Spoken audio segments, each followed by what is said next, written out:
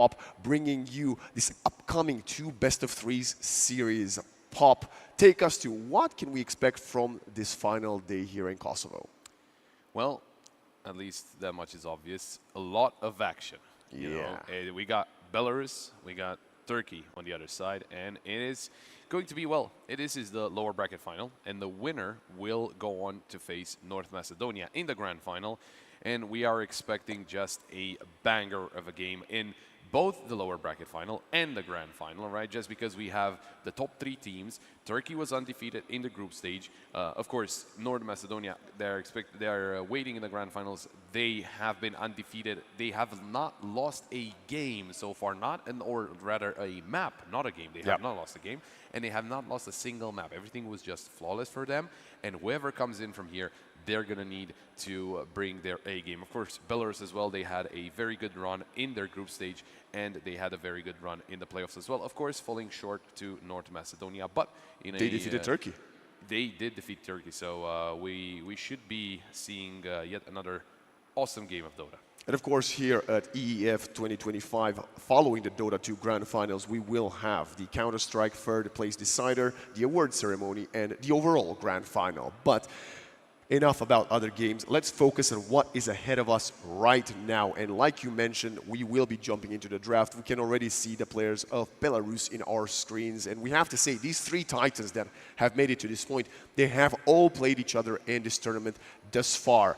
Turkey losing to Belarus in the playoffs already. Belarus losing to North Macedonia in the group stage. The one matchup I believe we have yet to see is this Turkey-North Macedonia matchup that I honestly, before seeing any drafts, before seeing any results of the first couple of maps, I think Turkey has the tools necessary to maybe contend with the undefeated Macedonia if they can qualify.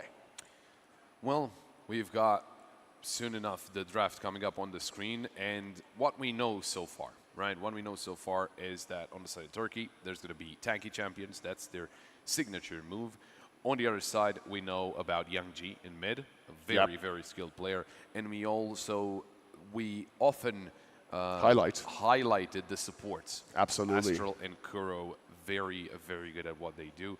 Of course, Meow and Pio doing a very good job at the course, off lane and carry. I mean, sometimes you got to put it as it is, and we have been more impressed, quite confidently to say, about those 3 players that you mentioned. But on the Turkey side, they've all had a phenomenal performance, maybe with the standout for me so far being Kurt on the off lane, but not too far behind him.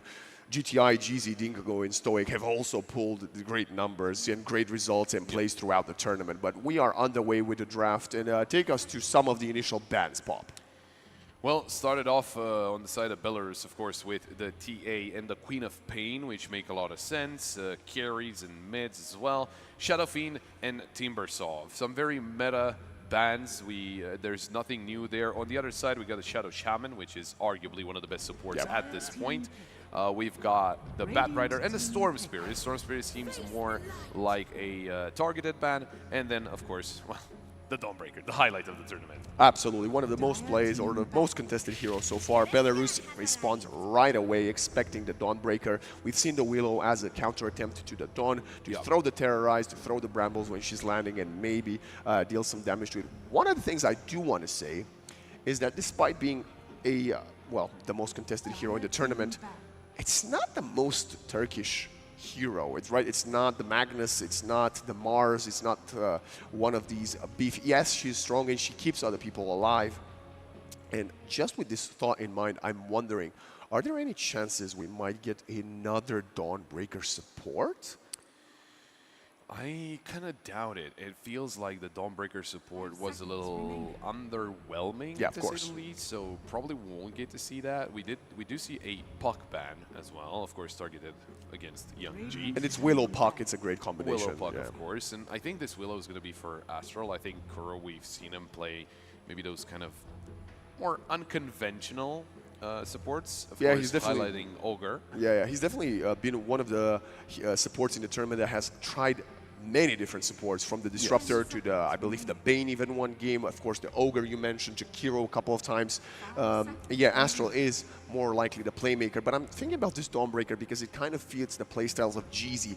Jeezy also one of the players that is definitely not running the conventional supports. He's not playing the Tusks, he's not playing the Willow, he is the one playing the Invoker and the Leshrac instead. And that's something that maybe they want to switch up for this Dawnbreaker. When Turkey has had first pick in the last couple of games, they have taken the Invoker first pick. It's not banned, it's not picked, which makes me think that Turkey might just have something else up their sleeve. The Clockwork peak as well. Since we're talking, I'm assuming this is going to be a support clock, and yeah, of course. Well, we were talking about Kuro. We'll see if Kuro is actually the one playing the clock, but it is a little more. It's a new hero for him again, if it is.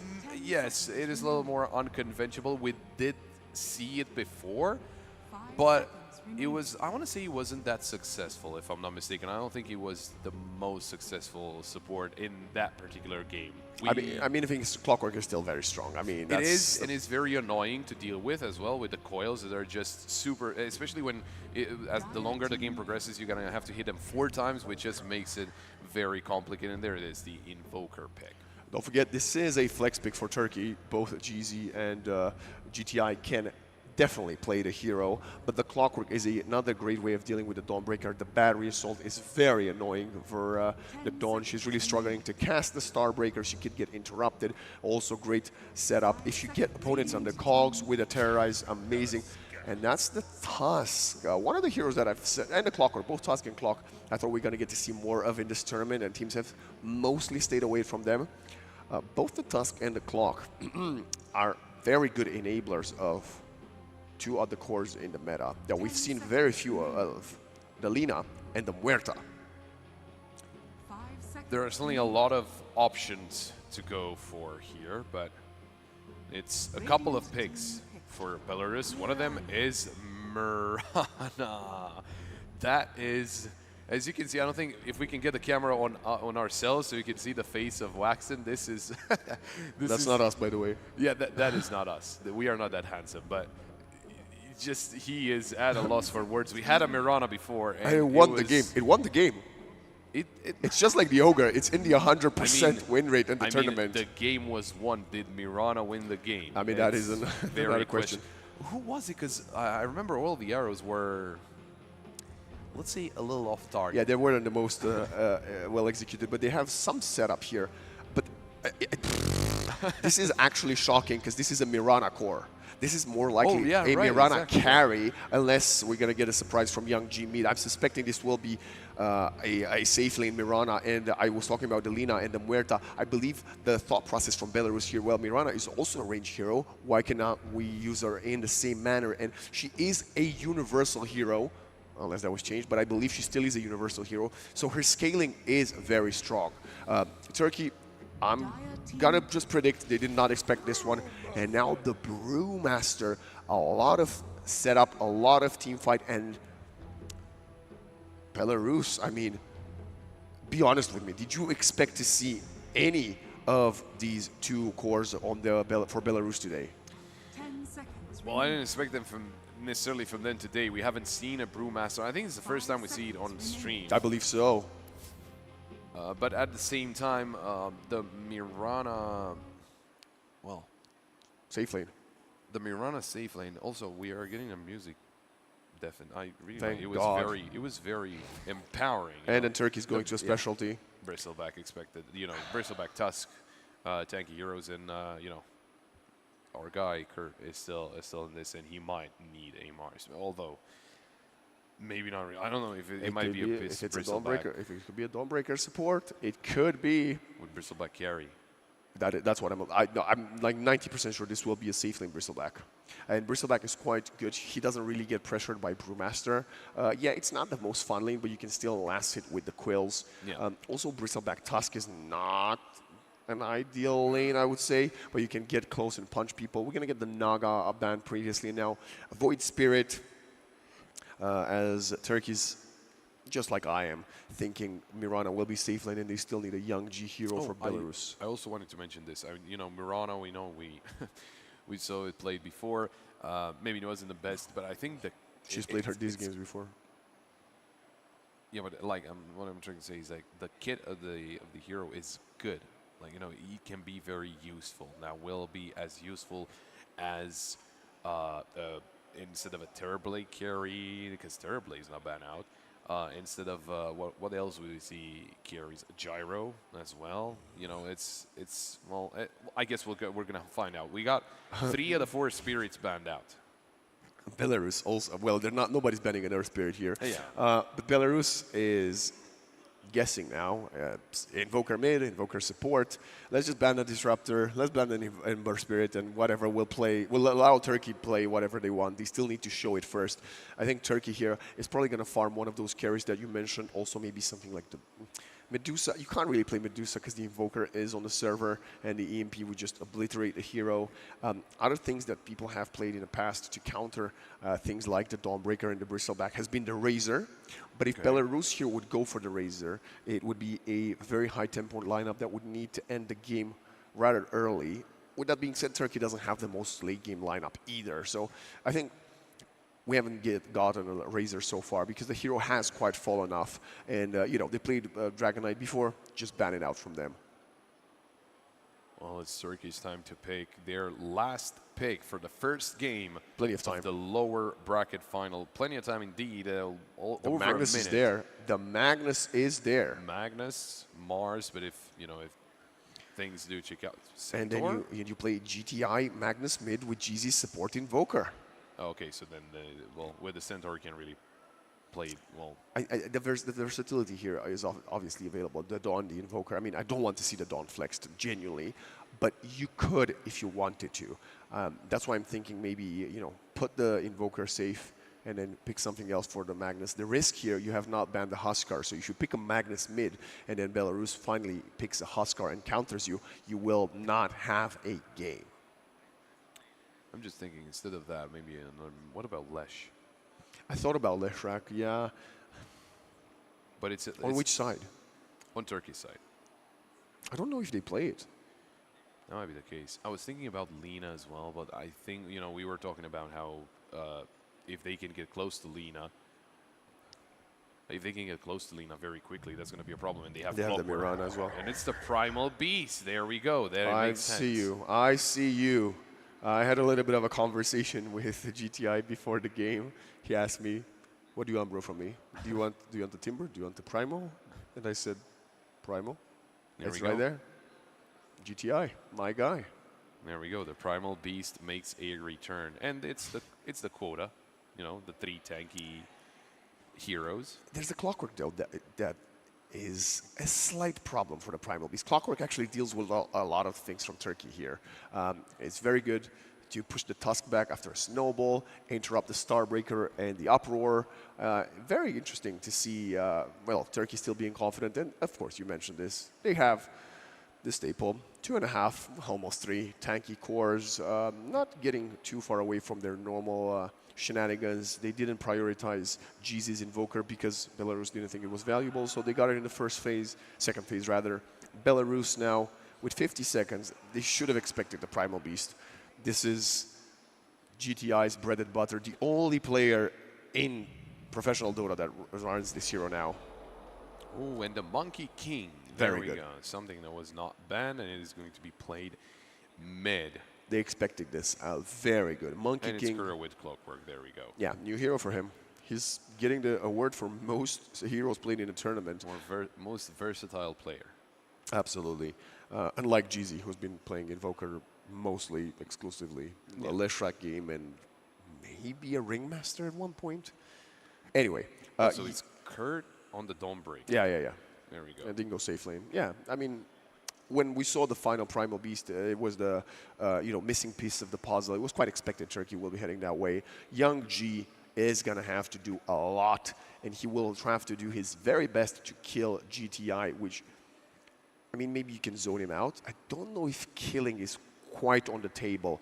Pio on the Mirana and Meow on the Brewmaster also something that we need to keep our eyes out for, but It is this Mirana that I am very intrigued to see how PO will play. We saw PO be a little bit exploited, I believe, in one of his earlier games because he's got targeted ban and we couldn't get that much output from him. So with this Mirana, this might be either a surprise pick and, you know, it's the last day of the tournament, you might as well use it, or maybe a comfort pick for PO. We'll have to wait and see, but she will be the one that I'm most curious to see how she can perform. Well, we are getting ourselves into the game, just the players loading in, and we are going to be jumping in the first map of the lower bracket final. Belarus starting off on the Radiant side. It is Turkey on the Dire side. And not what you expected. And, well, we start off with a pause. Also, and the voice lines. Asking not what you expected. I didn't really expect a pause. Well, maybe I did. Honestly, I think we could use this pause to take a quick look at the stat. Never mind. We're going to take a quick look at the stat afterwards. Is Belarus playing just a new hero that they've not played at all this tournament? I want to say they've played the Willow because everybody's played the Willow. Yeah, for sure. But the clock, I'm not sure. And then the other three, I'm also not sure. This could very well be a new strat from Belarus.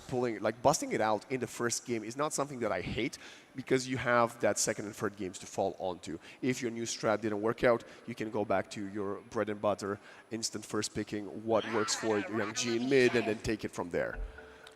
Well, I mean, you know, we did spend a little bit with the guys over from representing Romania. We're talking 7-7, and there's some heroes that he hasn't played, but he has played over his career, but hasn't really played in this tournament, like the Brood Mother, like Husker, right? And I'm sure some of those players do have a lot of experience on other heroes, and they might be in meta, but they might be holding off for one of those games, right? Especially when you get in the lower bracket final, you want to win here because if you win, you are in the grand final against North Macedonia. Facets, Drunken Master for the Brew, Changing the Guard, Starstruck, Throwing Shade, and Expanded Armature for Monkey, Mirana, Willow, and Clock respectively. And as for the Dire side, we're going to have the Drinking... What? Yeah. Drinking Buddies for the Tusk? Well, I guess he doesn't have a range pair to go for the tag team damage with, but Drinking Buddies is... What a choice from Stoic. Might help with the repositioning and definitely taking people out of the cogs. This is a great usage of the other facet of Tusk that we have not seen at all this tournament. Well, of course, seeing red for the Bristleback Star Surge for the Dawnbreaker. And the other two. Hey! Oh boy! Are you okay? The smoke, well, I think he's asking you. Are you ready to have some fun? Absolutely. We are more than ready, and nothing will be found with the smoke. Did go out, and there's still a lot of presence on the lower side of the map. 3 Dire heroes there next to Mirana. Let's go. This mid, Trample versus Jingu Mastery. That's gonna have to be interesting to see how the Monkey King will manage to sustain himself there and if he manages to pressure GTI. Yeah, tell me about this draft. Which team do you favor? Well, the easy answer is Turkey, just because we've seen those heroes out of them. And on the other side, for Belarus, there's some new things, right? But I do want to believe in the Mirana carry. Do you? Okay.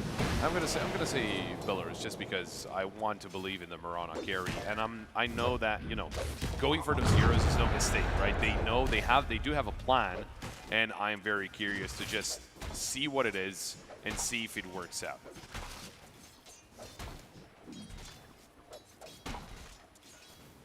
Okay, Belarus have played the Willow once, so that's one hero that's not new. The Willow twice, the Clockwork once, so it's not really a new hero for Kuro. Although we're trying to hype him up, we get a trade. First blood. Top Dingo is under a lot of trouble. Meow is about to find his second kill, and that's massive start for the Brewmaster. There we go. I was telling you, I want to trust in the Mirana carry and also the Brewmaster offlane as well. Or maybe they turn around and it's, oh, there we go. There's the kill for the Mirana carry. GZ able to take down the courier though. That's going to be very important, especially this early on. Kurt has to go back for sure. I can now confirm they've not played Monkey, Brew, or Mirana at all this tournament. I want to say Monkey and Brew were banned a lot of the times. I can't remember exactly, but I remember seeing, well, bans on Monkey, no surprise, and sometimes bans on Brewmaster. Good turnaround. GTA is going to punish Young G for trying to get a bit too aggressive, but Young G will be fine, zone himself, zone the opponent out, and continue to last hit. Can you not make yourself better? Lotus Bull, fight up top. The dire side gets caught between the brambles. It's going to be the healing Lotus for Astral. Stoic gets turned on, but that's a lot of damage onto Meow. A nice block, range blood grenade, a couple of Quill stacks, and Meow most likely will fall to Dingo. One more Quill will get the job done. Yep.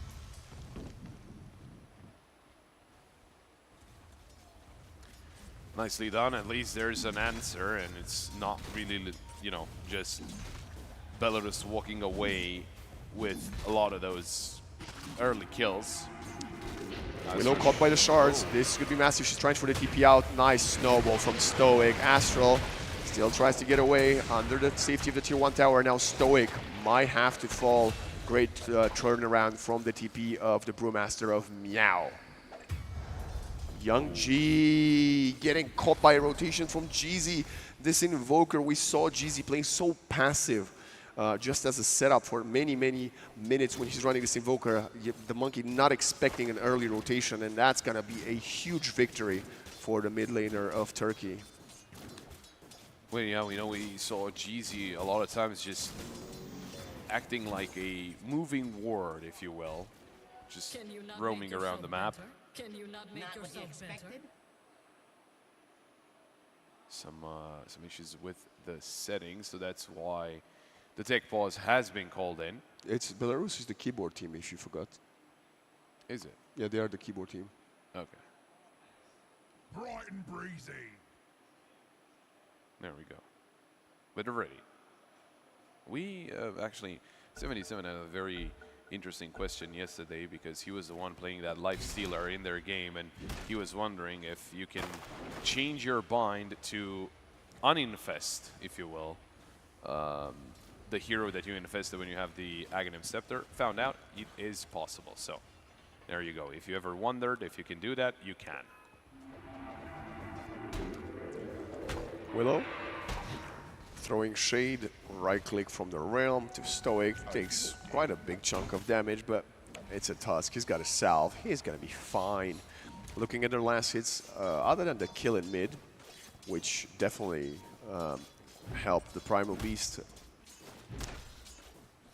the net worth will still favor Belarus soon enough, as well, Kurt is getting harassed by Pio, by the way, which is a great play from the Mirana to zone out the Dawnbreaker with a right-click Starbreaker. And Pio just doesn't care. He's just continuing to right-click Kurt under the tower. Kuro would love to catch him between the cogs.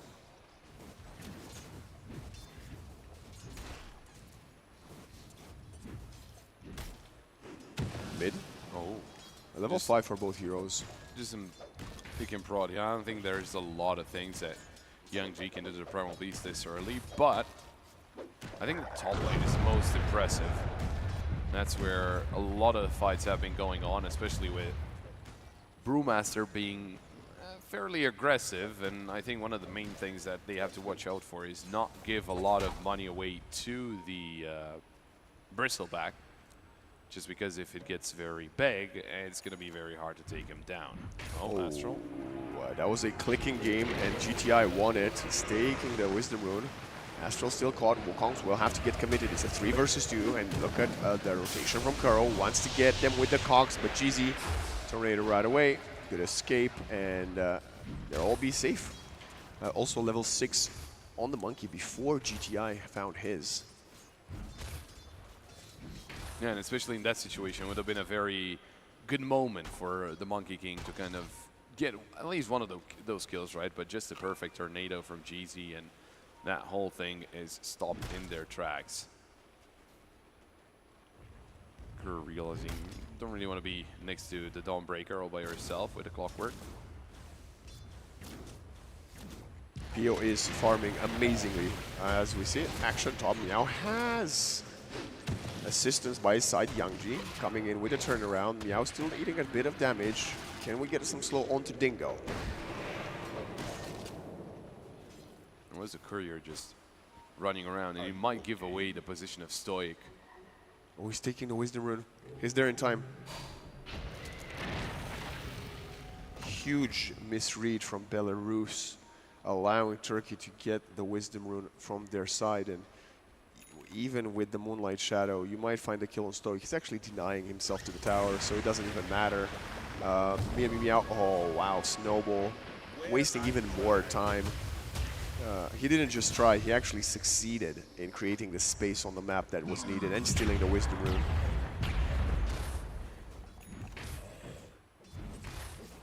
What the creeps do to GTI? Why is he got to be that aggressive with the jungle? Anyway.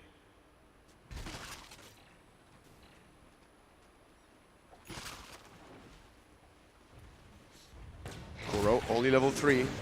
We'll get the cogs onto Dingo, but they are in the Dire Tower. We're gonna have the Primal Split. The clock will fall. We have a Tornado. Meow still continuing the chase with the Earthling. Solar Guardian now to protect Dingo, and I believe they're gonna try to find Meow. GTI is also there. He does have the Onslaught available. He's gonna use it. Meow is alone. Full charge. We're gonna come in with the Snowball. 5 Dire heroes top from Turkey to get that turnaround fight. Well, I think this is the moment that Belarus can use to try and push a tier 1 or get some map control as well. It's a lot of things that you can get done right at this moment, especially as you saw 5 players on the other side of the map. And there we go, the tier 1 is being attacked by only 2 players, but the Dawnbreaker is right behind them. It's so hard to play right now. I've highlighted multiple times this tournament how important it is to not lose your minute 7 Wisdom Rune. Kuro is... all he has is some cogs now because he's level 3. Astra level 4. It's a tough side for him, but at least Pio is level 8, 2 ahead of Kurt, 65 and 20. This Mirana has definitely paid off as a pick in the laning phase at least.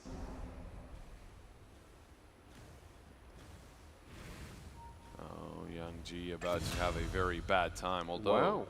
Astral able to take down Kurt. Yeah, it was the 3 players bottom. I mean, it doesn't matter if your 2 supports are under level, if your carry is doing so well, you can find the kills. They're trying to find Young G in the trees with GZ. Gonna throw the calls now just for funs, but they will get a tier 1 tower mid to open up the map.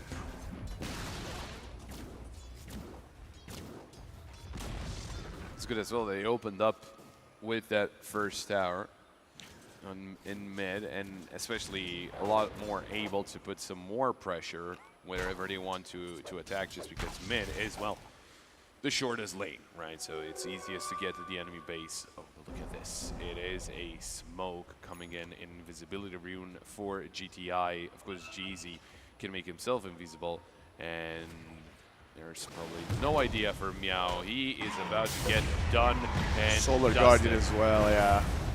Full commit here. Kurt not hesitating. He was in spawn just coming back to life. Again, 5 players in the top lane.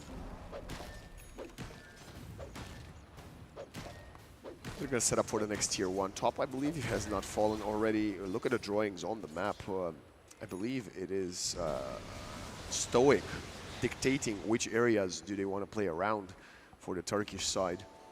Now looking at net worths, this carry, Dingo Bristleback, 6.4k. So no matter how well Pio has been farming and killing the Dawnbreaker and zoning her out, somehow the Bristleback is still farming more.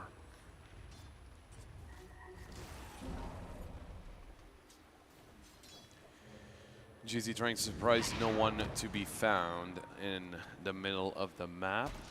Young G with a little bit of harass forces GTI back, because of course he's not all by his lonesome.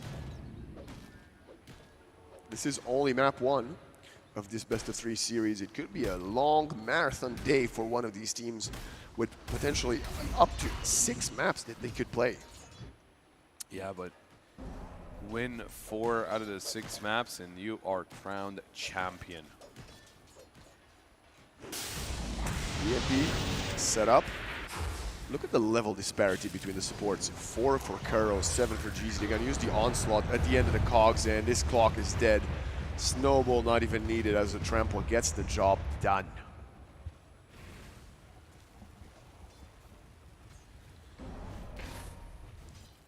Well, the Mirana falling behind a little bit, behind the Bristleback, which both heroes at this point are kind of allowed to just farm their hearts out.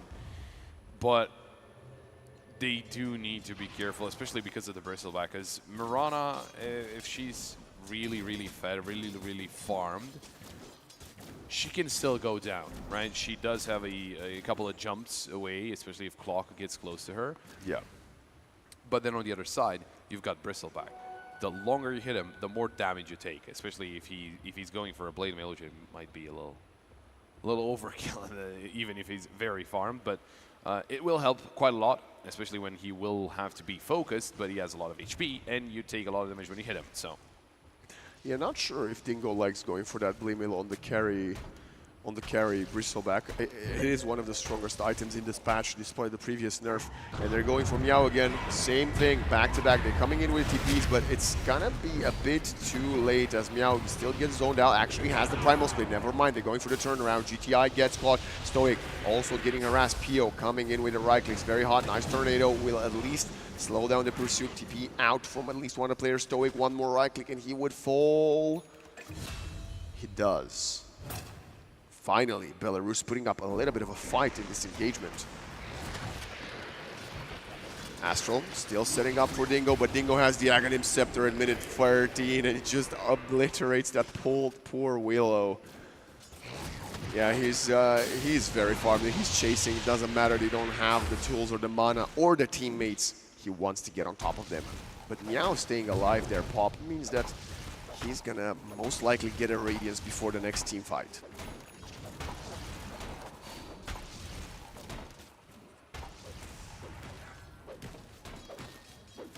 Defusal done for Young G.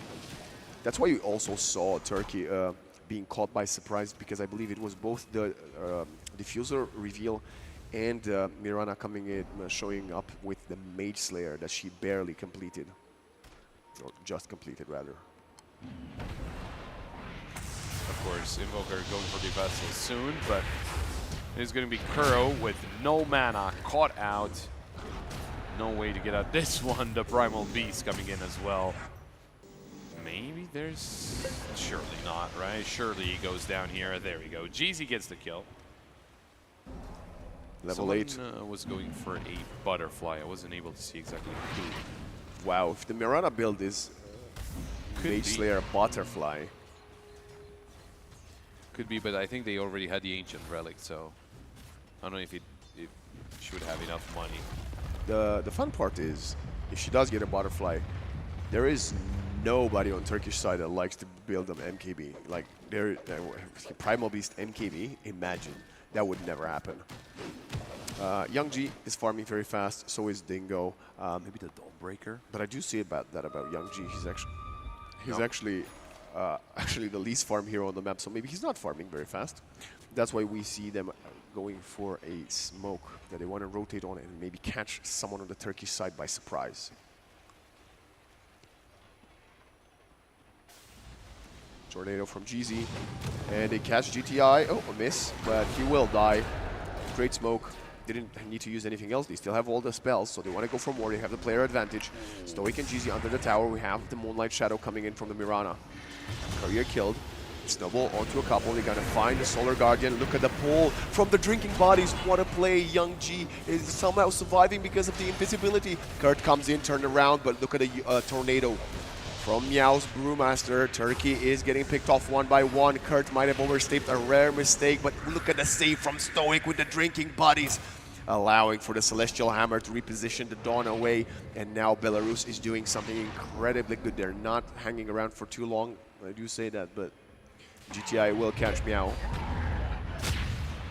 Stoic would also interrupt the Pulverize, which is not what you want to see, but great positioning from Stoic with the drinking buddies. And one of the things I honestly didn't even know, Pop.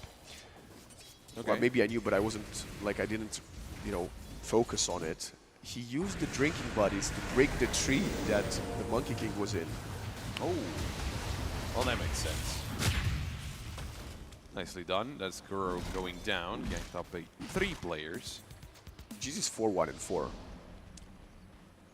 He's been involved in 8 out of 11 kills.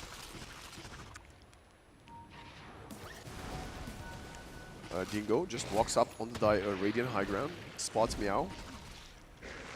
Astro will throw the Bramble just to tell them, come on guys, get out of our jungle. Interestingly enough, Turkey leading in terms of gold. We're not by a lot, but they are leading, even though it seems like in a team fight, in a 5v5, Belarus are dealing with everything a little better. Yeah, with that being said, I think, correct me if you believe otherwise, but I think this is the most impact I've seen from GZ in the first 20 minutes of a game on Invoker to all tournament long, which tells me that he's definitely showed up to the party today. That's why I said he was usually the walking word. But he has been having a lot of impact. There's a snowball, Dawnbreaker coming in. She's committing. Kurt coming in. Young G with the shard gets out. That might be a bit too deep, but they still find Young G. Kurt coming in. It's a double kill for him. There is no primal split. The Brewmaster will just die. And now the Cogs will maybe protect Kuro. Pio is really trying to deal any sort of damage, but you know, despite all his farm, we're starting to see some of the shortcomings of a Mirana in 2025. Yeah, I mean, Young G getting jumped and getting eliminated very swiftly. Then, well, the Brewmaster tries to get something done. Didn't work out. And then the Mirana was like throwing rocks. Or like not even rocks, like pebbles. Yeah. Yeah, and there's no Tiny on the server.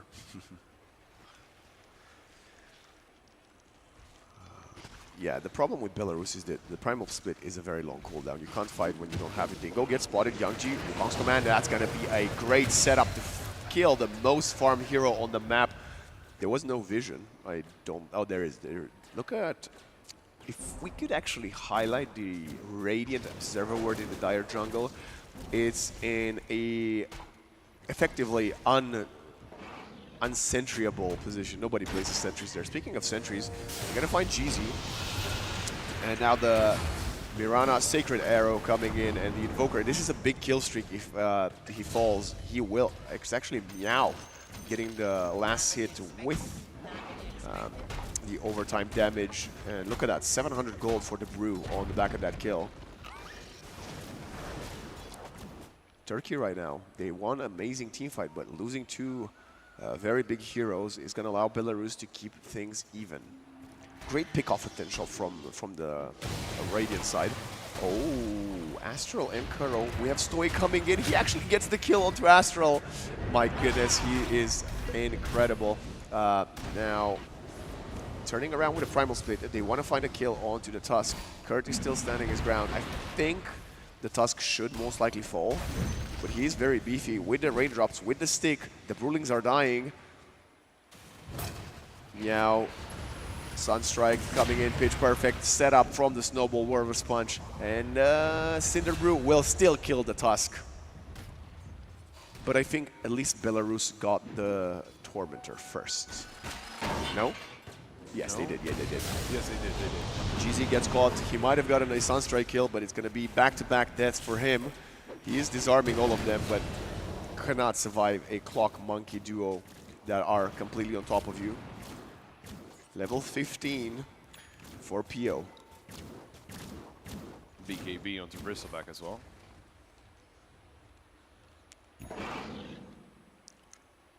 On the bristleback, really? Yes, on the bristleback. I saw one on the Primal Beast.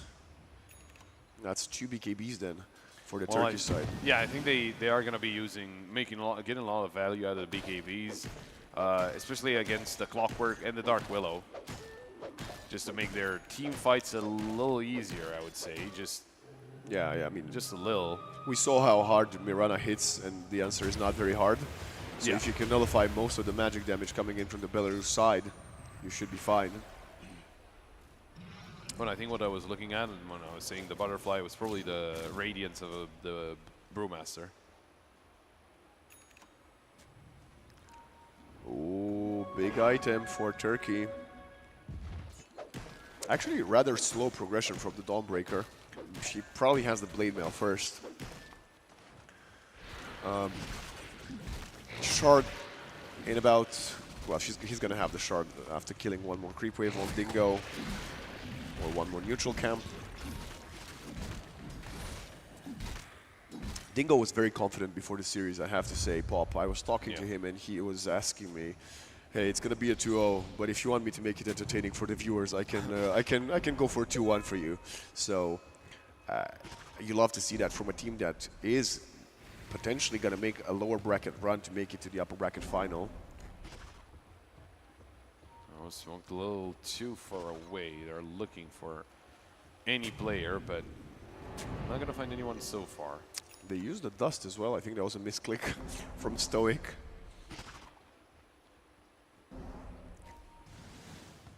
There's not a lot of vision there. I It's think not the easiest heroes to find, right? Monkey's always in the trees. Mirana has the leaps to farm wherever she wants. That's why we saw those multiple rotations to find the brew. Nice Young G jumping around, dodging everything, and now the TP Sunstrike is going to get the vision a little bit insufficient follow-up as GTI couldn't quite reach for the Pulverize. Manta style, fully done for PO. The longer the game goes, the stronger the Mirana gets because she'll get higher and higher levels, more and more stats that will convert into damage because she's a universal hero. And I think she's got the... She definitely got a crit stat. Oh, it's the Aghanim Shard. She purchased the Shard. There we go. Either that or she dropped it from the Tormentor. She is leaping and she has crit chances for a few seconds after leaping. Actually overtaking the Bristleback. Yeah, the Bristle wasted some time with that smoke, allowing for PO to outfarm him. oh, there's a Roche getting attacked. Do they have any idea? I don't think they have any vision for sure, actually. They don't have any vision here. Oh, look at that. Oh, okay. For a second, GTA was moving with his clone. As looking like as he was one of the clones, but... Oh my god. Okay, they are getting out of the pit. Oh, Tumbler Stoy. Force Staff. Almost putting him back to the high ground. That was very interesting from Kuro. Turkey with his 6th sense actually getting out of the pit and finding him. And now, without a rocket flare, you can't really get into the pit to contest Sunstrike there to GZ. Wanted to get the last hit, but he will not. Roshan almost leaving the pit because of minute 25. We saw him grabbing someone, but Turkey gets the job done before that happens. And they get the Aegis onto the Bristleback. I have a question, Pop. Yeah. Any odds we see a Mirana ban in game 2? He's 2-0-5, the most farm hero on the map. Well, I mean, so far, what did he do, right? So far, he farmed, and that's about it. And we haven't really seen a lot of impact out of it. We haven't really seen a lot of impact out of it. Sure, they have a lot of net worth, but the one time we saw Mirana in a fight, it wasn't really getting a lot of damage done. So, no, I don't think it's going to be banned out, but we could see it be played again. Young G has the BKB. He does have a TP, but he's just going to try to walk away. Tornado will reach him, but just for vision, the BKB will be enough. And I think that might have been the 8-second BKB. It was a big one that he used. But Maybe. at least he didn't die. And now Pio taking top. He has the siege creep. If a random arrow connects onto Kurt, he could at least force out some TPs. Starbreaker from Kurt, no more creep wave, no more siege creep, and well, that push is halted. Kuro is, you need to hit those creeps, bro. That's the only space you get for farm. You need some information there in their own jungle.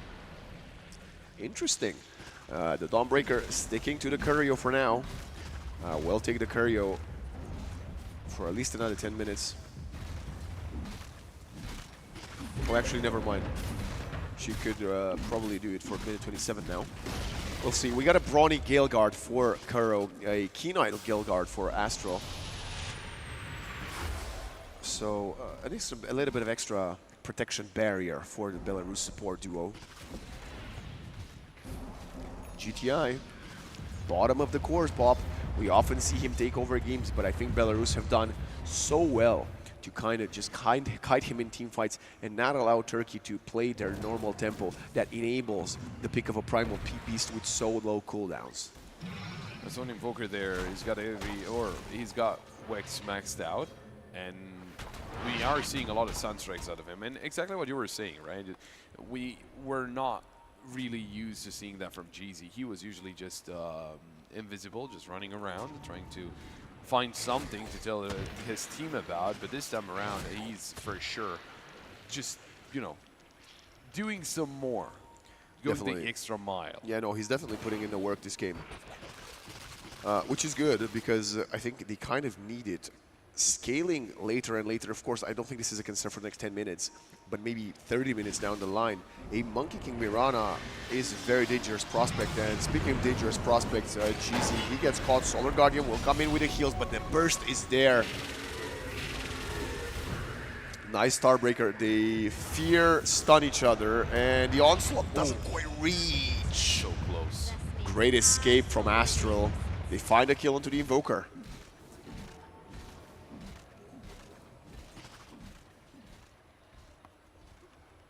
Wow. Bristleback about to 50-50 split down the middle. There we go. Swung a little bit on into one direction.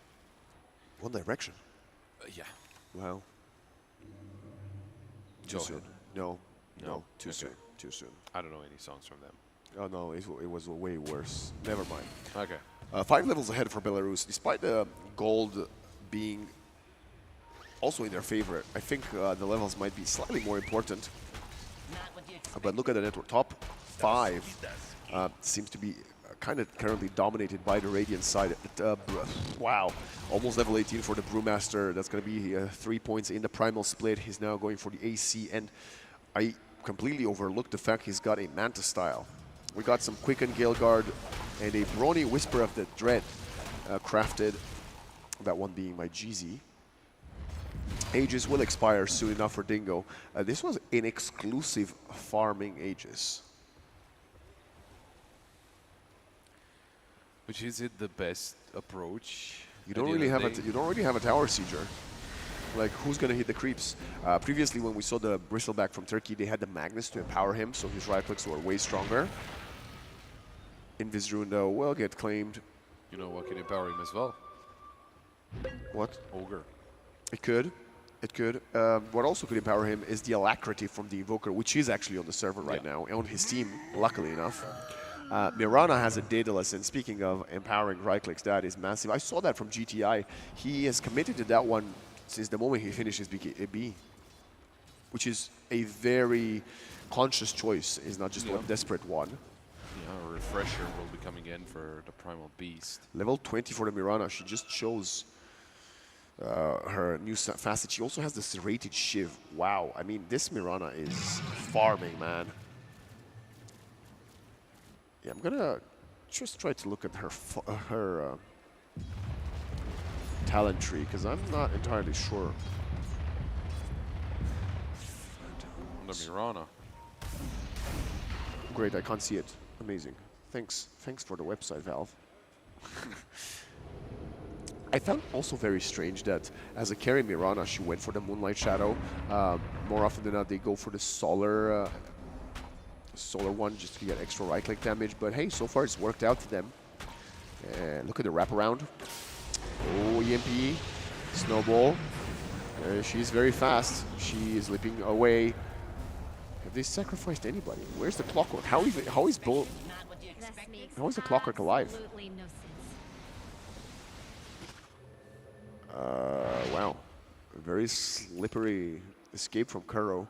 And now it's going to get the gem from the Turkish side. They need it because this Moonlight Shadows seems to be causing a little bit of problems for them.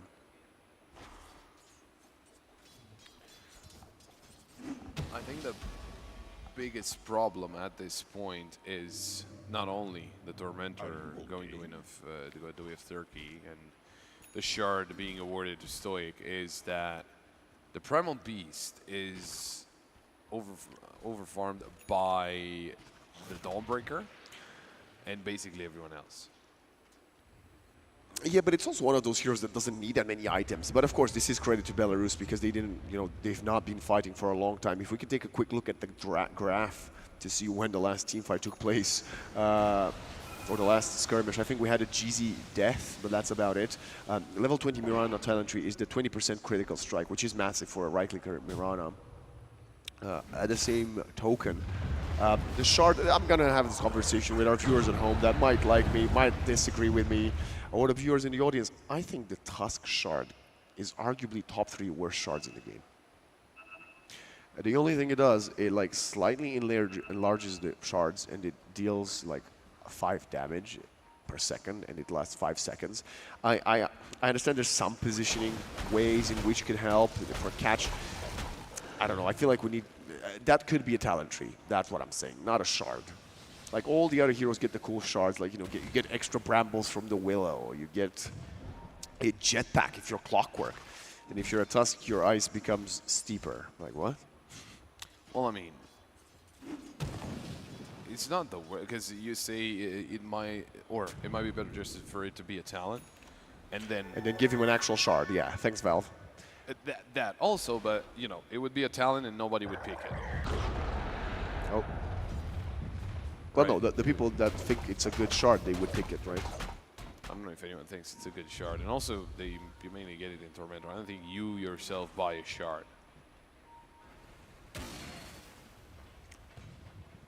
Smoke up. Both Roshan sides. could respawn. I think the teams are trying to see. It's actually respawning in a second, if I'm not wrong. Well, like about 5. Yeah, there it is. Guys, it took me about 12 years, but I can read the Roshan timer. That's amazing. Well, it is random since 1.0, right? It is, but you can read it if you can read analog clocks. But it's not the most good. It's not the best. The clock in the pit. The actual, yeah. It's not the. But it doesn't start from like 12, right? It's not the easiest. It's not the most basic analog clock. But I just predicted it. Come on. Yeah, you got it. You got it. Yeah. Counter smoke from Turkey. And the second smoke used from Belarus. Stoic is on the high ground. They have a sentry observer and Meow gets smoke broken. Look at Young G in a tree line. Perfect setup. The actual arrow will miss. BKB is used. Young G wants to kill the Tusk and he will fall. Jumping in the front line. Look at the damage. So much damage from Mirana. GTI needs to stay alive, but he will die to the right clicks. Now look at the Starbreaker. Can we get some damage? PO missed all of them and they just obliterate the Bristleback. There's Mirana level 21 with a critical strike talent. She is destroying the tanks of Turkey. Even a buyback from Stoic might get the kill onto Kuro. Does he have enough damage? The Shard, he's got it.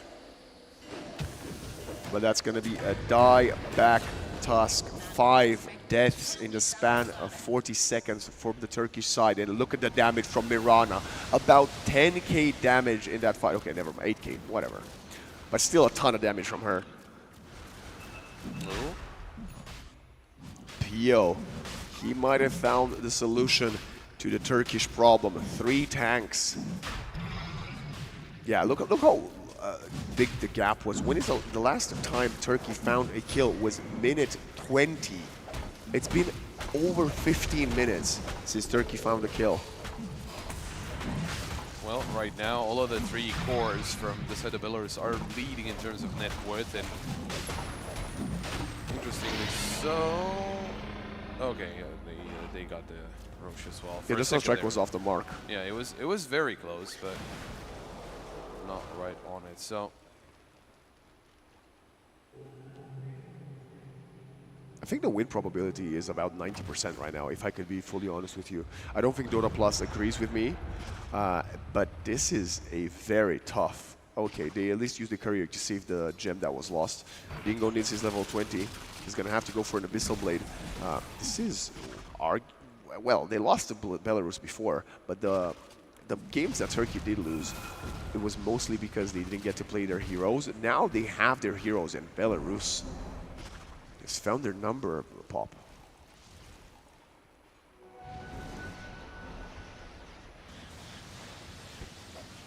well, for now, making sure that their jungle is covered. Then again, even though, you know, so far it is looking pretty good for Belarus, they don't really have any vision in the enemy jungle, and I don't think they necessarily need it at this point. It depends how they want to play this. So no one towards the top side either. You want to kill the creeps, that's what they want to do. Pio just leaping forward. As the tier 2, he is hitting so hard. 320 without the crit strike. Also going for a refresher on his Mirana. Minute 38. We have the Pyrrhic Cloak for Kurt. Mirana's gonna get hurt in a moment. Primal gets caught, stunned, dusted, killed. Drinking Blood is not enough. Tornado, EMP. It's a nice setup. They want to go for the turnaround, but they don't really have enough damage. Stoic is eating a ton of them. They could at least kill the Clockwork. Buyback from GTI. Snowball will not be casted. Going in the front line.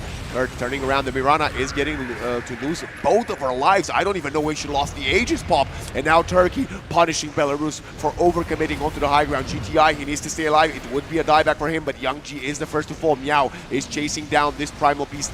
He's not macroing one of his Brewlings, which is a bit of a problem. Turning in, catching Meow, and that's a cold snap. EMP, but canceling TP. GTI with the tip onto Astral Sunstrike. Oh, almost connecting, but Brew is really speedy. That's a nice Curse Crown. Meow should survive. I think he's fine. Oh, meanwhile, Astral gets caught by GTI. Blink out. Trample wasn't interrupting the blink, and they continue to chase. Jeezy is on his tail, and so is GTI. Actually spot Kuro. They might turn their sights onto him. The Jetpack Clockwork tries to run away, pulverizing up and down. EMP Hex from Jeezy and the Solar Guardian. That team fight was so long. The long cooldown of the Dawnbreaker came back, and it's 2 buybacks, both the Clock and the Primal. Pop, tell me, when did the Mirana die the first time? I have no idea. Yeah, neither do I. Like, Yeah, I thought like when I saw her die the second time, I thought, oh, she still has Aegis. Maybe she was a little too close to the action. You know what they say, blink it and you miss it. MKB on Bristleback. He needs it. I like how he said that you don't really want to build an MKB on Bristleback, and he's like, well, I don't want to, but I have to. It's like kind of like going to school or to work. You don't want to, but you have to. Yeah, that's fair. What do you have here? Is Coal Basher for Bristleback is coming up. Yeah, he's getting the Abyssal, right? I would assume so. Refresher on Dawnbreaker. But also, I don't think they already got the one on Primal Beast. I think he used it. Okay. Yeah. Oh, Sight of Vice. And Well, one of the things that is helping Turkey a lot is the fact that Jeezy is a beast. He's got Ags and Hex that we saw last fight. He is virtually a carry.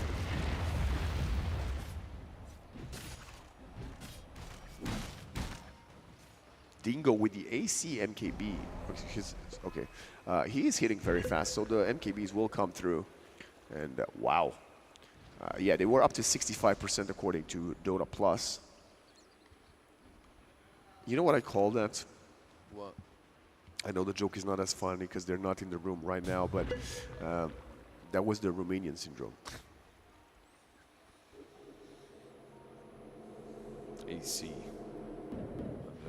in the hands of Bristleback as well. That's also going to be of help. You want to get a AC for tournament on top. Brewmaster as well. Yeah, of course. Tanky attack speed for the rest of the team. Mirana,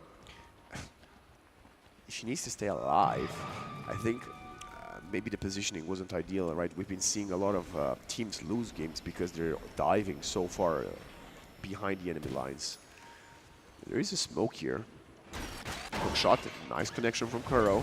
Stoic, good save, BKB, Noble, they're actually turning this around. The Solar Guardian will not find anybody, and it's Stoic getting caught among 4 players. Wukong's command to get out of there, Dingo. He has lost GZ, and now he's alone, has to go for the BKB TP. Do they have a bash? They do, and the Abyssal, and Dingo! Done and out for 90 seconds. Yo. You know how, I don't want to say it, but you know how getting caught by yourself can lead to problems? Well, don't, right?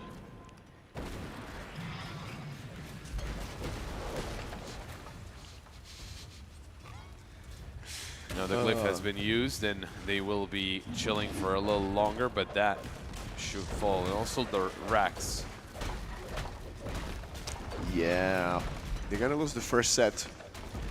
Even if they lose the second one in mid, they can't get mega'd because there is a tier 2 standing bottom. Second 45, final 45 being used to kill the creep waves, but there are still creeps in the base from the top lane.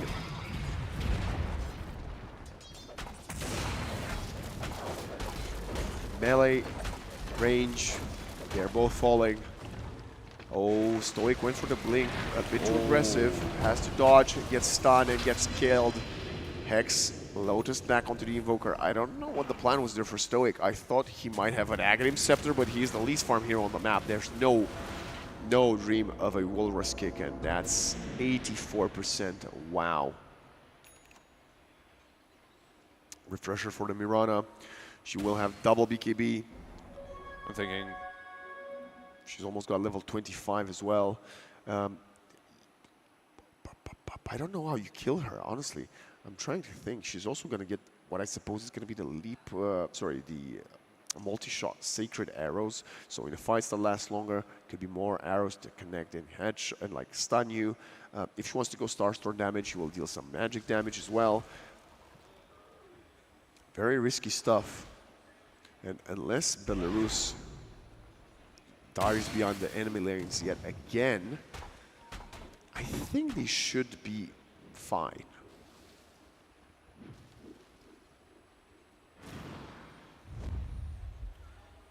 oh, the smoke.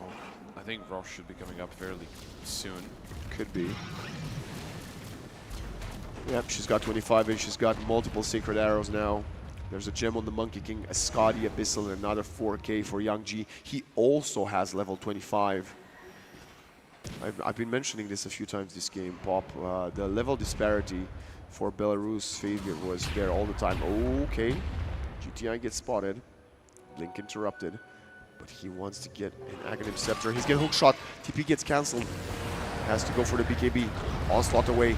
He's doing his best to get out of there. PO coming in with the right clicks. 1, 2, 3, half HP. Curse Crown explodes after the BKB. He doesn't have buyback. He went for too much. Now they're turning around with his Solar Guardian. Meow. Has to use the cheese. It's going to pop back in. Turning around. Bristleback is getting isolated. He's getting hit in the front. He needs to get out. The Wukong's command is on top of all of them. Stoic. Next one to be called Cheesy. He's getting pursued by Meow. They're losing one after the other. They have to come in for some buybacks if they can afford it. Kurt BKB, but the HP is not there. Going even deeper. Look at Young G with the setup. Dingo. Hook shotted, caught into his own teammate's eye shot, and he falls. Massive buyback from Turkey. Can they get something in exchange? They've expended so much money. Stoic falling once again is going to be gone. No buyback for him. It's Jeezy and Dingo standing between Belarus and winning their game number 1. The Invoker gets caught. Dingo, last player standing. Good game, well played, and Belarus win game number 1. Well, all things considered, you can see it at the end of this fight, right? It was, I think it was three buybacks. Still, everyone alive on the side of Belarus. they just dealt with the fight so well, and they were pretty far ahead, or I should say really far ahead. And yeah, you can see the net worth here. I mean, they ended up with a lot of money, especially where the cores were actually leading quite far. So a very nice game out of Belarus, and with that, they get their first win. 10-1 and 15 for the Mirana PO. You know, people had their doubts. We were confused about the Mirana peak, but the fact that Turkey didn't step up on the pedal earlier in the game and they allowed for her to scale and scale. Yeah, she wasn't hitting at all at some point, but then, you know, 10 levels later, she's got multiple talents, she's got more stats, she's got more items, and she will kill your big beefy heroes, which is something that I don't remember last time it happened to the Turkish squad. Like, they have the beefy heroes, even if they lose the game, it's not because they get a right-click pummeled to the ground by another carry. So, with that being said, I also have to highlight Young G, another 10, 3, and 25, I think. I know that's impossible because that's only 33 kills, but he still had a 10 kill to 3 death ratio. Impeccable from him. The Brewmaster was amazing, and, you know, busting out 3 unplayed heroes in the tournament at this moment in time might have been what caught Turkey by surprise. And I gotta ask you, do you think the Turkish squad has something in their pocket to retaliate? Because we've seen him have so much success with what has worked. If they lost with their, you know, best strat, what's next from them? Well, it's not really like they showed anything different to this strategy, where they have tanky heroes. They have usually 2, but we've seen like there's been 3 here, but they have been playing with 2. I don't think they will ever change that. So I don't know if they have something, maybe some other heroes, maybe just play them differently. But so far, Belarus, they have been, because this is, you know, me and you, we know that Turkey are going to play tanky heroes. And Belarus said, okay, this is what we need to focus on. That's why we get the Mirana. Now, I don't think Mirana is bannable at this point. Maybe because it was just annoying. But I'm sure Belarus has multiple ways to deal with the tanky heroes of Turkey.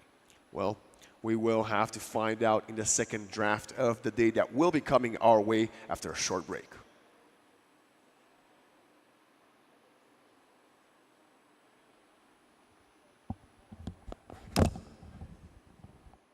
Ziar. În Kosov, aty ku ëndrat nisën ekranet vogla. Ne u rritëm, por loja na mbeti në zemër. Munësh me urzu. Munësh me u thy fituesit. Ata nuk din me u dorëzu. Ata kapin majat, se synimi është veç nalt. Heronjt I takuem, e heronj u banam vet. Në Kosovë, aty ku toka merr frym e ëndrat marrin hov. Hajde ta djegim arenën. Tash është koha me shkrujt emnin tan.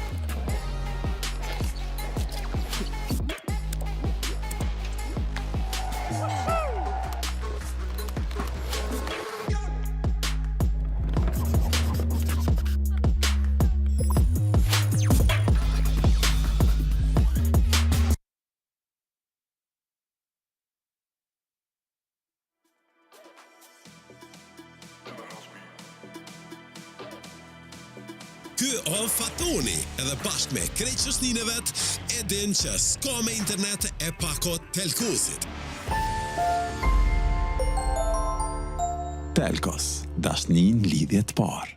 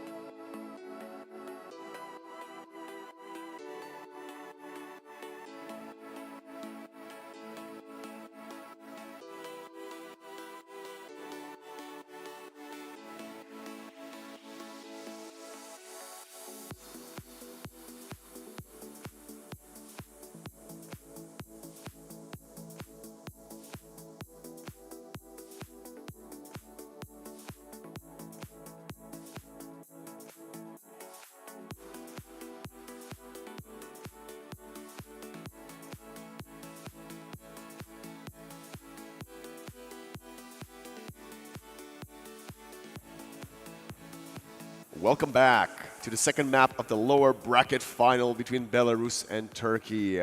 We had multiple surprises. That's, it's because I was going through my head and remembering we've seen heroes that nobody plays, and not only they randomly showed up on our screen halfway through the draft, they also won the game. And the big one is the Mirana Brewmaster. Some teams have played it in tournament. Monkey King, always a reliable one, quite efficient and effective, but Mirana Pop. Quite unexpected. That at least is for sure. We've seen it once played as support, and it was also successful. In terms of they won the game, but 100% in the tournament. Yeah, that is fair. Ogre is also 100%. Just one game.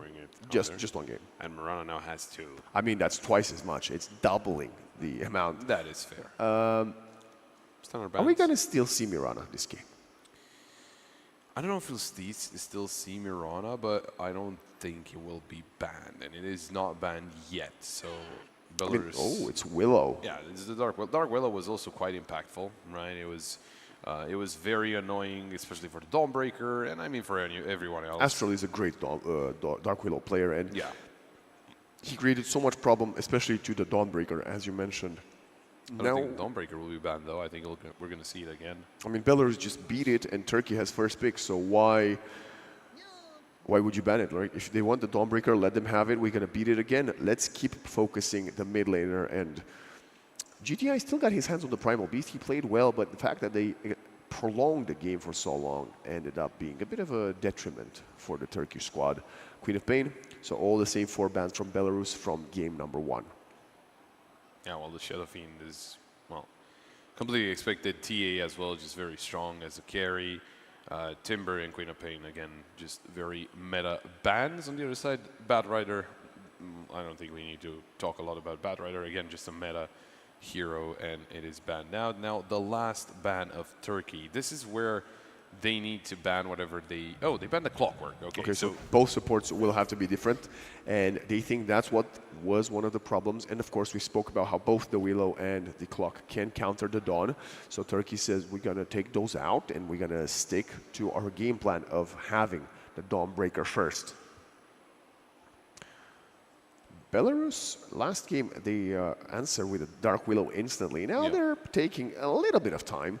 There are still many other meta supports available right now. You know what the change-up is? Turkey did not ban the Shadow Shaman. That is true. That is true. So they could pick the Shadow Shaman if they want to. Would be, I would probably say I don't know. It's probably for Astral. I don't think Kuro plays puny hero like a Shadow Shaman. He's playing the Ogre. Is that what you're hoping for? I am very much hoping that we get to see an Ogre. Yeah, they're actually really taking their time with this one to decide if they want to get the Shaman, and they're going to prioritize the Puck for Young G. I think Puck and Shaman were the other 2 bans I believe they had in the first phase, so they had to choose one of the 2. They're going to get for the Little Fairy. And now Turkey. They will have the opportunity to ban the Shaman if they're afraid of it now. Although I want to say Dawnbreaker, she could get punished in lane by him. But later on, if the Shaman jumps someone else, you actually coming and heal your teammate. Currently ignoring it actually will allow Belarus to pick it, as Belarus will have this first peak reveal in the second phase, taking out the Pangolier, similar to game number 1. I believe some teams have told us that Belarus likes playing Pangolier both mid and safe lane, and off lane. Well, that might be the case because we saw it banned in the previous game as well. It was banned out in the second phase, so I do get prioritizing the Puck. Now, they're going to have, one of the, as you said, the next pick. And I think this is why Turkey are thinking so hard, just because, the Naga Siren, it makes sense. Now, Belarus, do they want to ban out the Shadow Shaman? Do they want to pick it for themselves? Or do they want to leave it up for grabs? Because, I don't know, it might be a little complicated to get through a Shadow Shaman. Yeah, I don't know if we should even think about prioritizing him now, actually. Yeah. Another hero that I am looking towards is the Leshrac. Both teams have played the Leshrac in the tournament, and Belarus has an expert Leshrak in PO. PO is obviously the carry, and it is one of those pocket picks that they could use. So they're going to ban the Shaman because Shaman is quite good at jumping onto the puck. Interesting, Belarus doesn't want it. Maybe this tells us a little bit of what they can get into this one. It's going to have to be the Disruptor, which was also banned in the last phase of Turkey from first game. So we have already massive amounts of team fight with the Disruptor and Puck and the Glimpse to counter the Dawnbreaker. She comes in with a Solar Guardian, she gets sent back, or she just lands into a kinetic field, Static Storm. Another great setup or follow-up to the Puck Dream Coil, and big fan, I have to say. Well, it is up for Turkey. Their next two picks. In an off-stream game that Turkey won versus Bulgaria, Tiny. they played the Outworld Devourer, but seeing GTI on the Tiny, seeing Tiny for Turkey, I think this is most likely a GTI hero, so we won't get the OD. Also versus Bulgaria, game number 1 is when GTI dropped a 15-0-12 scoreline. So he is one of these strong Tiny heroes. I think both him and Stoikov from North Macedonia have had successful games with the Tiny from the mid lane in the tournament.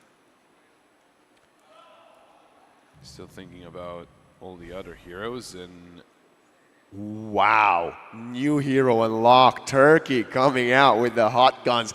It's the Skywrath Mage, and I'm just wondering where are they going to play this one? Skywrath Mage, okay. There is a way in which the Skywrath could be mid, and just an outright counter to the Puck due to the silence.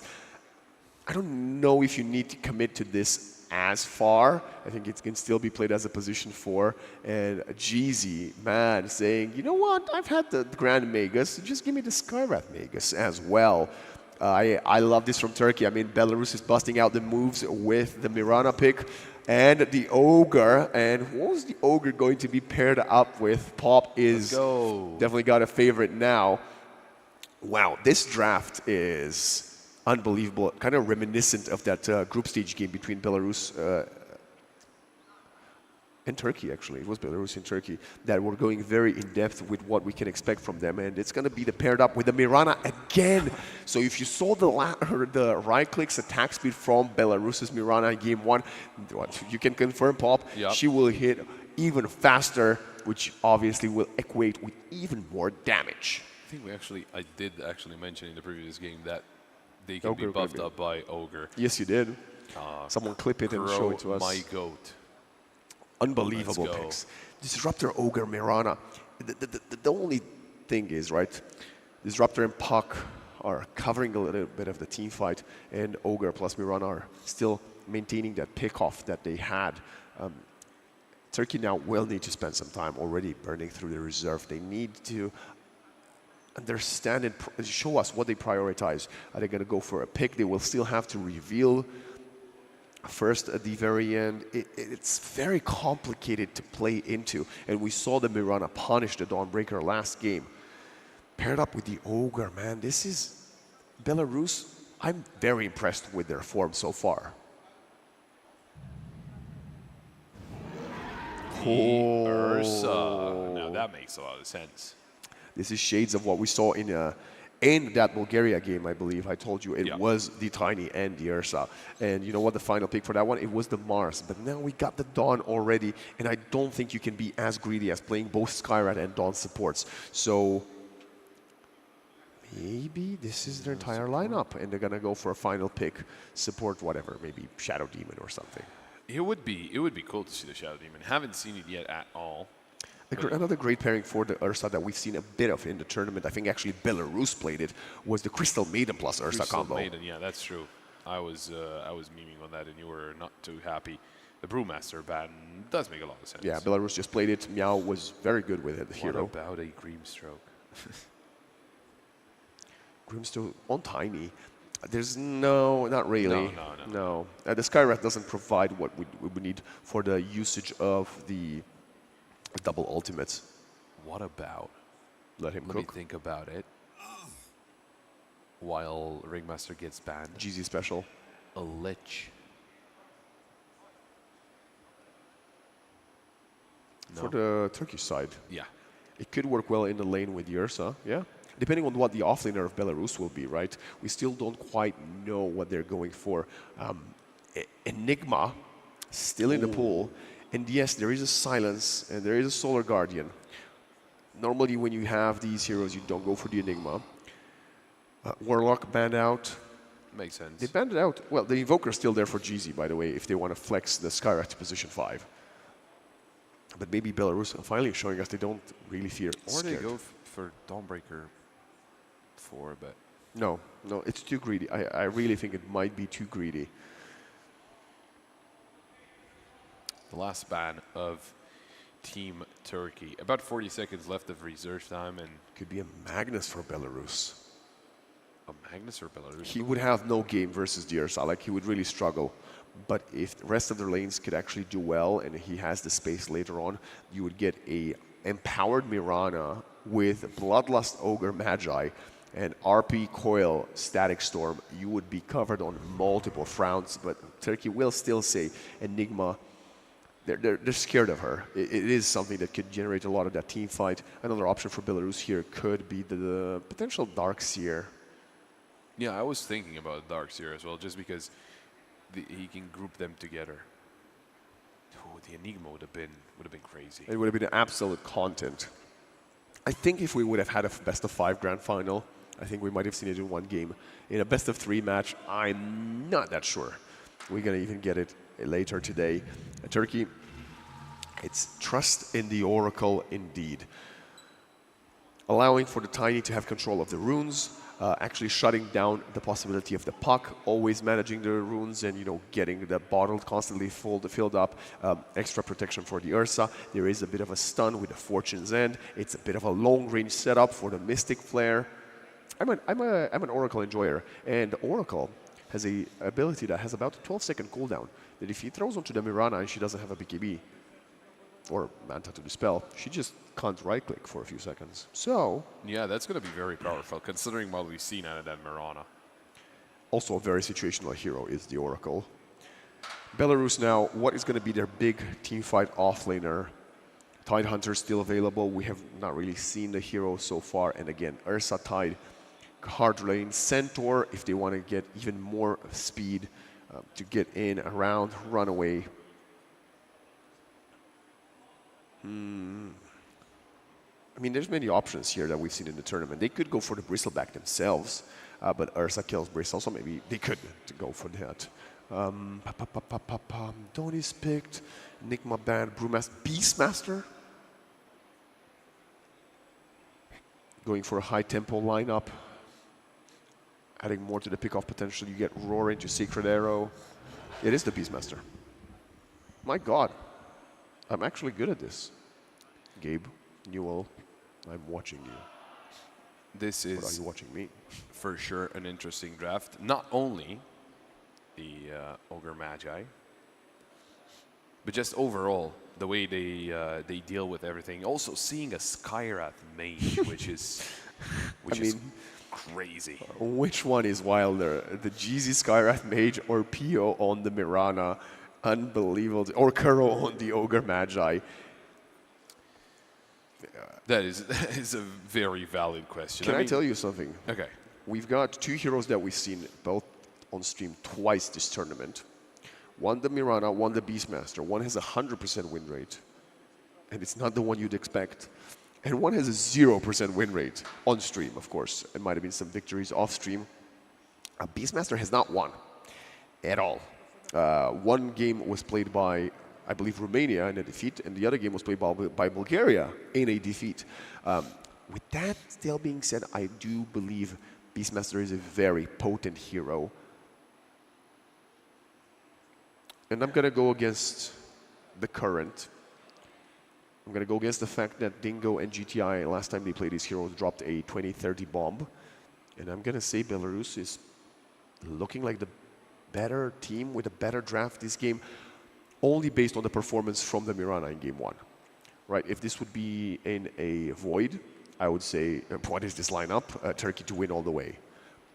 But I'm just thinking of the momentum and of the entire aspect of Mirana, just barely basically just defeating Kurt. What do you think, though? They got Ogre. I like them.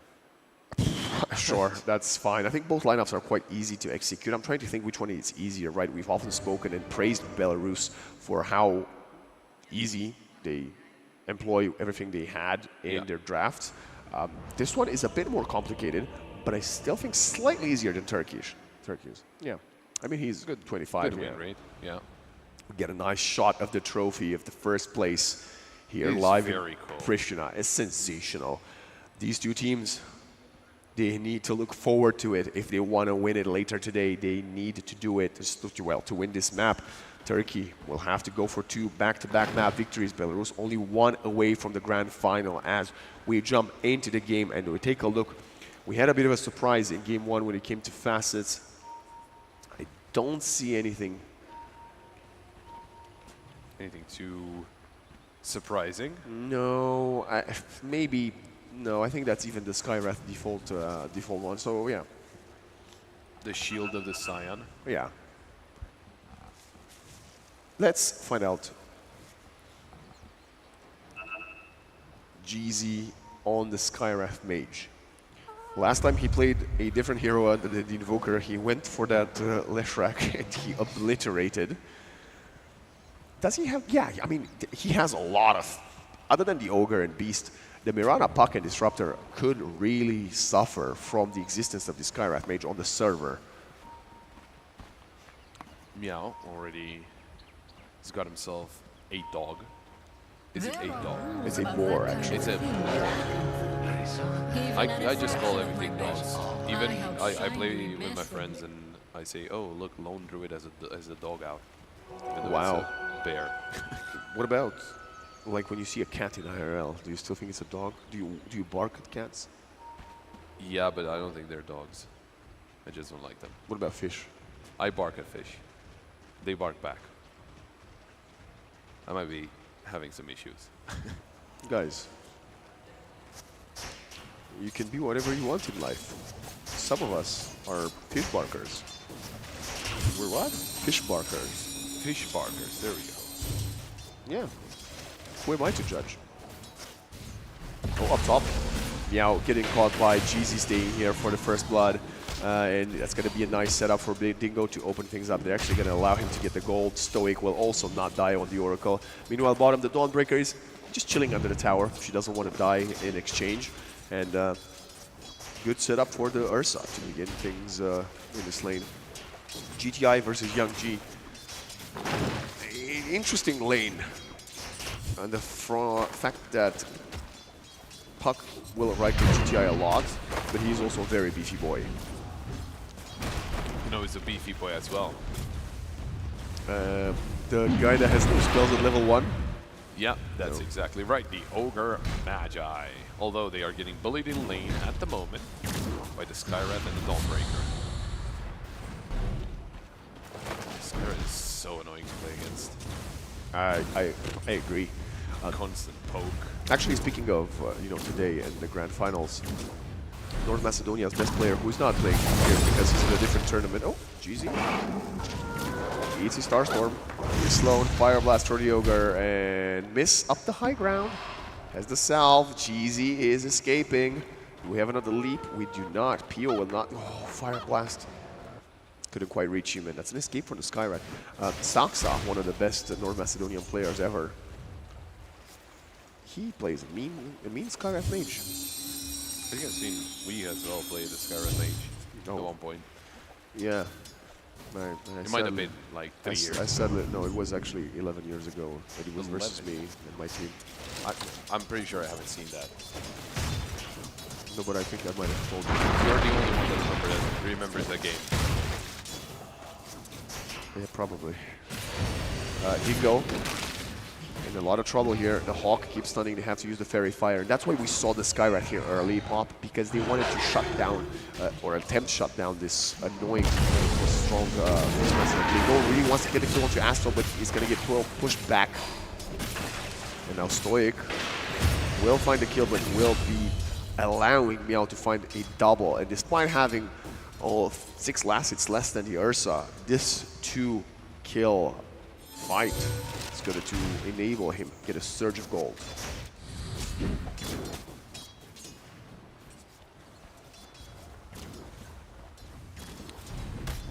Oh, GZ, he spotted Kuro. Couple of hits. Kuro's still going. Just poking away with the Ogre Magi.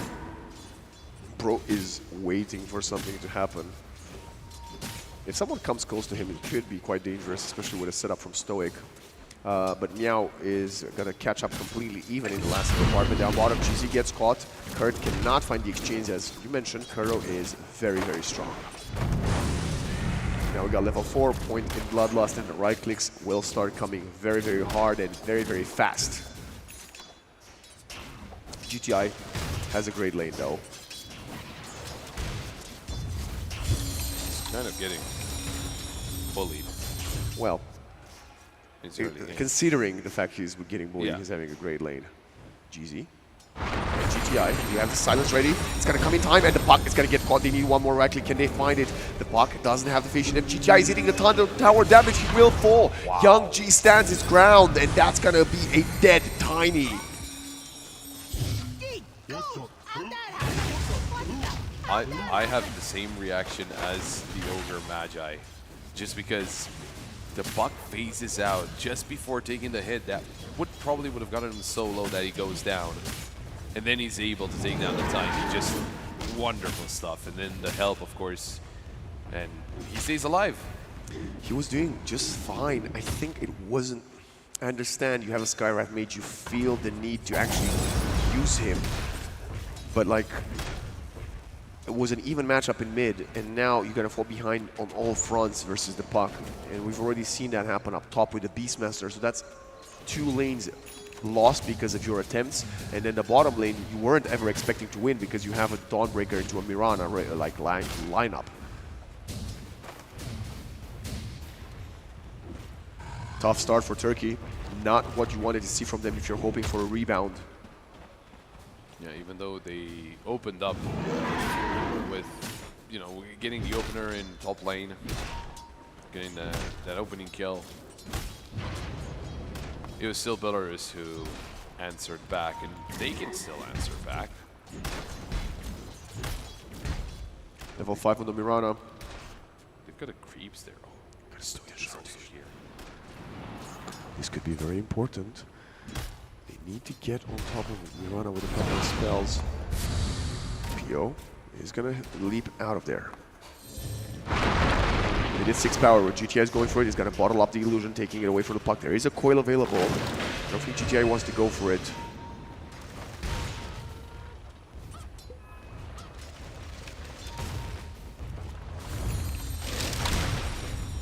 Level 7 for 6 for the Tiny. Yeah, the Oracle walking away. Trying to get back. Top lane to try and help out. There's a glimpse potentially from Astral, I think. But the TP in from Skywrath Mage, I don't think it was spotted. It is quite hard to get onto the Beastmaster. He is very strong. He already has a Helm of Iron Will. Stoic. Hooping, actually, not hopping. Will get spotted by the Hawk and pinged out. GTI sees the stacks and he's wrapping around the T1 tower. Young G has spotted him, he pings him. They're actually going to use the illusion of the Tiny. Puck coming in from behind with the coil. They need the protection. A nice save from Stoic. That's going to nullify some of the magic damage. GTI is still eating a ton of it. We do not have the Roar. Glimpse back in. He has to turn around and now still standing. We have the Moonlight Shadow coming in a bit late. Offlaner will fall. Can we sustain the Tiny for this entire damage? Ogre Magi coming into the party and the right clicks will get the job done. As they trade a 1-for-1, they need to get out of there, and that's a perfect kinetic field protecting Dingo. He doesn't have the Enrage, he's not level 6, and the Dawnbreaker cannot show up to the party with the Solar Guardian either. The pursuit continues. Young G really wants to find his skill. Nobody is helping the Ursa, because apparently it wasn't needed. Oh, look at the... Kurt! Oh, lucky to be alive. Look at the last hits, 53 for the puck. It was that kill mid. Yeah. And a lot of the farm just out of here, and GTI, I mean, for Tiny, I think it's in tow fairly well, right? 44 for melee. Sure, but dying against- twice. And also dying twice and still being very close to the puck. We also have this very good start on the Beastmaster compared to the Dawnbreaker. Now look at it. The stacks might have been spotted, but okay, haste rune from GTI. This is good. Could be quite big. They're coming in with the Solar Guardian. Can they chase down him perfectly? He's dodging it. He's gonna get away. They need some silence. There is no Skywrath mate. But they still go behind it. They go for the tier 2 tower. Yes, GZ did get caught, but that's a great victory for Team Turkey. Might be looking for another here. They should be looking for stealing these stacks, especially with the Dawnbreaker Celestial Hammer. Nice. They find a couple for each. Yeah, very needed rotation. And if that would have been unsuccessful, I don't know. But Pio will continue to free farm. Look at him go. Quite hard to go and get on top of him until you get a couple of blink daggers. Or the level 6 on the sky, I suppose. And speaking of that, no, I thought he's going to be given some space to get some XP, but not even that. How's your friend Yoga doing? He's got 4 last hits and 2 denies. He got a soul ring. He didn't get a Midas. Yet. Yet. So I'm not impressed yet. Does he actually have a soul ring on the Ogre? He does. Yeah. That's what he bought. That is so strange. Like, not arcane, but soul ring?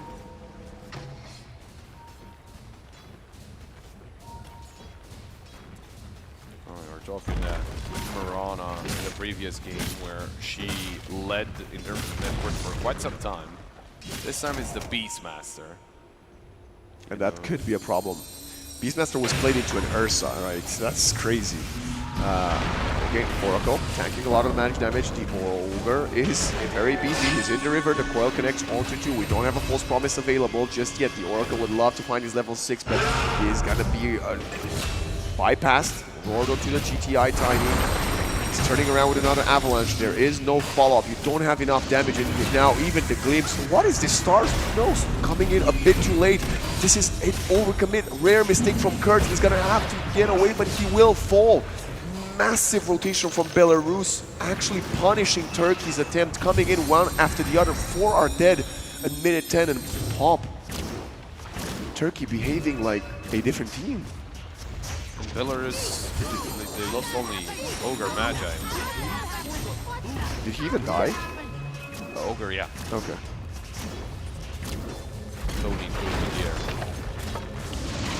Look at the glimpse onto the Tiny. He thought he waited long enough at the tower, wanted to go for the deny, but Astral deals with him carefully. And you know, based on these last couple of maps performances, we gotta remember, Pop, we've been praising Astral so many times this tournament, and yet again, pulling up. Last game with the Willow, this one with the Disruptor. The Dawnbreaker is not having a game. Yeah, if you remember, the offlaner in the previous map was also struggling quite hard. I can't remember. It was also the Dawnbreaker. It was also Dawnbreaker. They first picked Kurt's Dawnbreaker twice. And it was very rough. Like, very rough. Almost the Invoker has gotten more gold at one point. After that, he came back. Like, he got a good amount of money. Glimpse onto GTI again. Children denied by Stoic.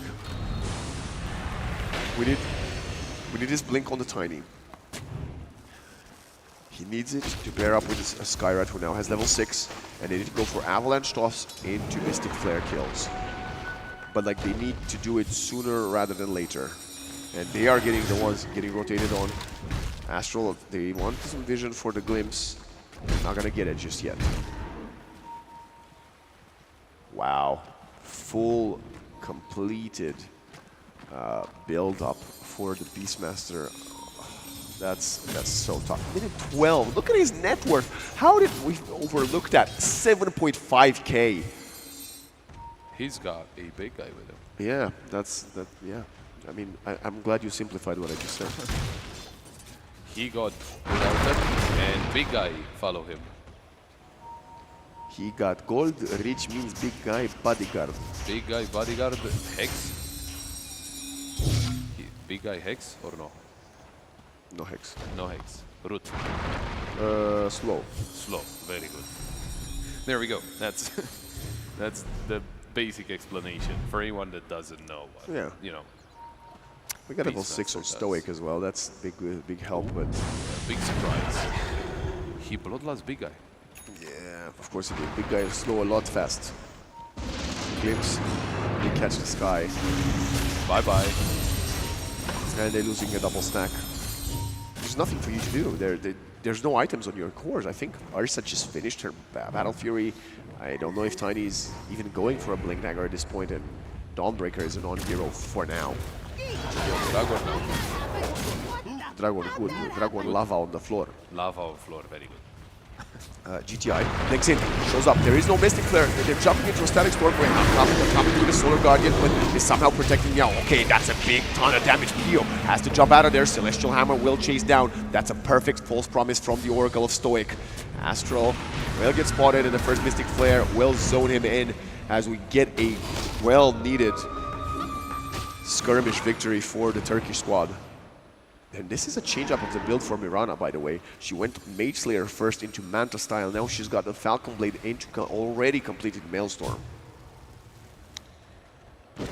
Well, it went completely different this time around. They thought they caught him by surprise, but there was no surprise. Turkey were waiting for them. Very good reaction. And the positioning was pretty good as well from Team Turkey. So there we go. Some answers back, some ways back into the game still. Only Ursa kind of being on the right side of the net worth battle, so to speak. Tiny's not too far away, but Buck and Miran are in a very good place, and Beastmaster is just a perfect place. 64% win probability from Dota Plus. We'll see if that checks out. The question is, can Dingo carry this game? Yeah. Okay. I'd say so, yeah. I think We've seen him do it before. Exactly. But he's also not one of those heroes that other teams have carried games from similar positions like the Terrorblade, right? I mean, does it really matter as long as he is the one that actually carried it with Ursa? Why That's not? true. And they also have a Beastmaster that's actually doing something for once. But that's on the other team, but yeah. Oh, of course, yeah, that's fair. That's a problem, actually. Don't. Yeah, there we go. I mean, for a second there, I got confused. Now, big guy and Rock strong. And he give Squid. Actually, HP region, but HP Wait. the big guy's strong. This one. Oh, the Grand okay, okay, yeah, I got it. I thought you were talking about the Roche. the Big Daddy Golem. Okay, I thought you were talking about the Roche. Oh no, Roche gives lives. Can they? They just took Roche. No, with Helm. Yeah, I mean, that's what they did. Can he control the Roshan? Ah, He take and wrong he- game mode, wrong game mode. Oh. Tiny going for the Echo Saber build. I love this from GTI. None of that Force Staff. I've been saying I hate that build, and some finally players are starting to figure it out. The problem is, ooh, Avalanche toss. Nice toss. It's a hard kill, but the Mystic Flare will get it. Actually, Stoic secures the kill with the Purifying Flames. Great, finding a kill when your opponents have the Aegis. It's going to slow them a little bit. Interestingly enough, the Aegis is on the puck, which tells me there will be very little sieging in the coming minutes and a lot more farming and maybe pickoffs from the Radiant squad. Dingo has a blink, jumping in, Young G, he's gonna get caught, that's gonna be a perfect time, and that's the Aegis gone right away. Well, that's why you put it on the puck, to protect him for actually dying fully. Solar Guardian invested there. But the thing is, you can just rinse and repeat this in about 15 seconds when you have the Skywrath Mage ult. You don't really need the Solar Guardian just yet. Oh my god, pipe done. How is this guy farming so fast? I hate Beastmaster. You know, Oh, smoke up. they did take down the puck and they did get the Aegis, right? But you were saying it's more for farm. Well, he didn't really get to farm, but Getting Kurt here. Kurt might not get to farm either. Blade Mail there actually uses the Celestial Hammer in the opposite direction. Static Storm gets caught. They wanted to find anybody else because they knew there was no Solar Guardian, but okay, they're TPing in to help this Stoic, almost going for the false promise. Roar on top of him, and They lose the Oracle as well. And look at that beautiful Observer Ward behind the tier 2 tower. Again, another placed word from Belarus that is so hard to ever find at this moment in time without a gem. And let's be honest, who buys a gem at minute 18?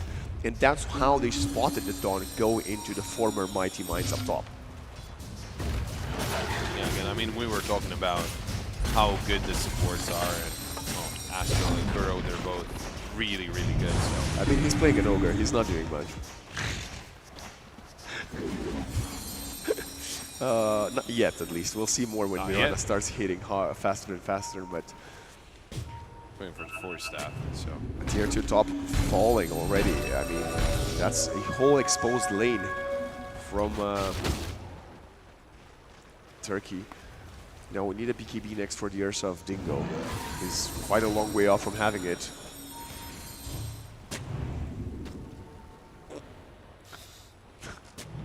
Okay. Jumping in. Oh, the Ogre. I mean, he doesn't really care if he dies. It's actually quite a lot of gold, 600 for a support Ogre, but... I think that was his... I want to see 3rd. Yeah, he doesn't care if he dies. As long as the Puck stays alive and the Mirana, at this point even Disruptor would be fine with dying, but Ogre maybe more than anybody else is like, I don't care. I'm not smart. That's kind of how Ogre speaks. Yeah. I think it's like, let's go this way. No, let's go that way. No, that way. Yeah, that's very good actually. Yeah, I played a lot of Ogre, and I know that his innate ability is that he's stupid. Yep. I think that's mine as well. Wow. Were you born with it or did you acquire it? Like, after a patch later on? I think I got patched. You got patched, okay. Stoic's dying here, by the way. And Tormentor spawns another big objective going to the favor of Belarus. Man, this Dawnbreaker can't catch a break. Kurt completely shut down in this grand final, which is honestly maybe what has made Belarus so successful. We've seen a tournament long Kurt just being allowed to take over the game from his heroes, the Mars, the Dawn, the Magnus, and right now he is really struggling to find his footing in this one. He's not a Mars, so that is unfortunate, right? Usually we see Mars and he's insanely good. I mean, this is also one of his specialties, right? Grandmaster, you can see it right there up top. It's just Belarus have really prioritized counter-picking him, while at the same time trying to ban all of GTI's heroes, right? Smoke up. The smoke. Yeah. The surprise. Smoke criminal. Go to the smooth criminal, not the smoke criminal. Is the smoke criminal is 2v2k. No, it's the smooth operator. Yeah. I'm so confused. Oh, it's actually they go for the Beastmaster. This is going to be a massive kill. Let's have a BKB. And they're trying to focus with the Ursa. The static storm comes a bit late. It doesn't matter. Beast is dead. Puck has to run away. It's actually turning around with a coil, doing some damage, but they are looking onto the Ursa, with the Ursa onto the Ogre, and they're going to find the second one. Can they catch the Mirana? She's running out, but it's actually Young Chi, the one getting pursued. He has a blink in a second. He's going to be able to use it out of there. GTI, can he blink forward? It's a cooldown. 9-second BKB revealed from the Ursa, and those are 2 very important kills. I mean, 1.5 because the other one was the Ogre, but... Yeah, they just need to be careful not to go out like that. I mean, they got very close and there was not a lot of help instantly, right? Because if you're getting jumped by Tiny and then everyone else on their team comes through, you're going to have a bad time. It's not really a lot that you can do to get out of that situation. Kurt is so desperately trying to find stuff. He hasn't completed any moves, by the way. He's blade mail into Axe, and he's still a way off from the Axe. But I gotta compliment what I saw from the cores of Turkey, and if you are a player aspiring to improve your core gameplay, Kurt was by the Ancients at 53, and he pulled the creeps to stack them for his Ursa, which, yeah, not just the supports can stack, right? You need to think about this awareness. But speaking of awareness, there is no Solar Guardian, and they're gonna go for it again. You see the drawings on the map. This time, Kurt, he's in a little bit of a more safe spot. Is he going to fully dodge this gank? Gets glimpsed, spotted again. No chance for him to escape. Roar And it's the disruptor of Astral making this one happen. No false promise from Stoic as it's still in cooldown for 15. Yeah, I mean, he can dodge that if he gets the shard, but he doesn't have the money for it. And now they're TPing mid. They want to set up for GTI. Astral will interrupt the Blink Dagger escape. They're going to go for the glyphs. They have the Static Storm at bay. Mirana comes in, Coil on top of GTI. The Oracle is coming in, but the Tiny is dying before the Oracle can reach, I believe. And Tiny's gone, and so is the Sky. And now the Oracle chased down by the Beastmaster in the mid lane. It's another 3 dead for the Dire squad as Belarus understands their tempo, understands the strengths of the Turkish lineup, and they also exploit their weaknesses. And well, it does seem like the weaknesses are showing a little bit, and shortly it is the Mirana slowly getting back into this game, right? She's slowly getting, we've seen her in, I think, that previous fight, where she was doing a lot of damage, so. Yeah, she hasn't been out of the game. It's just, even in the first game, she was just farming for like 40 minutes, and then she won the game. And now she's got Bloodlust and Amplified Damage Rune. Also, we didn't mention that the Ogre, I believe, got the shard from the Tormentor. He's got the shield, the Fire Shield.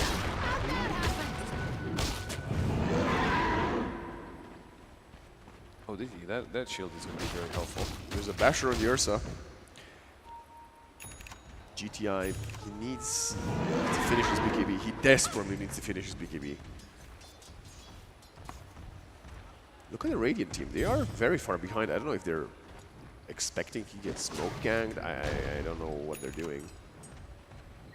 I guess Puck is replenishing mana. We have a 4-staff on the Ogre, which will be even better to help reposition and help people that are Mystic Flared. And I will say this, Pop. Yeah. The Skyrat hasn't really had the impact that I believe Turkey wanted them. They wanted him to. I mean, Smoke up. he was like present at the This could be a massive team fight. They're going for Dingo first. He does have a BKB, but if he gets roared, they might have enough damage to just burst him away. Ooh, Aftershock doesn't get over the cliff. Puck goes in, finds 2. Both the Tiny and the Ursa.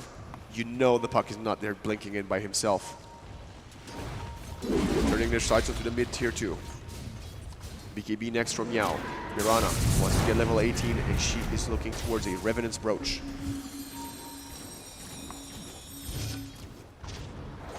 Roshan is spawned, and the BKB is ready on the Tiny.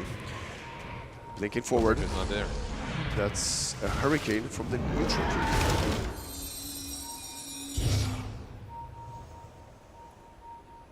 They're gonna get a shield run onto the Puck.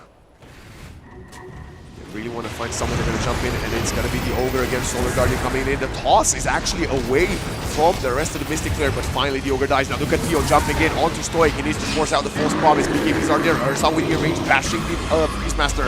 Is going for the roar onto the Ursa. BKBs are still available. Static Storm coming in, but they are running lower. That's a massive Mystic Flare. Finally getting some work done from Cheesy. Young Jito on the pursuit, and that's a perfect Sacred Arrow coming in. The Tiny will die. Stoic, he's gonna fall to Young G's right clicks in a second, as it's a 2-for-2. Support and core. Well, obviously, equal trades will favor the side of Belarus as they are ahead. But it seems like the Ursa is getting a lot of money in the bag. And I'm very curious to see how it is going to look, just because whenever there's an Ursa with a lot of items really farmed up, it is very hard to take down. But I think this goal is just perfect now. It is so hard because when you are the Ursa that is farmed, you want to be the one in the position of the Aegis. Yeah. And she's not being allowed to do that. Roshan is just bashing the hell out of Astral and abort mission. They've got very good vision, Belarus, and because they don't see anyone contesting, and they think they are the ones that they're getting smoked on, it's actually, Turkey doesn't care. They are completely off the map. They're farming. They're playing together. They realize, oh, we got no chance of contesting this. But as the time is getting prolonged, they're like, okay, maybe we should see what they're doing. Sadly, this call's coming in a second too late, unless they can get onto Young G. We got to blink in Avalanche to find the Disruptor first with the BKB. The damage is coming in. Roar in the backline going for the Skywrath Mage. It's actually the Oracle getting pursued. Focus first. Pio though in the midst of it all, and they got to find the Aegis target. Very fast right away. The BKBs are gone and out. This Puck is silenced, but he's doing a ton of right-click damage. Dingo, BKB, Enrage, and Disengage. Oh. And there was no Solar Guardian. Still in cooldown from that first fight. I don't really know why Turkey went for it. They couldn't even kill the Disruptor. And now you have to hold. There is no Aegis anymore. I guess that's a good thing. But they got the Ancient Prowler by their side, the drums, the right clicks, the Ogre, the multicast. Tier 3 falls, no Tiny for 15 seconds. Solar Guardian is still in cooldown. They are so taking advantage of the fact that the Dawnbreaker ultimate has a long cooldown. Belarus have really impressed me today.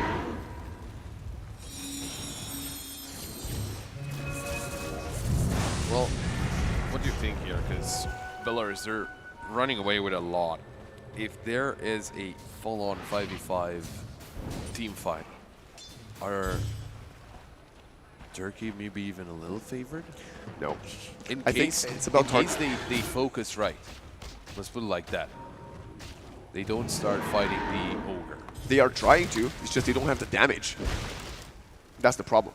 They jumped on the Disruptor, which is the correct target. They didn't have the damage. And it might just even be too late. You might need to go to focus the puck, but then you're gonna...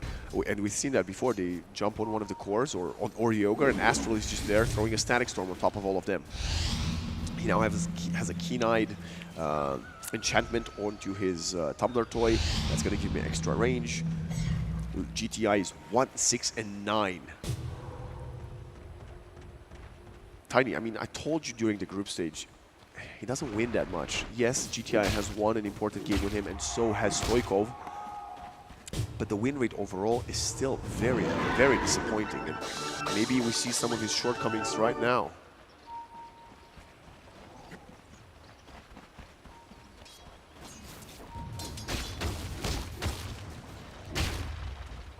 Well, pushing the bottom lane, little do they know that is their right call. There's no one here inside of Belarus, but they gotta give another objective away. Belarus has played flawlessly for objectives. Aegis into Torm, rinse and repeat. Astral will now have his Aghanim Shard for the Thunder Strike. Puck completes a Parasma. It's a very tough game for the Ursa. Dingo, one of the better carries of the tournament. Maybe up there with Zip Zap. Very tough. He is looking at a legendary performance if he wants to have a hope of staying in the tournament for one more map at least. I mean, do they want to allow the Ursa to be farming like this? Maybe it's just because I just don't think it's going to be enough. Yeah, I think it's just the other two cores are not really farming at all. Because if they're staying as a unit in the Radiant jungle, it's not like they're going to share the money or something. It's just going to be Ursa that gets them. I have been so confident in Turkey and their game plans and their strategies, but they are getting outplayed right now. This Oracle's dead. 45 seconds, and you need to run away. You can't lose anybody else now. They're running. The vision would be disastrous because that would be an instant glimpse, and Tiny's fine. Jeezy, bottom, has a blink. Tries to, keep applying the pressure onto the creep wave. Still winning. He is still winning. I mean, it's debatable if the Midas would have been all that useful. Would have made them lose the game, yeah. Maybe not. They are drawing on the map, I believe. It's Disruptor actually pointing out that Kurt is playing up top. It's a little crazy how Kurt has been farming for like the past, what, 10 minutes? He's been farming for like the past 10 minutes and he's not even remotely close to anyone. He's closer to, I think, the Disruptor. Yeah, fairly little impact. Tier 2 tower under siege, Turkey.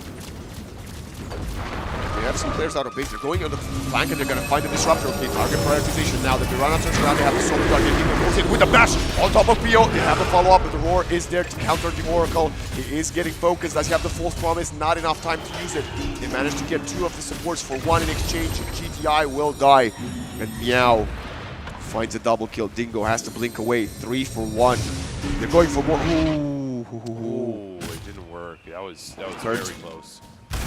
Kurt's gone. Yeah, there's turned with the blade mail, has a celestial hammer, goes onto the low ground, really tries to buy his time, but long range sacred arrow for PO, and the final right clicks. It's an effective triple kill for the Beastmaster.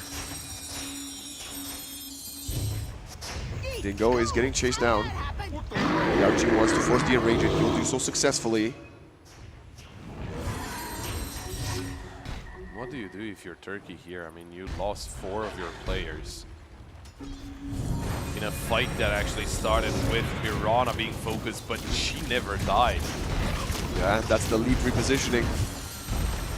We will continue to see the Mirana stay alive as there is a smoke. We need a few more seconds for the Dawn to respond. She does not have the ultimate. Solar Guardian on cooldown for another 45 seconds. Buck going in, breaks the smoke, gets out. And that's the second set of racks falling. The last one standing is in the mid lane, and the Puck is purchased a Aghanim Scepter. GTI at least has level 18.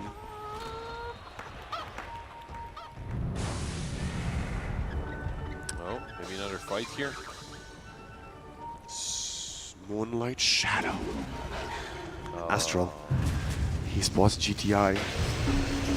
Dispel, Clips. GTI gets pulled back in. Multicast, stun. Doesn't get to use the BKB. Solar Guardian comes in too late.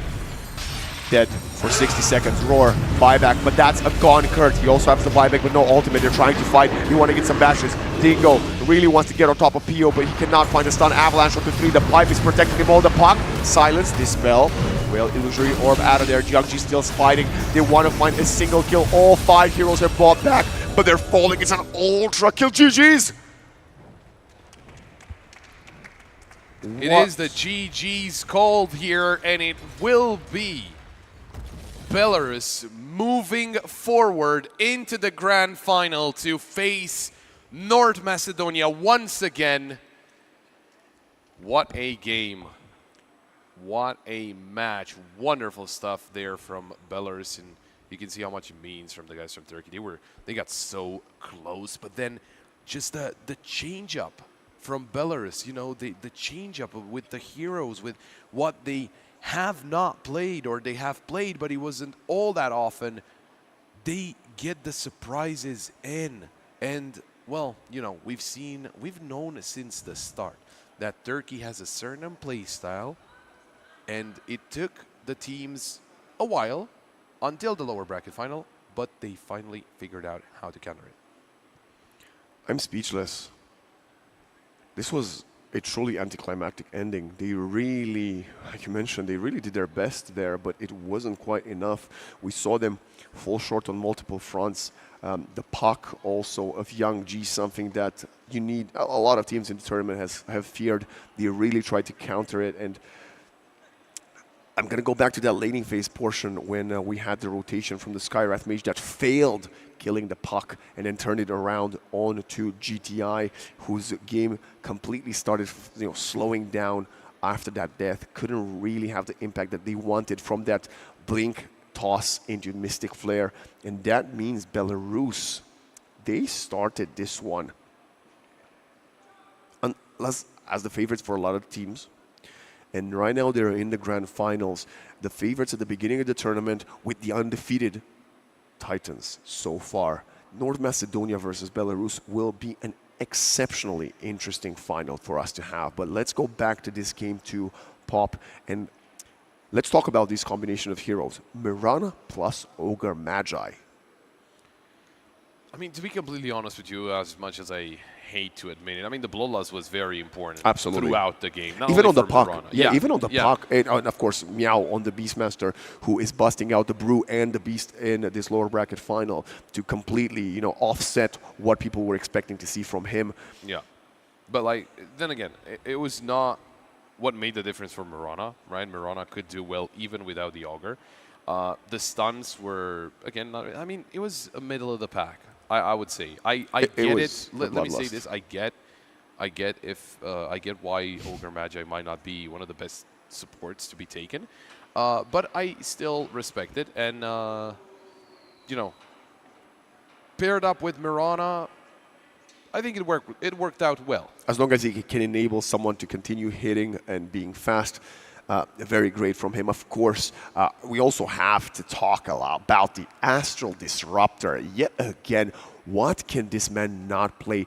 An amazing, amazing game on the Willow in game one, and then the glimpses, man, and the setup, the word placement were flawless throughout both games 1 and 2. When I've played thousands of games as a support, and I would have never played sentries in those positions to deward it, and neither did the Turkish side. That's why they constantly got caught in and glimpsed back into the hands of the Beastmaster. So incredible. Young G recovered with his puck. Turkey really tried to change it up, wanted to ban something that punished him in game 1, and it enabled the puck to be first pick. And of course, Meow on the Beastmaster. What can this guy not play? I think Turkish plan was like, we're going to take the Dawnbreaker from him. We got a better Dawn player. Meow has had a lot of success with the Dawn, but plot twist, the guy can play multiple heroes that are very strong in the offlane. Yeah, no, I mean, Meow just absolutely insane, because we saw a couple of Beastmasters, and they were like, underwhelming, for sure. Very we were talking about the 0% win rate for him on stage. Mirana, 100%. And both Mirana and Ogre will continue their 100% win rate in the tournament, which is incredible to say. It's a very small sample pool of 2 and 3 games, respectively. But they've done it. They made it. And Belarus are looking very strong. And, we wanted a strong contender for North Macedonia later today. Of course, commiserations to Turkey. Congratulations on at least maintaining the bronze medal spot. Yes. Of course, this is EEF. They got third in the world last year at WEC, but this is a squad that I really believe in, and I hope we will see more of them on the international stage. As for now, MVP for this series, Pop. Well, for this series, I gotta give it to Pio. The Pio, Mirana. double Mirana. Yeah, just absolutely crazy. We saw him on stage going to shake hands to the Turkish players, and he had in his hands smiling year to year, because there was a bit of discussion before the final day talking about his lack of hero pool, his lack of versatility, the fact that he plays very unconventional heroes and he easily gets punished for. And I think this pick might have been something he cooked up himself, brought it to the team trusted him, and look at the dividends it paid. So I agree, we're going to give Pio the MVP, but with a shout out for both Astral and Meow, who also had amazing performances. And now we look ahead for what is up to come next today. Well, the players will need to mentally reset and prepare for the Titans. The undefeated Macedonia taking on to Belarus in a best-of-3 grand finals next. Andra. Südflak. Zemrazjar. În Kosov, aty ku andrat nisën ekranet vogla. Ne u rritëm, por loja në mbetin zemër. Munësh me urzu. Munësh me u thy fituesit. Ata nuk din me u dorëzu. Ata kapin majat, se synimi është veç nalt. Heronjt I takuem, e heronj u banëm vetë. Në Kosovë, aty ku toka merr frymë e ëndrat marrin hov. Hajde ta djegim arenën. Tash është koha me shkrujt emnin tanë.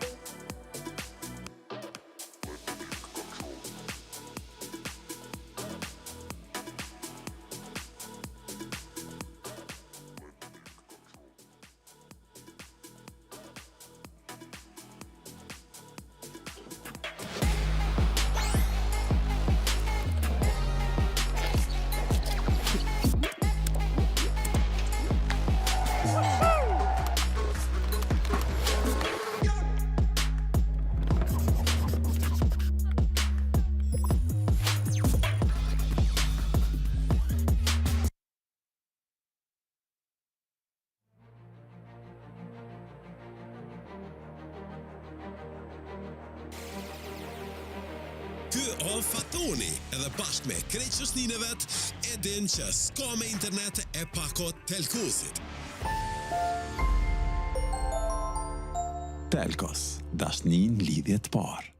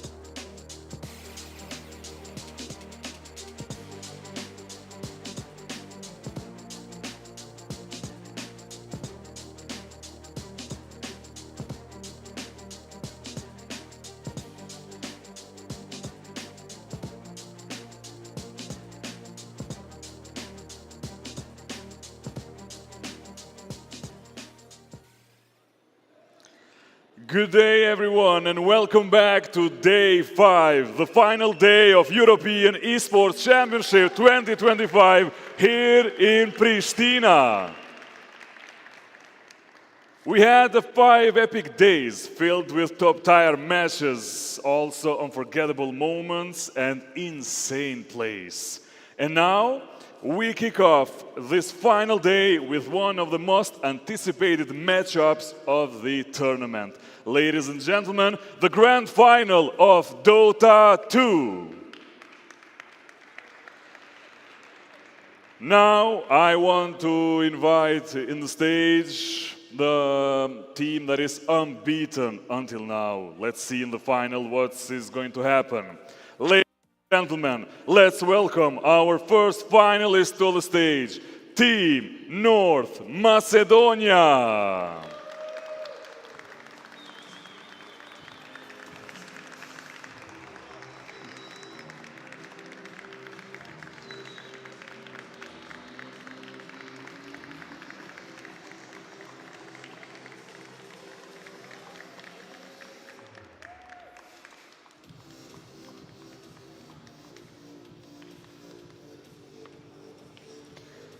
And now, I would like to invite their opponents in this epic final. Ladies and gentlemen, Team Belarus.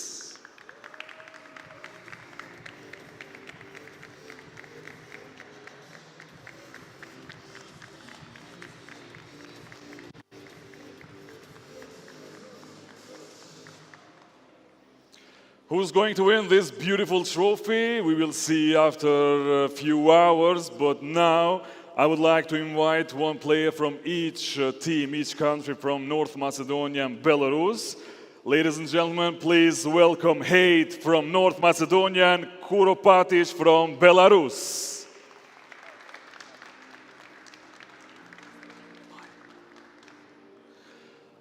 So, I'm going with the Hate first. Hate, you've made it all the way to the grand final. What does this moment mean? What does this moment mean for you and your team? It means a lot. It's been a long journey, and we've proven that we can do it previously, and I think we can do it in the finals again. So should be easy. Should be easy. So okay, that's a nice statement. I'm going to ask you what's going to be the score of this final. It's going to be 2-0 for us.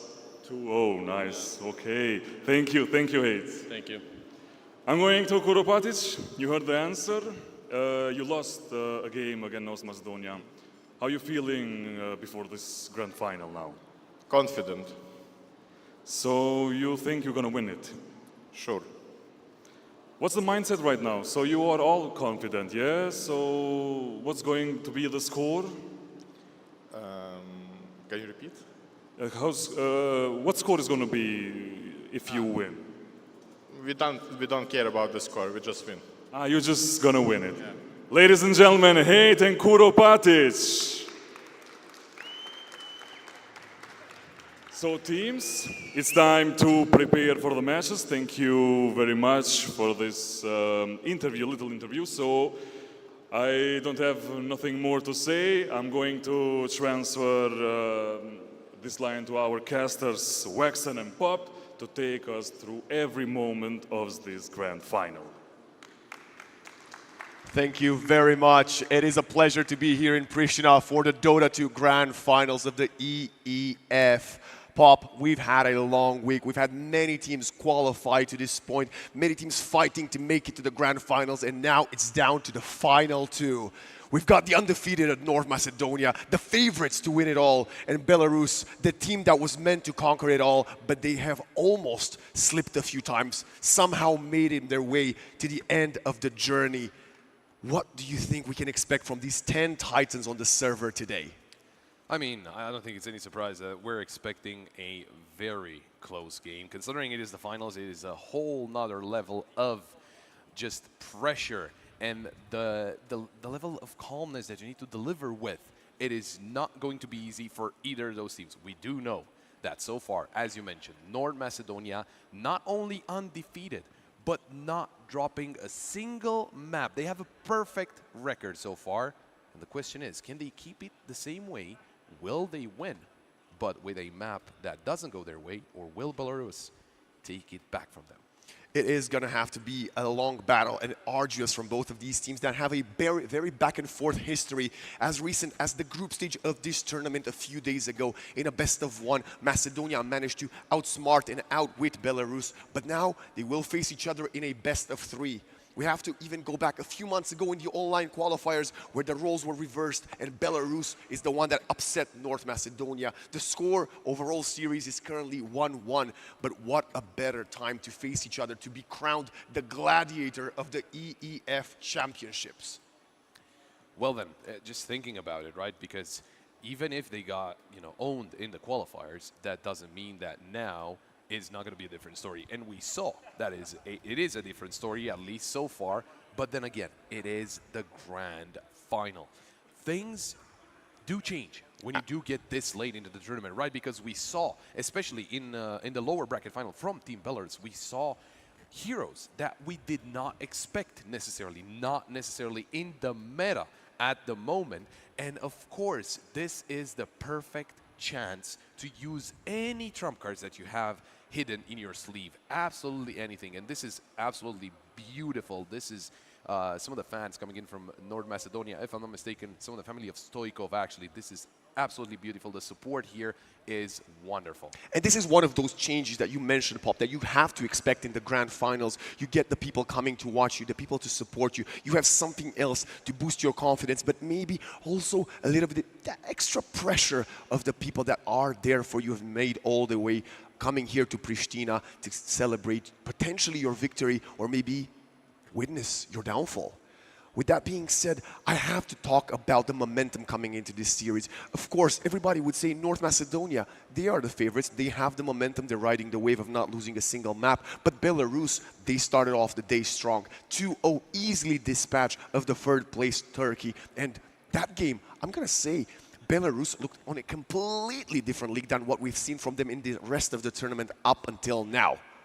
And well, not only that, but they played against Turkey. So when we got here, we knew Turkey, very strong team, right? Contenders for finalists or even winning the tournament. We heard then that Belarus are actually the ones that are, not supposed, but expected, people expected them to win, and they did make it to the grand finals. We didn't hear a lot about North Macedonia, right? Turkey, they were third place in the WEC last year. They got all the way to the semifinals, lost in the semifinals, won in the third place final. But they didn't really do any greater here, especially today. They were very good throughout the tournament, right? They didn't necessarily, today they looked a little shaky. And when you get that close, to the trophy, to the, to higher in the prize pool, it will get to you. And Belarus, they were just much more stable. Can they be as stable or in this game as they were in all their games before? Well, I think the answer is yes, Pop, but it's not just about consistency, it's about the meta of Dota 2 game that has evolved, particularly here for us in our tournament.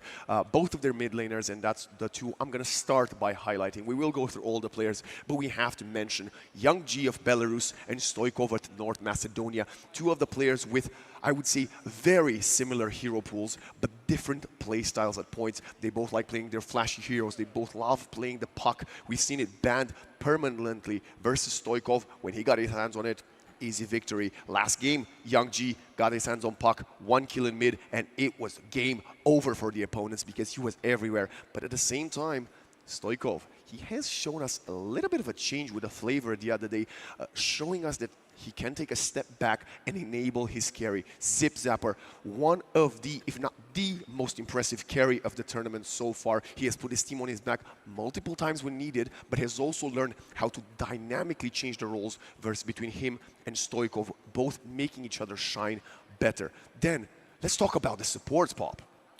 Well, the supports have been nothing short of incredible, especially for Team Belarus. I mean, if you have, so far, what we can highlight out of Team Belarus is Young G. Absolutely. And the two supports. Yes. First of all, Astral is absolutely superb. He's just such a reliable player, and he does everything so well. At the same time, Kuro, he's my GOAT. He's actually playing the Ogre Magi. But not only that, but he is willing to step out of the meta to play heroes that maybe are not the best overall, but in certain situations, in certain drafts, they work, and he knows it. Yeah, but on the other side, the two supports that maybe went a bit underlooked in the group stage, completely stepping up in the last couple of playoff games, have been Hate, that we saw on stage very confidently predict a 2-0 domination for his side, and his partner, Kralot Brulo. Both of them maybe a bit under the radar, but we saw some great games. And again, going back to the hero matchups, both Hate, and of course we saw last game from Astral, disruptor players. A hero that hasn't seen as much play as the Shadow Shaman or the Dark Willow, but now when those two are constantly banned, the disruptor is making his appearance, as it's also a great hero to deal with the most strongest and most contested hero of the tournament, and the Dawnbreaker, which that takes us to the offlane, the duel between Godkid and Meow. Well, I want to say that I did see Meow in certain situations, again, dealing really well with whatever was thrown at him.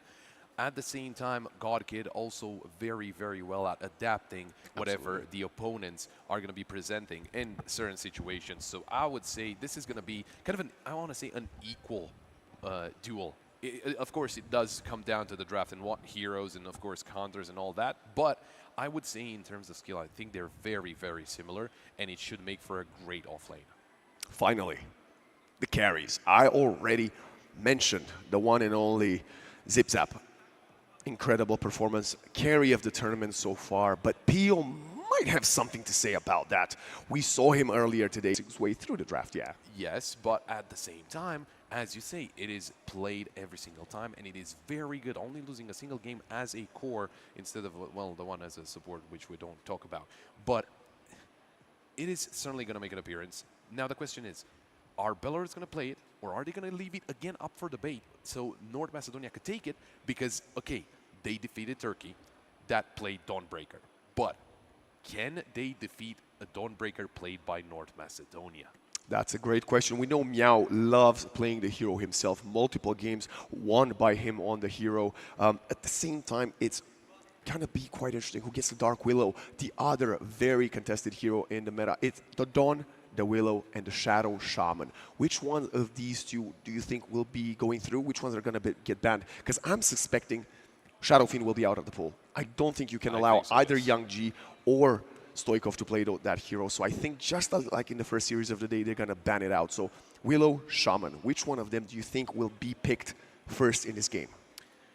Well, as long as you want to play a Dawnbreaker, I think you might have to ban Dark Willow. I think you can deal with a Shadow Shaman, but I think the Dark Willow is the one that you have to get rid of. And we'll actually find out right now because the draft is on the screen. There We've got Belarus with the first ban, and it is the TA. I mean, TA has been banned since like the second game of yeah, TA's been banned for months. Yeah, no, I think we got it in one of the games, and it was just insanely good, and they said, okay, we'll just not have it for the rest of the tournament, which makes sense, and there's the Shadow Fiend ban, as you said. Yeah, we're not getting Shadow Fiend today, sadly, because it's a very entertaining hero to watch, but it will not be led through by any of the teams. Then, going back to the other heroes, the fourth and fifth, which I think would be contested here, will be the Puck and the Bat Rider. Of course, we see the Pangolier ban. Every team seems to be scared of allowing Belarus to play with the Pangolier because of their versatility in the hero. Puck taken out, so that is gone. We still have the others we talked about, the Willow, the Dawn, and the Bat Rider. And of course, the Shadow Shaman. And we only got 3 bans left, so one of those will be going through. Now, the question is, which one of them, right? Because it is still up to... I remember North Macedonia, please correct me if I'm wrong, they will peak Stoikov's hero Both first. teams will. Belarus, I think, does it a bit more often, but so does North Macedonia. They're not afraid. They're not shying away. They're not hiding their mid laner. They're often getting it, and they commit to it. Also a hero that's been ignored quite a fair bit in the tournament, but when we did see it, it was incredible, has been the Undying. Yeah, that's true. Such a strong hero that everybody in Tier 1 plays. So it's going to be the Queen of Pain ban, Shadow Shaman first, and now Belarus has the option to ban and pick. They banned the Bat, and they're probably picking the Dawn. It's the Willow instead. It's the Willow. Which so means... do you pick Dawn here? That is a great question. Belarus, thinking 2 steps ahead, that's going to force North Macedonia either ban the Dawn or allow it for Belarus in second round. And it's the Naga Siren, another hero that sees a bit of ban. It's a counter to, well, it's a counter to the Dawn itself. You drop Song of the Siren, the Solar Guardian doesn't have as much of an impact. And so far, a bit of a change-up. But let's see, is the Dawn actually going to make his way? We know Belarus doesn't want to prioritize it because they didn't in the first series and they didn't care. And North Macedonia, well, they've got an offlaner that can play many different things. He does not need that Dawnbreaker. And we saw the same thing for Belarus. Brewmaster and Beastmaster just a few hours ago. Well, what will it be, the ban? Going into reserve time right now, thinking very hard about what they want to ban. They got 2 bans here, of course, and then it's going to be another one for North Macedonia. So that's going to be some of the more choices that they could eliminate. And it seems to be a pretty complicated affair right now, because I think they're also thinking about, you know, do you want to ban the Dawnbreaker? And then if we ban it, what do we ban right after? It's the Terrorblade first. They are afraid of that Zip-Zap Terrorblade that has carried North Macedonia a few times. He's quite versatile, so I wouldn't put all my eggs in that basket. You also mentioned the Morphling of his. Another hero that people played a lot in the group stage in the first games of playoffs. We don't see it all today. Not banned, not contested. It's the Nature's Prophet pop. Oh, yeah, that's right. We haven't seen a Nature's Prophet today at all, I think. Whoa, it just went dark. Oh. Oh, wow. There we go. Hey, a bit of light. There we go. Axe ban. Another one of those heroes. Very S-tier pick. Many successful games in the tournament, but teams kind of stayed away from it a little bit. I wouldn't have been surprised to see Godkid on it. Very good on the hero. We saw him have a good game with, I believe, 24 culling stacks, absolutely unheard of numbers, pure insanity. But what do you want to do with this Naga Siren? Is this also a pick to counter a potential future Faceless Void?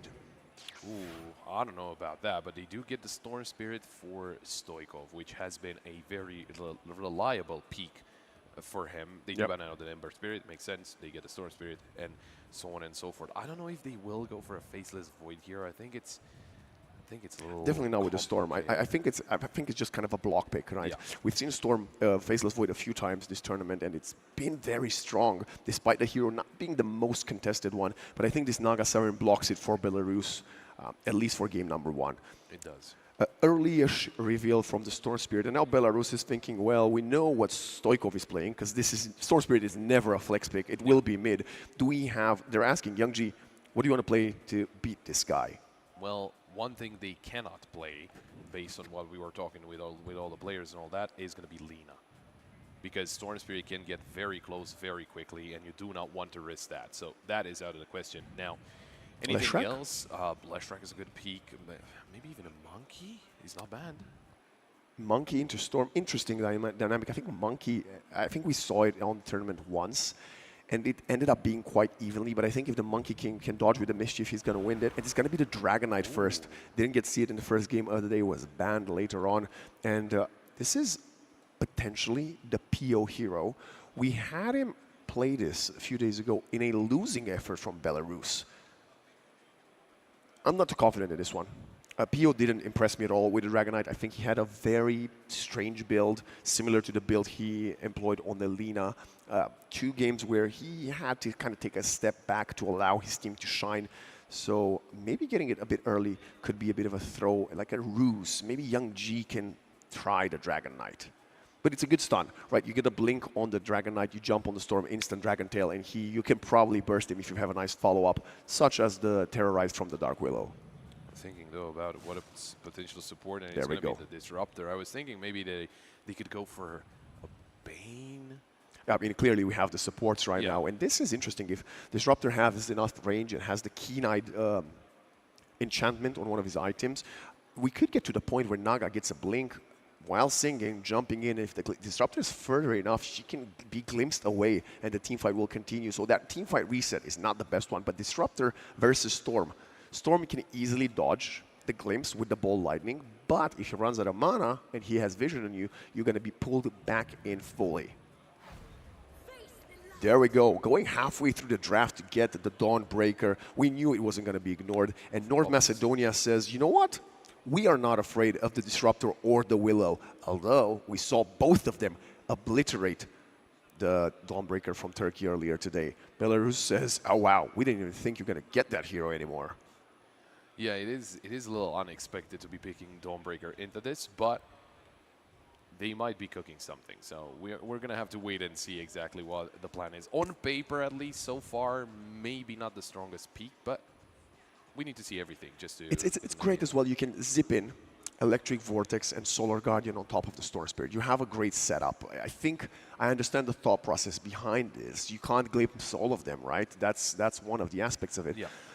Storm Spirit will also find it quite easily to jump in the Disruptor in the backline. We got a new hero. The Snapfire. That was a little unexpected. We haven't seen it so far, so there we go. I mean, this is the day we're busting out new heroes. We had the Mirana, we had the Ogre, we have the Snap now. We had the Skyred Mage. The Skyred Mage. Well, we didn't really have the Skyred Mage. This guy was on the server. It was picked, right? Yeah, it was picked, not really played.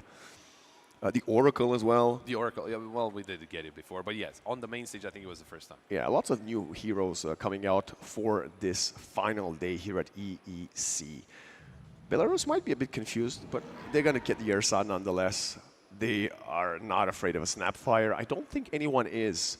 And with the Storm already shown, you know 100% it's a Snapfire support.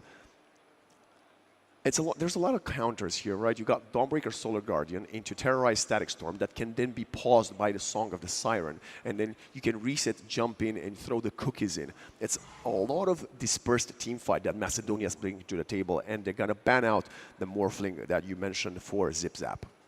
He still has the Gyro available. Gyro available, absolutely. And Gyro could be protected. You know, they got the cookie to reposition. You got the Dawn to heal him. But Gyro into Ursa could be very difficult to deal with. It could be very rough, but then again, what else is still open? That's what I'm trying to think. We have seen some Svens. None of them really impressed us.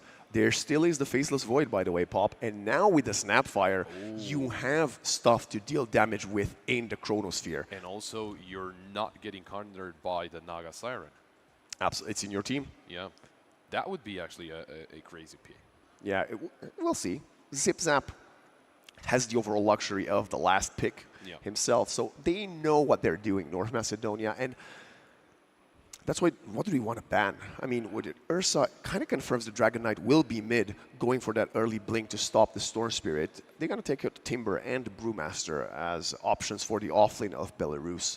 Other offlane heroes here, we saw an Enigma ban. Oh, that's true. There are many ways of dealing with the Black Hole. I mean, it's Song, it's a random cookie, it's a Solar Guardian. I think Enigma will not be seeing the play here, but we still have things like the Centaur available, which a lot of teams haven't played, and it doesn't have the most synergy, but maybe you just want to have it disengage. Any other offlaners that would be very strong right now? The Beastmaster still in the pool. It is, but wait, the Duza ban. Yeah, Medusa. They could go for a Beastmaster. Another late game carry for Zip Zap to use. Yeah, it would be a very strong And they pick. have played it. Just an hour ago. Yeah, exactly. So they could go for the Beastmaster. And that way you have not just the Static Storm, the Blink Dragon Tail, but you will get an eventual Blink Roar for the Storm Spirit. It's going to be the Death Prophet instead. Going for the Silence and, of course, this Presence, the Tower hitting with the Exorcism. And one of these heroes that was considered S tier just a few weeks ago, but in the tournament, it has failed short multiple times. Yeah. What about the carry here? Because we talked about Gyro. You're not getting Gyro into this. Still Faceless Void into DP. It's a very beefy lineup, by the way. It's a variation of a Turkish lineup, I would describe. Not the biggest, tankiest hero, but DK is very beefy. Ursa is quite resistant, and so is the Death Prophet. You know, you beat them once, you steal their ability, and you use it upon other opponents. A minute on the clock left for North Macedonia to come up with the Muerta. Great. Another strong hero. I thought we were going to see it in game one, but it's impeccable here from Zip Zap. My biggest question mark is this Snapfire. Honestly, I don't really see how the hero fits into all of this, but hopefully we will get to understand the moment we get into the game. As Kralot Brulo is going to be the one playing it, Zip Zap will be with the Quick Draw Muerta, God Kid, Solar Charged, Dawnbreaker, Stoikov on the Static Slide, Storm Spirit, and Hate. on Naga Siren with the Deluge. Looking at the picks, we'll take you to the other facets in a moment. Which team do you think has come out on top of this draft, Bob? I think it's very hard to say. I mean, then again, they picked the Dawnbreaker into 2 counters. The Snapfire is a little unexpected, but then again, they do have the Naga Siren, and those counters might be countered themselves if they're under the Song of the Siren. So I think I gotta give a little bit of an edge to Belarus, just because North Macedonia is a little unconventional. But I would not be surprised if North Macedonia just have an amazing game because of the unconventional heroes. I'm not the biggest fan of this Death Prophet off lane. I think even in the mid game, if Hate has a great start and gets to a level 6 early, the Death Prophet will want to fight or at least find towers with the Exorcism. But when she pops Exorcism, it's quite a long cooldown, same like the Song of the Siren. The Naga just sings and the team disengages. Exorcism is going to get wasted in team fights. So I will be interesting to see how that mid-game interaction will work between the two of them. But I think the Muerta can actually carry this one. Depending how Pio performs on the Ursa, it's not one of the heroes I remember seeing from him. And also Young G, Dragon Knight, it's a simple hero, everybody can play it, but it is not a Young G specialty. He is the one that usually likes to be on the Storm Spirit. He is the one that likes to be the playmaker, and Dragon Knight is not so much a playmaker. Well, so I'm going to take North Macedonia with my prediction. Okay, there we go. We go split. Yeah, split either way. One of us is going to be the one to be right, but we are going to be jumping into the game. Representing your country is one of the proudest moments of any player's career, and these two teams are one best of 3 away from being European champions. Will it be Belarus? Will it be North Macedonia? We will find out. Let's get this final started.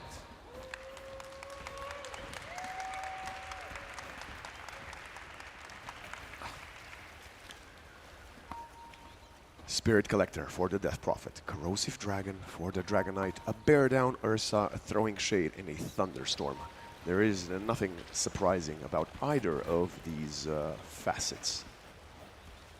Let's see if Kralot Brulo can snipe some players or some creeps with the full bore. Smokes at the same time. They're going to be looking for each other, basically going the other way, not really closing in on anyone's position. Illusions from Naga will try to scout something. Obviously, quite hard to do that when you are under the smoke of deceit.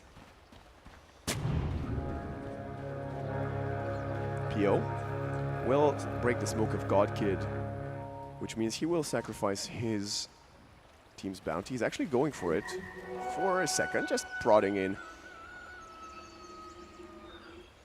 Oh, that's 3 bounties. No, never mind. Young G found the other. 2 for 2. Even trade observers in mid on the dire high ground. There is a potential setup here. Can they catch the Ursa? Oh, they spotted Hate as well. I don't think they... Oh, actually they did. They pinged it out. Yeah, it was Ursa going the other way, so Hate was spotted. No surprise there. He will be stopping creeps for just a second, although they're trying the same thing on the other side of the map. Brambles, Zip Zap gets caught. That's an exceptional Brambles placed, and Kuro and Astral, the support duo extraordinaire, will find an opening, and Muerta will not have a lane. She just dies and uses TP, which means she will have to walk back to lane. That's going to open up the matchup on the off lane of Belarus very, very early on. And usually that might not mean a lot, but it is just past the minute mark, so it's just the start of the game. You're going to be losing on a lot, especially at the start, right, like this. Yeah, shutting down the carry, always what you want to be doing. Stoico versus Young G. This matchup, very, very like washed down the middle. I don't think anybody will get a kill, as the Young G Dragon Knight is very tanky, and unless we get any rotations, Stoico should be safe. With that being said, this top lane, Pio on the Ursa will have more and more of an advantage as he gets higher levels. As right level 1, he is really struggling. A full creep wave behind the Dawnbreaker.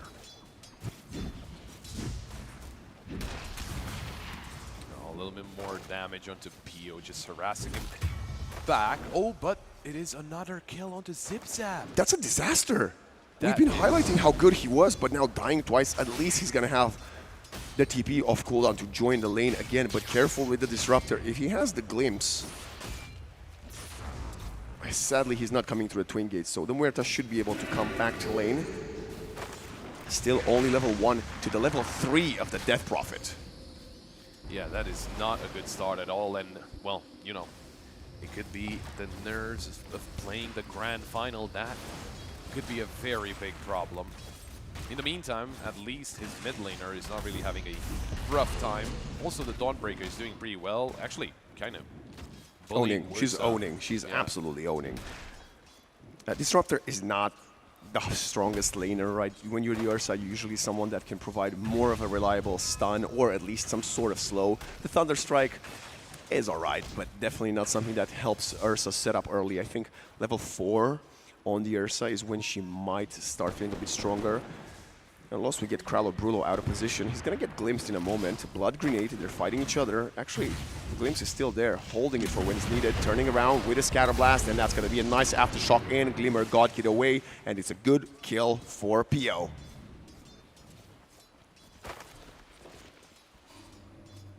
Well, that was really unexpected, kind of taking a fight. Yeah, You also didn't have opening the to. Healing Lotus. Yeah, that was not the right moment. Maybe feeling he's a bit stronger than he actually was. 3-0 start for Belarus. Or maybe he was expecting some help from his teammate that didn't really come in time. 22 last hits for Stoikov, an early lead versus Young G. It's actually just the creep wave. Young G's about to last hit under the tower, so it should be fairly equal. Oh.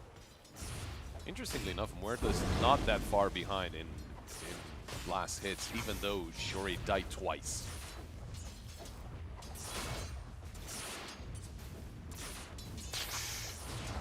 Well, Stoikov is getting a lot of free damage in here just because of his creep wave being under the tower, and of course Young G having to melee every single one of those creeps. It's a Dragon Knight. He's got the Dragon's Blood. He's fine.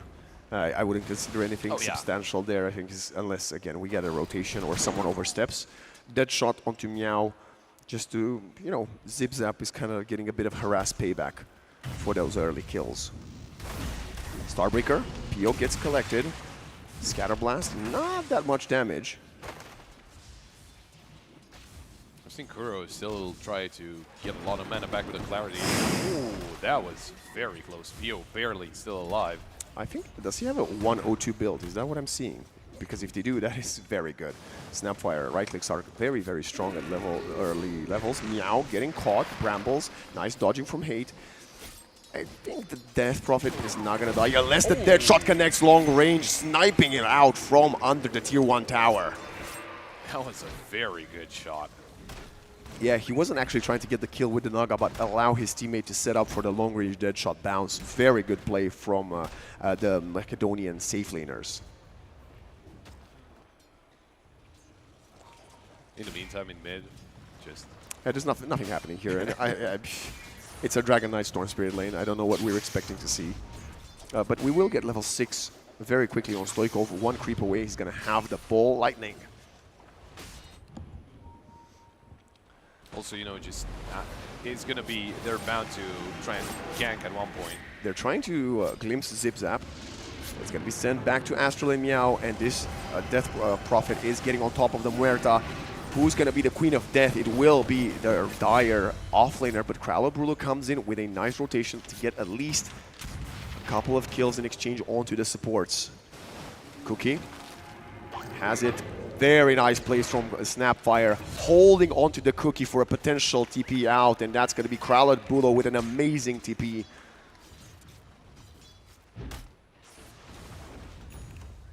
Young G, level 6, Dragon form. It is the Frost Armor Dragon, by the way. I love that the buff is called Dragon, and it says on the tooltip transform into God Dragon. Kid! He's not getting out of that one. That is the one disadvantage when your support has to TP bottom and for some reason not coming back through the twin gate. I don't think he had the mana for it. That means your offlaner is alone and could get punished. Ursa more than happy to finally get a kill as she was falling behind in last hits. Oh, that is a very interesting ward. They're going to observe a ward right next to the secret shop. Yeah, I think we've seen this a few times in the tournament, especially in the first 15 to 20 minutes. It's an unconventional spot somewhat that can spot rotations to gank top from the Radiant side. Godkid and Astral will find the Wisdom Shrines. We have a Disruptor coming bottom. Muerta, caught by the Brambles. Thunderstrike on top of her, the Ursa does die top. They have the glimpse if needed. Crit Swarm. He is manning up, but he is running out of hope. He's running out of chances. The damage isn't there, and now Hate is alone. 1 versus 4. Would love to find something back, but the Dragonite comes in. Dragon Tail, Dragon Form, and that's a second kill going for the Belarus squad. Youngji with a great rotation. This is going to be potentially a push for the tower, although the rest of the team is quite low in HP. Both him and Stoikov tried to do the same thing. Young G went bottom, Stoikov went to the top, but there was no one there to kill. Then now, Pio could be a target, but, well, Stoikov's out of there. It was just unfortunate. I think Pio died already. I think Pio died off screen. He might have been, but yeah. I think it was a little unlucky just with the timing of the try, right? Stoikov, interesting build. He's going for a straight Kaya, following the Boots of Speed. Snapfire is top, deals some damage onto the poor Disruptor, but Pio has level 6. He's now going to feel a bit more comfortable. He's got 2 kills and 1 death. Level 6 Solar Guardian for the Dawnbreaker. Oh, Kralatulo in a lot of trouble, almost gone, and he's going to be thrown back. It's Pio. It's actually, well, it's Kuro on the Disruptor with the perfect glimpse, but... I mean, Pio did the final, did get the final blow, right? Yeah. It was his name in the kill feed. That's what matters, right? So far, I love this little shredder usage from the Snapfire. Muerta going for a Maelstrom to farm, only level 5, a very slow start for him. Meow, level 6 on the Death Prophet. I mean, it is expected from the Muerta. She died twice in the first minute. Yep. That was a massive issue, but somehow still ahead of the Dawnbreaker and the Dead Prophet. Well, in net worth. In net worth, Not of course. levels, yeah. She has 2 guns that she can use to farm, that's why. Oh, there's a smoke. And an amplified damage. Never mind, he actually has threads, not a straight Kaya. Ignore what I said earlier. Astral, yeah, Astral's and dead. they've got, yeah. Oh, maybe he's not. Fine. He's fine. I mean, they're fine by getting the kill, that's what I meant. Okay, there we go. Stoikov getting that kill. Meow, I don't think he was spotted, so he should be safe just hiding there. Yeah, they're going to siege the tier 1 bottom. Meanwhile, up top, I think we should get some pressure going from potentially the Dragonite. No, the Dragonite is currently mid, pushing the wave. Tier 1 bottom, getting right-clicked hard by this trio. Oh, there's a TP. I don't think Hate spotted it. No, Last hit? No, they didn't get the last hit tower. They just allowed it to fall. Okay. Glimpse. Catching the Muerta again.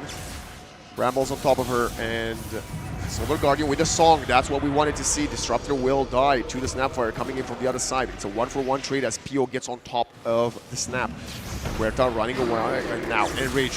One man fighting. Pio needs his team to kindly join him a little bit faster. Starbreaker will get onto the Ursa, and the Ursa gets killed. Now the action continues. Zipping in Meow, eating a ton of damage. The Siphon is not sufficient. Godkid, a couple more right clicks will get the job done. So far, Macedonia has the lead. Bedlam turning around onto Hate and Stoikov. We got Youngji with the blink, and Stoikov just dies. So does Godkid. Now Zip Zap alone needs to stay alive. Little shredder rotation from the Snapfire who respond. He has the blink in 2 seconds. He wants to go for it. Youngji. This could be a great play, or it could also be suicidal, so he goes against it. In the end, it seems it was overall a 4-for-4. And the goal change actually equal. Wow. unexpected, but you know, both teams are going for a very prolonged team fight in that bot lane. PO doesn't have a reach for 7 seconds. Starbreaker Electric Vortex set up, and he is done. Third death of the game. All this time, it is Young G leading the network charts, sieging the tower mid alongside his siege grip. Minute 12 power rune. Hate is in top. The power rune will be bottom, and look at Young G blinking in. They gotta go for the Naga Static Storm onto both of them, and they get caught. Stoikov now, the kisses are coming in, but the Bedlam damage. Stoikov is gonna get out onto the high ground and going back in to get Astral. Terrorized, dodged by the Ball Lightning. Glimpse only onto the Naga. That was wonderful from Stoikov, even though he was blinking into the Disruptor, able to get away, then go back in. And before the Terrorized comes in, he just blinks away. Yeah, exceptional play for him. One of the most skilled laners and mid laners actually we have in the tournament. Not a surprise to see him on the grandest of stages. So Young G's going for an Orchid. Actually a Bloodthorn, I think. Orchid first, of course. Orchid, yeah. It's going to be a second way to deal with the Storm Spirit. If the Dragon Tail is not sufficient, the Orchid will follow through. Because I don't think you want to build a Yule's, and by the time you're going to have some sort of Dispel item, the Storm Spirit could get caught multiple times. Murta's got her Maelstrom, and she is farming. Ursa still quite a way off for the Battle Fury. Well, not only she is farming, but she was battling Stoikov for the second place in terms of net worth. Judging by how she started, right, with 2 deaths off back-to-back, that is very good. Coming back that way is very, very good. And they're split down the middle in terms of net worth as well overall. This is a grand final game. Everything is equal. Blade Mail done for the Dawnbreaker. Death Prophet, I'm not sure which build she's going for. I think the Aghanim Scepter is so strong on the hero that you must get it no matter what. Maybe have a pit stop for a Blade Mail before. We will have to wait and see what approach she takes. PO will get his camp blocked by a Naga Illusion. A very annoying play from Hate. Wow. That has got to be one of the, I don't even know what to call it. Just frustrating. Yeah, just annoying things that could happen. Meanwhile, the Wisdom Runes get traded by the opposing offlaners. Yeah, it is not going to be the Axe first. Okay, 600 gold away from Meow. 3, 2, and 6 at minute 14 and a half. Young G still trying to find something with his Invis. He is under a sentry. Blinks in. It's going to be Crown Brutal getting caught. He's going to cookie out. The Crown is on top of him. And the chances of escape are close to none. Right click, long range from Astral. Another kill going the way of Belarus. Wow. Is this going to be a Mjolnir into BKB from ZipZap? Does seem like it. Have we seen ZipZap play the Muerta this tournament? I don't think so. Not on stream for sure. I actually think we only saw one Muerta overall. I don't think it was them. Battle Fury completed for the Ursa, of course. Makes a lot of sense. He's going to be farming for a little bit here just to get his net worth up.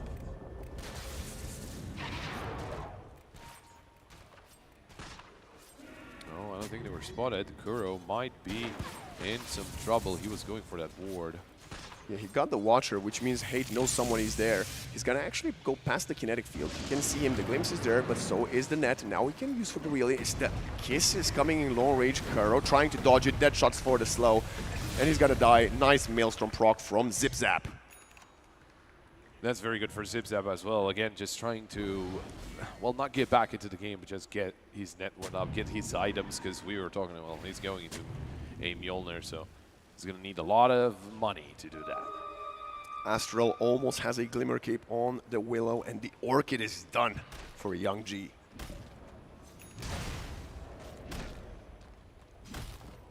That is for sure going to be helpful whenever the Storm Spirit comes in his way. Gets in close. Well, you're silenced now, so you're not going anywhere. Oh, smoke there. They are going for a play towards the bottom part of the map. The scan is actually in between two players. They want to find someone with that Orchid reveal.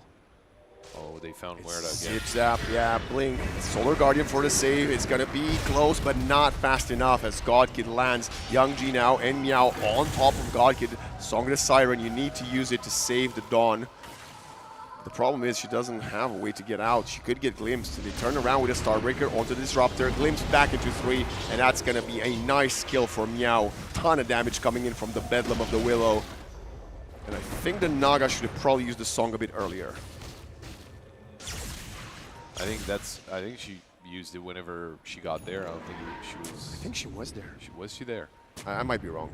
They got a tier 1 as well off of it, so yeah, maybe, you know, I mean, getting the Dawnbreaker and the tier 1 is and the Muerta. And the Muerta was. That was down. a bigger one, actually. Yeah, it was a bigger one, but it seemed like she was going down anyway, at least in that situation.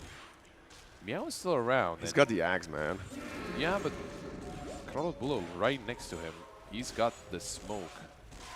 I think Meow is more than confident. He's got the Exorcism if needed. Stoikov is going to jump in. Kisses. Good setup with a Vortex. Nice silence from the high ground. He will probably still die.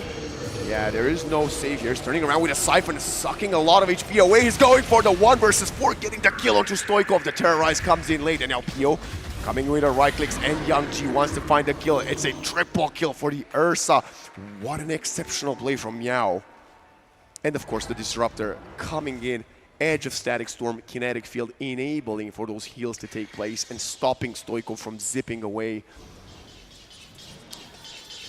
Very well managed there by the side of Belarus, but the thing is, Muerta was not with them, right? She died a little earlier. She's focusing on just farming up as much money as she can and get as many items as she can just to be a lot more helpful. That was effectively a 4v5.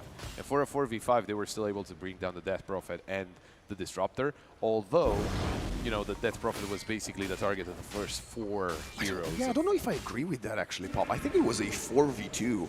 That 4v2? you couldn't kill the 2, and then they got back up. I actually think that was the problem. She was alone, like you mentioned, right? You needed to burst through her a bit sooner, and, you know... Well, the Siphon kept her alive for a very long time. It's part of the drafting phase, right? That it is. We had the perfect silence, stopping the kisses. Maybe the Snapfire shouldn't have been so close, right? The Death Prophet can silence you if you use the whole amazing long range of the kisses. BKB up next for Young G, who's going to go farm to top to farm the wave. Stoikov, 100 gold from having a Black King bar and almost level 15. The Aghanim Scepter for Godkid is very slow. His progression in this game is considerably worse than what we've seen from a lot of Dawnbreakers this tournament. Well, we have seen a lot of BKBs planned. Pio walked for both of those teams. Past the word, took the Twin Gate, which signals to the Radiant side that they want both Belarus wants to take the Tormentor top. I don't think they're coming to contest. Meow and Pio will take it. Yeah, it's too late. And Astral finds the extra brambles on the Cursed Crown. A very good spell, especially because it pops the brambles even when you are dispelling it. BKB now for Stoikov, Regen Bottle in. That's why he's right-clicking so confidently. Hate actually gets the right-click last hit with the illusion.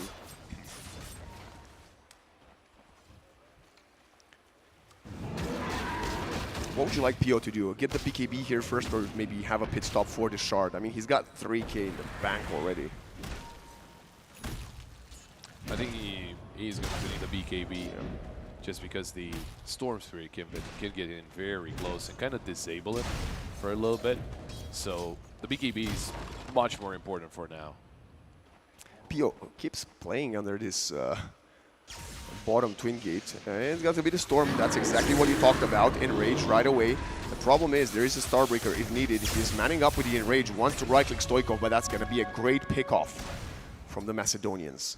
Exactly what you mentioned, that BKB out could have been a bit more possible. Dragon Knight getting his BKB as well, very close to it, so There we go. The fact that they take down Ursa is actually pretty good because they're going to take away some of his net worth and at the same time get some money for themselves because he was right next to the Dragon Knight, if not even richer than him. Yule Scepter fully done for Kralot Bulo. I think his name is actually Lubo or Lobo. I think Lobo. Yeah. Sanj and Kaya almost done for Stoikov Storm Spirit. Zip Zap. Finding farm everywhere. Actually second in net worth, overtaking Pio. BKB on the Death Prophet. That means we're gonna have, in about 2 minutes, 3 BKBs on the side of Belarus, which is gonna be go time for them. Dragonlance first, before getting the BKB completed for the Muerta. That's gonna give her a bit of an extra range that she needs. AGS for Dawnbreaker. And the smoke for Team Belarus. There's a Children on the Ursa. They're not waiting for Ursa's BKB. They want to go now. They have 2 of them, and they're going the right direction to find Zip Zap. Don't forget about the Dawnbreaker. 8 will break the smoke. Nice. Jumping in, actually hits the Bramble and glimpse back in. The Naga Siren will fall, but that's a good thing for her because if she dies, it means Zip Zap stays alive. I do say that, but they got the blink, and that was mid-TP. The Muerta gets orchided. Young G on her tail, and Zip Zap has no chance of escaping. Another silence, resetting it, and the carry of Macedonia falls. Rough, especially after Muerta just trying to farm up. Didn't lose too much. There's the BKB for the Ursa. Now we have the 3 9-second BKBs for the Dire Squad pop. This is going to be a very dangerous couple of minutes for the side of Macedonia, who's still trying to find some more of those very important items that they need to be able to jump into these team fights. Stoikov is pinging Young G. Going in, Zip, blink away. Great reaction. Kralobula was right next to him as well, just to try and help him out, but that blink dagger just saves his life. Shard into Basher seems to be the name of the game. Blink into Shivars for Meow, who almost has level 15. Will find the haste rune. Some more drawings. What I liked about those 2 teams, and especially in the lower bracket final as well, it is something that we haven't seen in the previous games, and it's that duel for vision in the enemy jungle. It hasn't really happened in this game so far. I mean, the wards are generally in your own jungle, but they're just going for Roche. Yeah, there is no way you want to fight this. Even if you would struggle. There's Exorcism popped, and you actually know it's just his Shard. Exorcism's still available. So they're gonna use Exorcism with the Ursa Aegis to start sieging some more of the Radiant Towers. We got a split push up top. Stoikov trying to make some space for his team. He is going for the Witchblade next.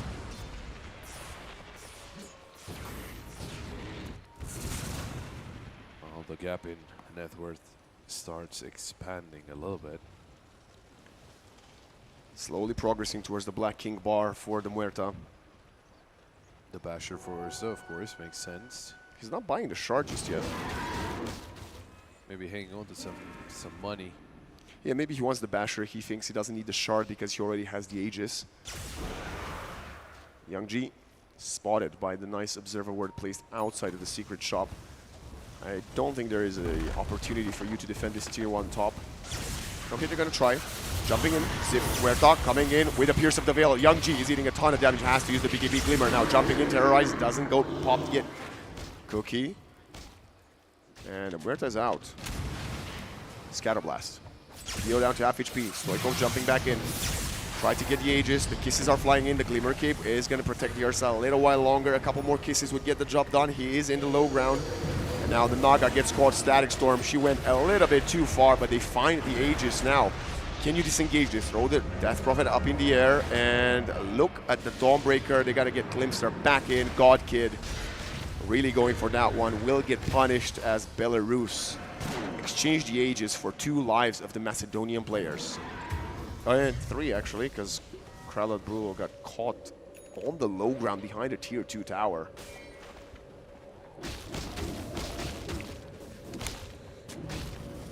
Very, very rough situation right now. Not a fight that you wanted to be a part of. Trying to take down the Ursa, and you are technically able to take her down, but then the Aegis comes into play, and she's back alive, and you are not. You're actually down on the ground, looking at the sky, thinking, well, that wasn't maybe the best idea. At least they got, you know, at least they got that. It's a 50-50 chance by Dota Plus right now, and I think they might be judging someone as not a... Yeah, it's slightly skewed. I don't really understand why. I think Belarus definitely has the upper hand for now. The DP is Nakor, maybe? Beats me, I don't know. Or the Dawnbreaker. Anyway. Obviously, after the Basher, it's time for the Abyssal. Well, Shard first. Shard first. He's been bypassing the Shard because he had the Aegis, but now that the Aegis is gone, he's gonna go for the Shard. Yeah. Arcane Rune for Stoikov. 14 Galvanized stacks for him. Also has the Whisper of the Dread. We popped a vast Gale Guard for the Death Prophet. That's gonna protect her even further and increase her range. How far are we from a Blink Dagger on Hate? Wow, Glimmer Force Staff. This is a pretty happy disruptor. Dragon Knight has the Bloodthorn that you were telling us about earlier, Pop. And I think Macedonia is quite happy because killing that Aegis halted Belarus from trying to push for the towers. And yeah, they want to play for further and further. Macedonia realizes they are behind right now, and the longer they can prolong the game to get some more farms on the Muerta, the better. Blink into Hex for Astral. I might be wrong, but is the Dragon Knight going for a Satanic? It probably is. That seemed to be the case. It's a massive smoke. For both teams. Oh boy. Level 20 on the Dragon Knight. Kralad Brulo on the low ground is gonna get caught. Zipping in onto Yangji. Off the BKB onto Stoikov. They want to have the fight. They have the Solar Guardian coming in, turning their heads onto Meow. They want to kill this Exorcism Death Prophet, but they're not finding enough damage. Now the Kiss is coming in, separating the Belarusian squad. And now look at Pio jumping into Zip Zap, but the Pierce of the Veil is there. Stoikov gets caught at the very edge. That's a nice Song of the Siren. Everybody is disengaging. A lot have been used. Bash onto Hate. Can he get out? The answer is no. But he will be the sole casualty of that entire exchange. As I say that, actually Meow goes even deeper. This might be punished. Can we get a Starbreaker in? The answer is no. Glimmer to protect the Prophet, and now the Ursa finds the kill onto Meow with the help of Godkid. Alone falling double for Young G. I'm ecstatic. Oh, that Song of the Siren was so good. I thought they would manage to disengage. Only losing the Naga, but the pursuit continues, and Meow sacrificed himself to find 3 other heroes for Macedonia. Now the towers are under siege again. 3 BKBs used on the side of Belarus though, so that's gonna be those 9 seconds BKB gone. First tier 2 will fall. That means the Fortify will reset. Pio is going for that Abyssal. The Dragon is going for the Satanic, and they are so fat. Stoikov staying alive there, but he can't. So far, he hasn't managed to find the impact because these 3 tanky cores of Belarus are just standing up front, which allows for the Willow and Disruptor to play from far away and control the team fights. It is also just, it was very nice of him, right? His teammate gets caught up, he blinks into it instantly, comes in to help, but he was kind of alone and everyone is going to focus him. At the same time, you know, he gets silenced by the Disruptor as well. I mean, there's not an easy way to be playing these kind of matchups if you're Storm Spirit or Dawnbreaker as well, because you're going to get brambled every single time you come in. I don't know if Zip Zap had the chance to use his BKB in the fight. He might still have 9 seconds on it. We have a bit of a attempt at finding someone here with the Disruptor Glimpse. It's actually Stoikov, and Brutal gets caught. And he's the one getting Glimpse back. PO finds another, which is going to open the Tormentor. Actually TPing bottom, they want to step on it. They want to set up for someone else. Godkid seems to be under Observer Word, and he just used the Starbreaker, taking the Watcher. Blink, stun, Bedlam. Blade Mail or not, he's dead to Young G and Astral. Great call from the IGL. Kuro gets the shard as PO solos the Tormi. 31-16, and Belarus are having a strangle on this game as Pop Macedonia is really facing down the gun of the barrel. Yeah, that gap in terms of net worth is really widening. I mean, 15,000 at this point for Belarus. Almost double the kill count. And there it is, the Satanic for the Dragon Knight. Going for a Crystalus is Muerta. Some interesting items that they are actually going for.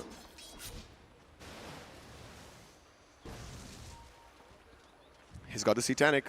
He is a massive dragon. Well, he's Dragon Knight now, but he turns into a massive dragon.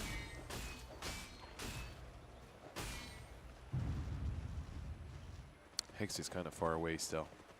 Stoikov wants a Lincoln's. He needs it to, well, against counter the Blink, the Abyssal, the Dragon Tail, at least one of those pieces of utility.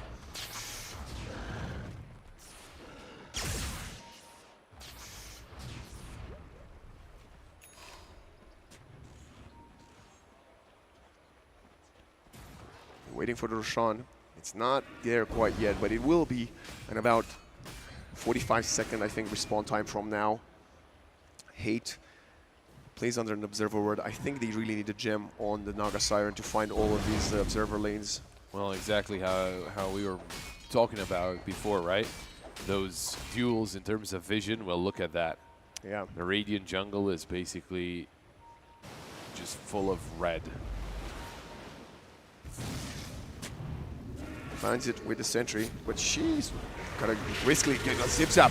He's getting jumped on. They have the turnaround. Solar Guardian, that is a missed Static Storm. They're really focusing Youngji. He's taking a ton of damage, but so is Godkid. Zips Up, standing his ground, really tries to find some damage, but the cores are so big.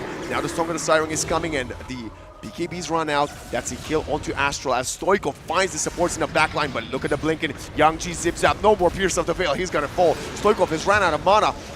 The Dawnbreaker out of HP. No more Song for Hate.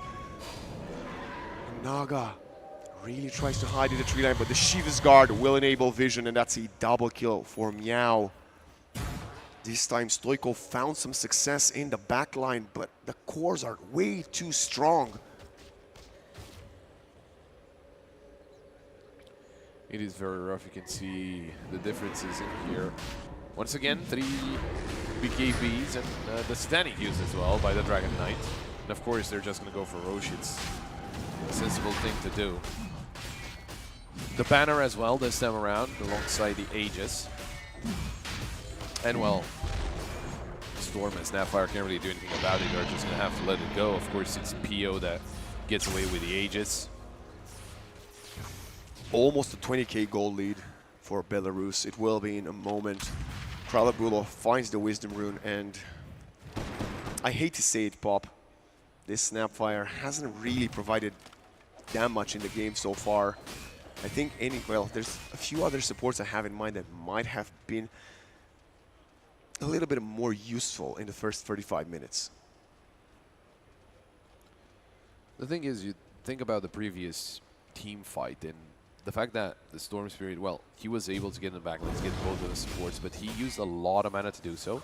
And his teammates were dying while he was doing this. Muerta went down, Naga went down, Dawnbreaker went down. And if they're somehow able to kind of stall that duel until Stoikov can deal with the supports in the back, then maybe he can come in and help them out as well. Because I mean, he did, but he ran out of mana, right? Yes, but the team fight, all things considered, the goal difference, the kill difference, it was not that one-sided. Of course. No, but 3 of those kills were 2 of the carries. And I don't know what damage is meant to come from. They are playing from far behind. The Muerta is really trying to catch up, and she's getting jumped on every single time. She is gonna use the Pierce of the Veil. She's gonna connect, misses the dead shot, but they have the Vortex in. They're really trying to turn on to Pio. The BKB is keeping him alive, half HP down. Blink in from Youngji onto Zip Zap in the backline with Solar Guardian is still there, but the Naga Siren will fall. They're focusing the Aegis, and the Ursa is down. They're going for a bit more damage. Youngji down to half HP. The Terrorize pushing Zip Zap away. Now we have the Exorcism in between the triangle. The Glimpse is going to be there, and the Muerta still running with the BKB. Stoikov really wanting to halt this pursuit. They have a dead shot enemy all near. She needs to connect. She needs to cancel the BKB. The Blink into the silence. The Bash doesn't connect. Pio is a bit too deep, but he does have the Shard. He gets out. They lose 3. They only find the Aegis again, and now Youngji and Meow with the Dragon form, with the Exorcism, are sieging the high ground. Their situation, no buybacks. Zip, Static Storm. They did not catch him. It was a fun attempt from the Disruptor, but the melee racks will still fall as Belarus continue to extend their lead. Oh, the Naga actually used buyback at one point. She's got it on cooldown. Well, that's going to be a big issue because die back in the team fight for her. From here on out, they are going to be trying to hang on to some money for the buybacks. Blink breaks the Lincolns, falls back. Dark Willow actually got the Hex. That is going to be an incredibly strong piece of the attack of Belarus, who at least will be content with, oh my god, if you look to the right of your screen, we have the Aghanim Scepter Static Storm for the Disruptor. It only keeps getting worse for Macedonia. 20 kills behind, 25,000 gold deficit. The refresher for the DP as well. And there's a smoke. Belarus knows they have all the tools they need. They don't want to wait for the next stages. They want to find someone. Oh, a bit optimistic from Youngji. A rare mistake from him.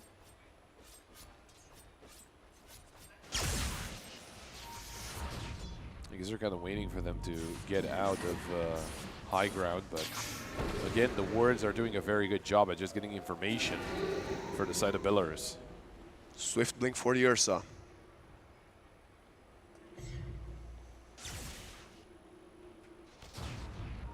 Stoikov is the one getting pinged. He is currently playing very far away from his base. Keeps on zipping.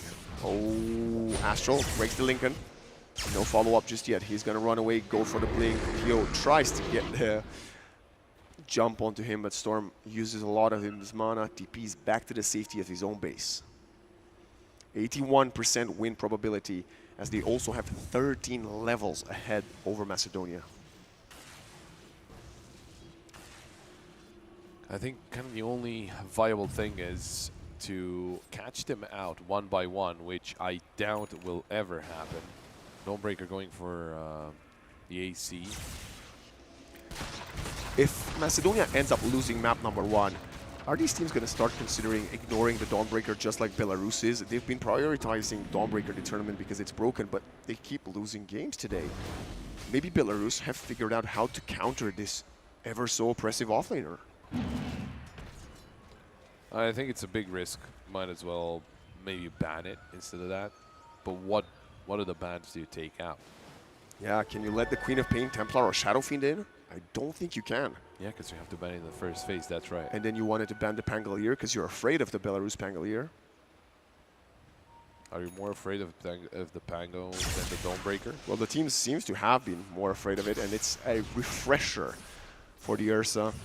I mean, she wasn't dying before. Now she's going to have double BKB, double Enrage. Oh, Stoikov. Stunned. Hexed. Solar Guardian to keep him alive. Can he get the BKB zip out? He's going to do it. God Kid, though. This means he has to sacrifice himself to save his mid laner. Bash from Pio. 80 seconds, no Dawnbreaker. Keeping the Storm alive. And the gem on your side. Look at Kuro. He's smiling. He knows how far ahead they are. Zip Zap wants to get a blink next.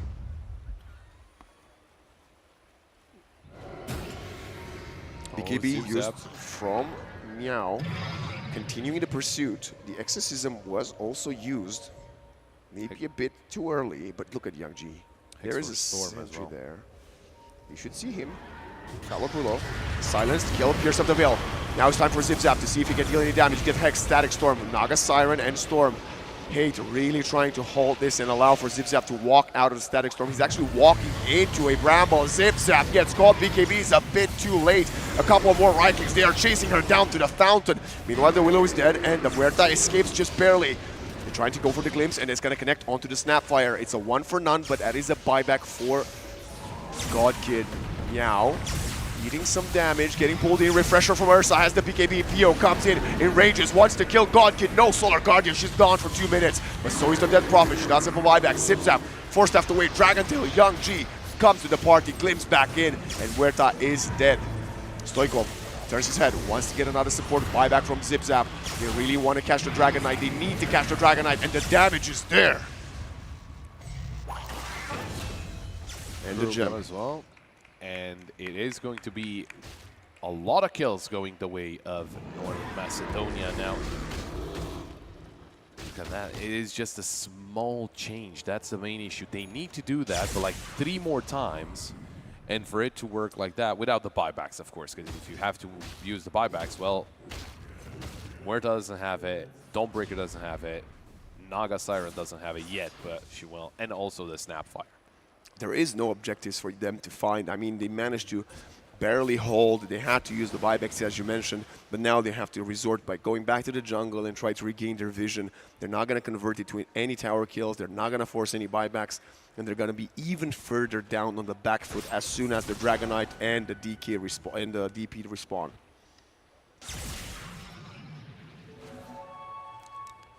They did such a good job in keeping ZipZap alive as much as possible. You know, the Naga jumping in, the 4 staffs, the cookies.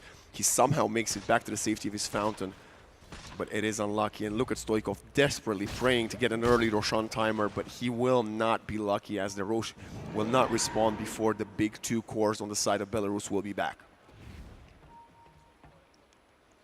At least the Storm has 25. They want it now, but the DK is back in 10 seconds, and they're not going to get it. Macedonia desperately needed that Aegis for the Huerta, as she does not have a buyback for 7 minutes. I don't think there's anything else you can do, to be honest. Oh, and they're jumping in. Look at this. That's a massive kill onto PO. The Ursa's gone for 100. They want to go for Disruptor. That's a buyback. Young G jumping in. That's a perfect Static Storm. The Naga Siren really trying to buy some time to reel in. They managed to stick together, and the TP out, they managed to force out the Ursa, and that's a great escape from Macedonia. The buyback as well, that is crazy. The fact that there's a buyback from the Ursa that time, it is just perfect. Roshan hasn't spawned yet. I mean, the Ursa is back. The only one that's not here is the Disruptor. But can you fight it? Can you fight them in bed for Roche? There is no Exorcism. There is no Static Storm. It could be risky, but I don't necessarily see why not. I'm not entirely sure on the cooldown of the song right now. Is she level 21? This is a very big Naga, so I think the cooldown will be significantly lower than at one point. As Meow finds the Arcane. Another minute for DPO. Reverse score, 24 to 42 at minute 45. Stoikov has 5K in the bank. What is his next item going to be? That's a good question. Astro's got level 20 on his Dark Willow. Seen an A on disc. 14, 5, and 11 for PO. Almost breaking 500 last hits. Naga, 16 seconds until she has this song. She also, I believe, keeps money for buyback. Stoikov bought something. I think maybe a shard. Yeah, he purchased a shard and he's keeping money for the next potential fight where he might need to buy back and zip back in. 1,000 gold away from having a blink onto Kuro. That's going to be a whole nother level of problems on this for the side of Macedonia, as the Roshan is now respawned.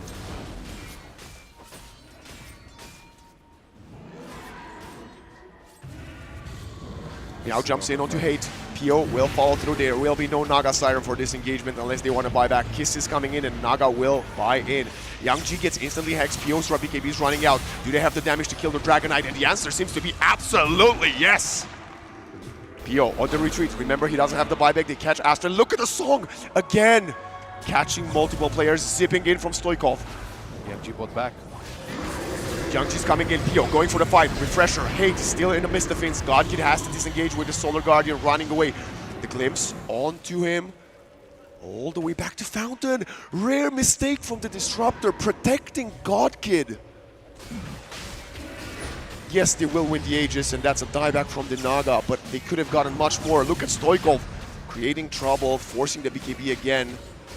Maybe he can steal the Aegis? Too late now. They're gonna try for it. He's going for it. It's Youngji picking the Aegis up. Zips up with the blink. Pierce of the Veil going for it. Pio is dead. He doesn't have the Aegis. Youngji has to stand his ground, but will lose his life. That is an Ursa without a buyback. Meow standing his ground.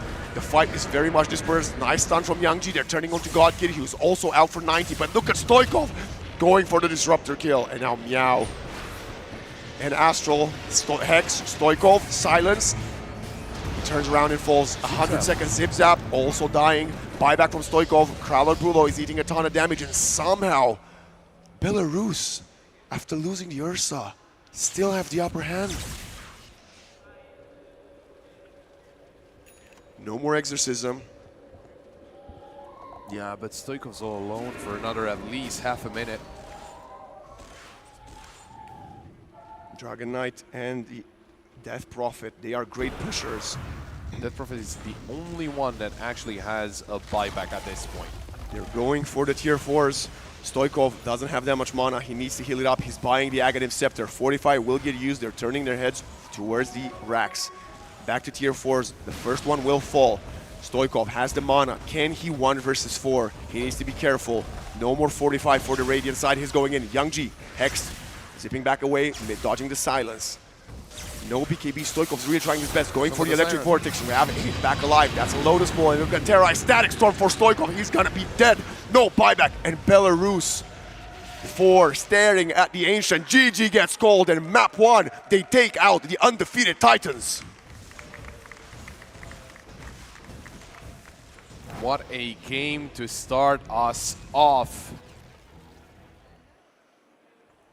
Speechless, eh? Well, going all the way back to the drafts, we did talk about how technically Belarus is looking a little better.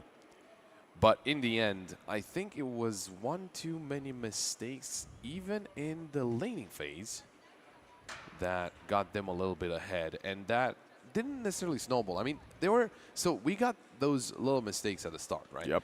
And then it wasn't that big of a difference in terms of, net worth or even kills, but small things did accumulate, and in the end, what they were fighting from behind, and even fighting from behind, this is actually insane. The fact that North Macedonia were down like 20k, and they were still able to make the fights competitive. Yeah, absolutely. It was very close fought, but the game plan coming in from Belarus was there. We're going to punish Zip-Zap at the beginning by killing him twice, which is indeed a very unfortunate thing to happen to a Muerta carry. He started off very slow, and his farming pattern was amazing. He caught up in it, but it wasn't quite meant to be, as the Dawnbreaker again had a few more glimmers of hope throughout the later portions of the game, but couldn't quite find the impact that we've seen from the hero up until today in the tournament. And now Belarus have beaten Dawnbreaker 3 times in a row just today. I really think you need to stop prioritizing the hero. Maybe if it's a good game, consider it. But right now, we need to see different offlaners. We need to see different game plans. And we need to get something more out of this offlaner that offers the AoE heal and the stun. But if the teammates die before you land, then you just feed your life away as well. A lot of counters as well. I mean, you're picking the Dawnbreaker into a Dark Willow and Disruptor. Into a Disruptor, and that was rough. And when the Disruptor got the Aghanim, well, it was not looking good for the Storm Spirit. But with that being said, that was only the first map of this grand final. We've got at least one more, and we've got 2 outcomes. It is either going to be Belarus walking away with a clean sweep and becoming the champions, or North Macedonia getting us to a 3rd game. We will find out right after the break.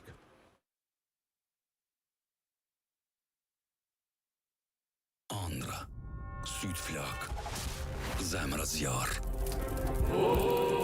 Kosov, a ty ko andrat nisën ekranet vogla. Ne urritam. Viljoajan beetin sämä. Muunas meursu. Muunas meuthy. Fitueset. Ata nukdiin meudorsu. Ata kapin maajat. Se synimiast. Vetsnalt. Heraint itakuem. Herain ubanam vet. Kosov. Atyku tåkamer frun andrat marin hav. Haideta diegim arenan. Tash. Astkoa.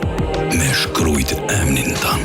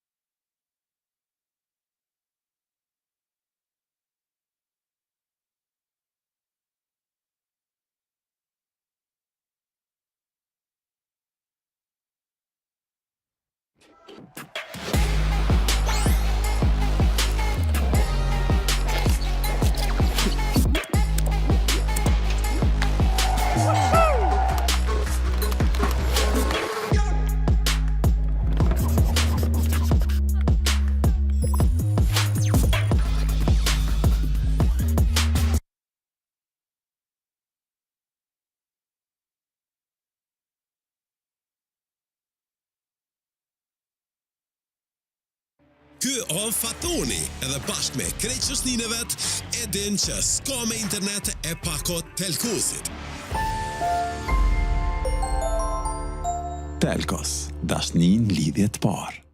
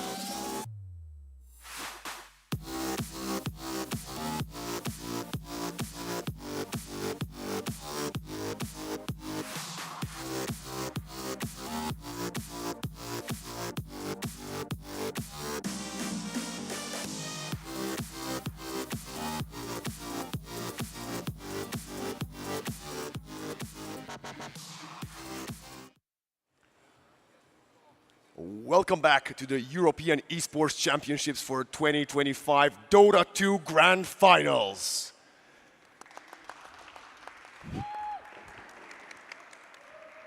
Two teams, one of them is a game away from becoming champions, taking the beautiful trophy and lifting it above their heads, and that team is Belarus.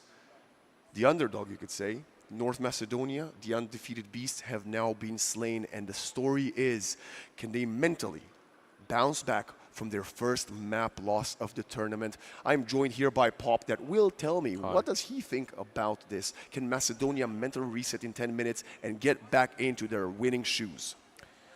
Well, with the experience that they have, they certainly should, right? Because that is the way to go about it. You can't really cry over spilled milk. It's over. You get over it. You look forward to the second game, which draft starts right now. As we do see that little white dot next to Belarus. They won the first game, but that doesn't mean that they're going to be 100% the champions. We already get the first ban, and that is the TA.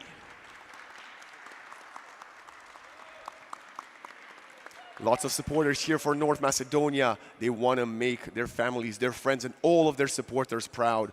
Of course, here at EEC, it's a lot about national pride. It's a lot about, representing your home country on the international stage. Dark Willow, Shadow Shaman out, Puck taken out as well. This time, Belarus, the ones to ban it. It's interesting since they had first pick and they've previously prioritized first picking the Puck.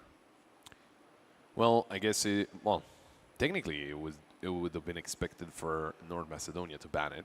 So yeah, that might be a little unconventional, the fact that they go for the ban, because otherwise they could have picked it, right? But maybe they don't want to go for that. We do see the SF ban, which is completely understandable. But the Willow, if you ban the Willow now, you have to choose. Are you going to allow your opponents to first pick Queen of Pain, or are you going to ban it and then give away your other permaban? That's the big question mark. That's the conundrum here for North Macedonia, and they're going to start burning some of their reserve time to make this decision. They also had about 10 minutes outside to think, okay, do we care about the Dawnbreaker? Belarus clearly doesn't prioritize it as much as we do. It is a tough decision. You feel like you would benefit quite a lot from a lot more bans, but of course that it doesn't really work like that, so yeah, it will be banning the Queen of Pain. I mean, Queen of Pain is just that much better than whatever else they could have picked. Of course, yeah. So this is gonna leaves us with a lot of things. It leaves us with the Naga Siren, the Dawnbreaker. Finally, the Dark Willow was banned. What other heroes do you think they should prioritize? That is a tough question. I think, well, there's a lot, right? I don't think you want to go for carries this early, right? No, I don't think so. I mean, it's been either support or carry, the offlane and, support or mid. Yeah. It's got to be a Naga band themselves, and they picked a Bat Rider. North Macedonia, they should have expected this. The question is, how are they going to counter the Bat? We saw many things tried. The Oracle, the Demon, not so much. The Bane, a little bit. The Vengeful Spirit. And North Macedonia has to decide which ones of them do we want to get. Is there any other hero that we want? Do we want to go back for the Dawnbreaker even? Do they still believe in the hero?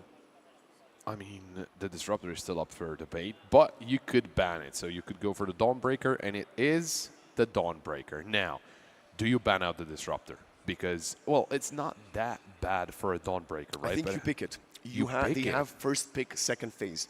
I think if you don't want to ban it, you either force Belarus to ban it or you steal it from them. And you're going to open up with a Dawnbreaker Disruptor. Then you'll see two of the other heroes of Belarus and try to round up with a few more. I think that's the way to go. But Belarus says, nah, we don't want none of that. We understand what you're planning to do. We're not going to fall into your trap. Great approach from them. And taking out the Disruptor, which would have also countered the Bat Rider a little bit. So I'm not surprised. I was thinking, yeah, because you would have gotten the Disruptor. What about the Venge, right? And you could have gotten to supports at this point, right? But Venge is not the strongest hero in the current meta. We've seen it multiple times played. No, we've seen it like as carry as well. We've seen it as a carry, we've seen it as an offlaner, we've seen it as a support the tournament, and it has mixed results. I don't think it's a hero that you should put as much value as you can onto it, especially if we don't know if this is going to be Young G on the Bat Rider or maybe a support for someone like Astro.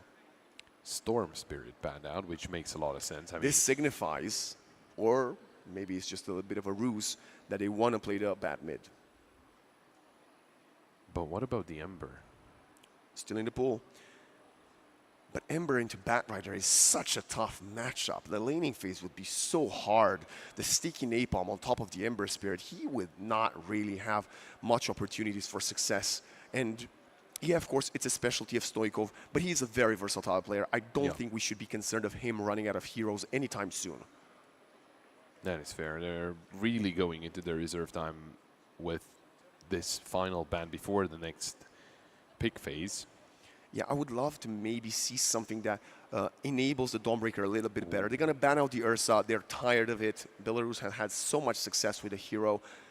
Yeah, just completely taking it out and maybe allowing for another zip-zap hero that is not going to get countered by the Ursa as much. Although I still think the Muerta was a very good pick to face that Ursa. It's just there are other people and the other players, the other heroes next to the Ursa is what really punished the Muerta. And of course, the double First Blood back-to-back in a minute. that was a big problem. I mean, you're losing a lot by that point. And, well, kudos to ZipZap to come back from being so down, right? Starting off so badly and then coming back, actually being a contender for actually the top net worth, if I'm not mistaken, maybe the second. Yeah. And it Tusk. will be the Tusk, but, well, you don't pair anything right now with it, but... Yeah, this just give is it a general Tusk idea. save. Tusk is also quite good versus the Dawnbreaker, so it's a bit of a steal pick. Tusk Blink, save the lasso target, or maybe Tusk Blink Walrus Punch to stop the Batrider from lassoing your core away. It's also someone that can enable a range carry to have a lot of impact. At the same time, could go for rotations and maybe get a gank in mid. I love the Tusk, a bit less played in our tournament compared to others, but I think it's if the support duo is going to be comfortable with it, it's a much better choice than the Snapfire we had in game 1. I mean, I would really put Snapfire, like, not really a lot of impact, but... That's what I'm saying. So, I mean, yeah, it's better than that. Yeah, it is. It is better. It did have a little bit of impact. I think it had a pretty good kit for the situation presented, right? She could have been in the back and then just throw everything. Wow, is this bringing going to be a down the Mirana Ogre? We saw it in the second game of the first series, and they faced the Dawnbreaker completely. Annihilated Kurt from Turkey. Or are they just going to be... They can, and that Ogre will get some extra speed for the Batrider as well. This doesn't need to be a Mirana carry, though. It could be. It doesn't be. It doesn't we could get a Blink Lasso standing still into a Sacred Arrow. A nice niche type of approach from Belarus that they could deploy. But, I mean, it worked as a carry. Why change it up, right? So far, there's nothing on the North Macedonian side that makes us think the Mirana should be scared based on the way PO has ran it. Yeah, but I'm just thinking they are taking a pretty long time of deciding maybe it's not the Ogre, or maybe they're just thinking about another peak. It will be the Ogre. There we go. So there's the duo that might be a little scary. Is this when you pick the Zip Zap Terrorblade? Because if you don't do it now, it will be banned out before the final pick. With that being said, North Macedonia has the overall last pick, and we saw Zip Zap try with a Muerta. It was a good pick. Didn't work out for the reasons we mentioned. Or do you want to allow Stoikov to have the final call, see what he wants to do?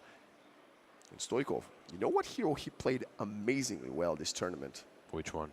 Many of them, but the one I have in mind right now is that Invoker. Ooh. I don't know how well the Invoker fares versus Batrider in mid. I think Bat is one of the strongest laners as a mid right now. So maybe that's one of the reasons he would stay away from it.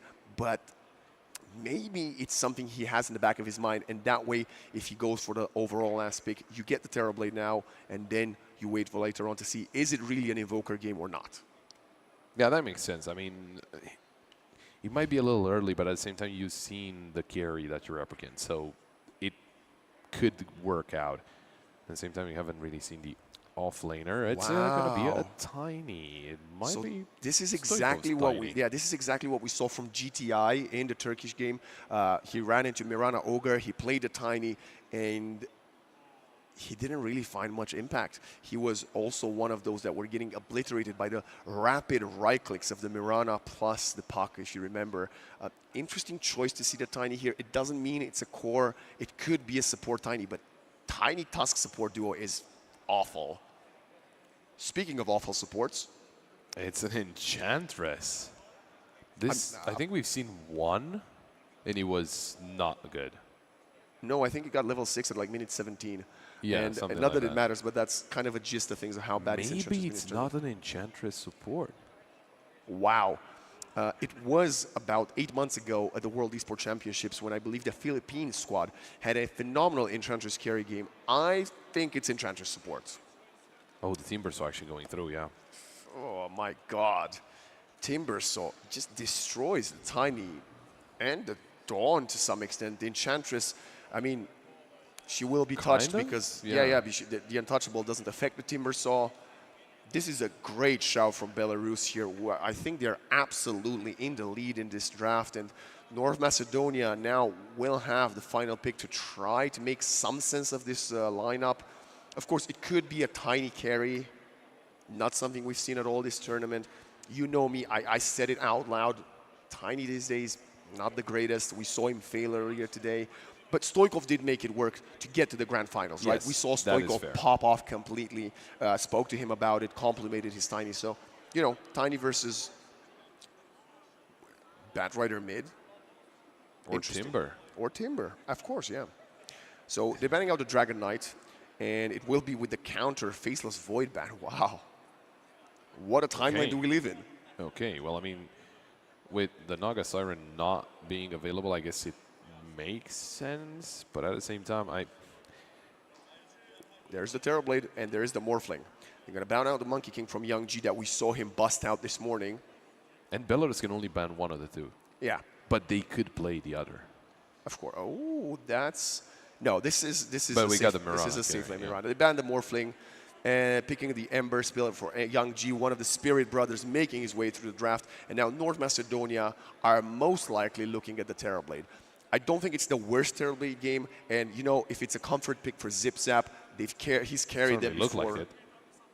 Sorry? It looked like it. Yeah, it looked like a comfort pick for him. I think North Macedonia should keep it simple there. I know, again, it's not the best of games for a Terrorblade, but it's also not the worst. And why complicate things? You are one game down in the grand final, one more hiccup, and you are done. North Macedonia really wants to bounce back in the series, and it is going to be the Terrorblade, as predicted. Well, ladies and gentlemen, what do we think of the draft? Do you think Belarus has what it takes to become the champions? That's crickets. No. But no. what about you, Pop? Do you think North Macedonia is going to take it to a game 3? I think they can. I think the draft is really interesting. I don't know about that Enchantress, though. Yeah, that it is is. a little weird. It's going to be hate blanket, so it's going to be a support. But I guess we're going to have to wait and see. I do believe that they can take us to a third game, not only because I would love to see a third game as well, but I do think they got what it takes. It's just... Yeah, it's just a little unexpected with what Belarus did go for, right? Because they technically have 3 potential mid laners in their draft. Of course, it's going to be the Ember Spirit, because obviously. But we're gonna have to wait and find out what's going to go on with the second game of the grand final of the EEC. Yeah, I mean, I love, you know, Tusk plus Enchantress will be very good at rotating and maybe going for ganks to punish Young G, as Stoikov will potentially really have an edge over the Ember Spirit in that matchup, especially with the supports that rotate. Ogre and Bat, they can come to the mid lane, but they don't provide as much to a potential rotation as the other two I mentioned. Zip Zap on his comfort, Stoikov on a comfort. God Kid, even in game 1, he did get slightly shot down, but still played a bit better than what we saw from Kurt in the lower bracket final. A bit of an unknown quantity here for the Timbersaw of Meow. Young G, truly a G on the Ember Spirit, so nothing to be ashamed of there. Pio Mirana's made it work twice. Is he going to go for the 3 times success with a hero? He's going to be enabled, but the Ogre Magi right-clicks, and I'm not sure I believe in this, but I want to see a game 3, so I'm going to choose North Macedonia in this one, just like you have, to take us all the way. Well, you know, even like if Mirana Ogre doesn't work, it ruins both of their win rate. Yeah, they're playing the 2 heroes with 100% win rate in the tournament, which they is... got 100% for a reason. Absolutely. Stats don't lie. And the stats say that Dawnbreaker lost 3 games today. Mirana and Ogre have won all already, so 1 more on the way as the second game of this grand final is now underway. We are jumping in with both teams smoked up. Let's take you through the facets. Enchantress has the overprotective Wisps. Dawnbreaker, Solar Charge, and Crash Landing Tiny for Stoikov's mid. Tag Team for the Tusk, Condemned for the Terrorblade. On the Dire side for Belarus, Twisted Chakram for the Timbersaw, Chain Gang for the Ember, Starstruck Mirana, Stoked Batrider, and a Learning Curve Ogre Magi.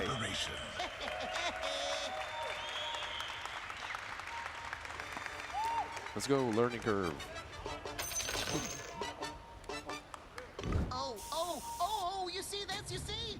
Oh, this is what I've always wanted. Oh, I'm so happy. Meow. Really wanted to put a show for us here with the Timbersaw. It's a pretty good Timbersaw game. That's a strange manner of conduct. This is going to be just, I mean, with the draft, like, again, you could have any of those 3, make it even 4, right? Because for Belarus, 4 of their heroes could be mid. I remember there was a time you could have played Ogre mid, right? Sure. No? I don't remember that. Maybe I was like off the game for a while. I don't know. Anyway, doesn't really matter. We're getting underway. They trade runes. It's 2 each, so there we go. There's the start. Stoikov once again with the pineapple tree, coconut tree, Yeah. palm tree. Palm tree, coconut Pineapple tree. for sure is not. I just thought about what I just said. Yeah, maybe just throw it in the chat. Go for a poll. Let's find out what it actually is. What kind of tree Tiny has? Do you like coconuts? They're okay. Up top, Godkid is going to have a tough time trying to find XP. We've seen how much he can get punished by the range combo. If you are just tuning in, this is the grand finals. We are 1 game down from Macedonia, Belarus, 1 step away from being crowned champions here at the EEC 2025. Stoikov got himself to level 2 already, so there we go, some early poke. No 3 anymore, unfortunately, for him. Not gonna be an easy lane here for Tusk. Dawnbreaker into Mirana Ogre. DB might have an easier time against the Battle Rider and the Timbersaw. Oh, Stoikov dangerously low. Needs to be careful not to get any more damage. Has the 3 back now, so a lot more damage that he can deal. Chain gang, searing chains. Youngji is not gonna get too aggressive. As I say that, we got Kralabulo on the Tusk getting caught up top by Pio and the Ogre Magi. Stoikov getting the range creep with the Avalanche. First blood going from Belarus yet again. But look at the bottom lane. That's why his name's Zip Zap, because he zips and zaps all those creeps. 10 and 5 already, shutting down the Timbersaw. 3-0. This Timbersaw can't really get close to the creeps. And Hade versus Astral, favorable exchange for the Enchantress because she's got the overprotected Wisps to heal her.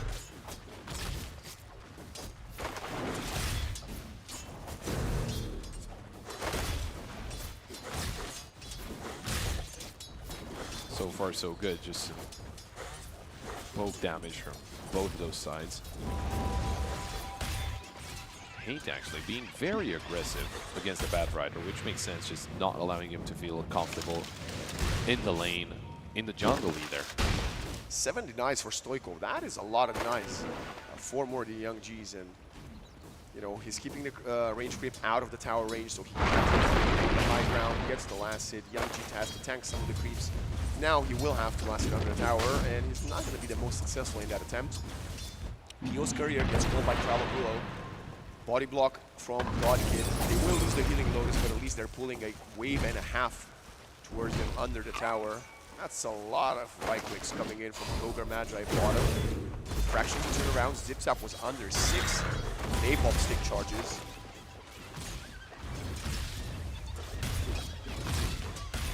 Hade was under 8, so oh wow. Okay, you know me. My 4+2s are not the greatest. yeah, there we go.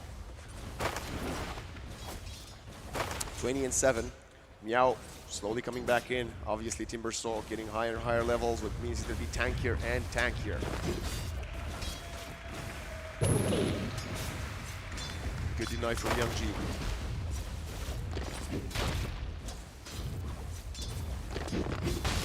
Fairly even matchup thus far.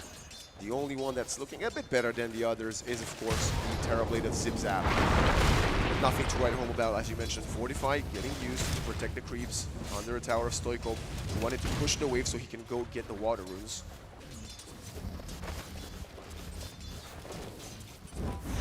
Up top, narrow escape from the Tusk. Godkid with the Astral Hammer, but the healing Lotus is going to turn Pio around. Godkid thinking is a bit stronger than in reality. He knew he didn't have another healing opportunity. Maybe he didn't expect all that healing coming in from. I think it was a Fairy Fire. A healing Lotus, I think. Or a healing Lotus.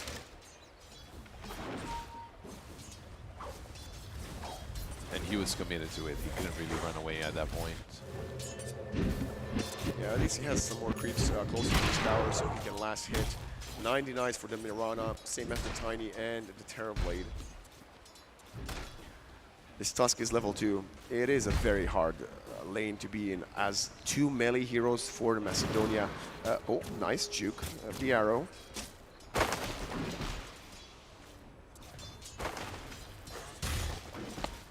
Status quo seems to be fairly even despite the 2-kill lead for Belarus.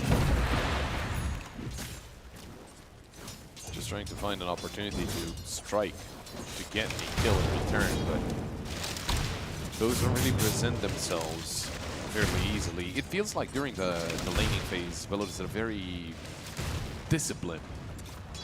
They're not really risking a lot. They're not really going for fights that they know they cannot win. But look at this. Olo. It's rough to get out of this, and he's trying to get himself denied. He will not be denied. It will be the Ogre Magi getting that kill. Luckily for him, he at least didn't die to the Ember Spirit. That would have been a nice boost of gold to Young G. Minute 6, it's gonna be Arcane Rune up top, collected by Stoikov. Hate is actually trading a lot in the river with Astral on the Bat Rider. I don't think the Enchantress is that safe for now. There is a big fight in mid that I'd love to see right about now. As Godkid is getting pummeled up top, he's alone, dodges the Sacred Arrow, and Astral falls as Hate gets a bit of assistance from the Tiny.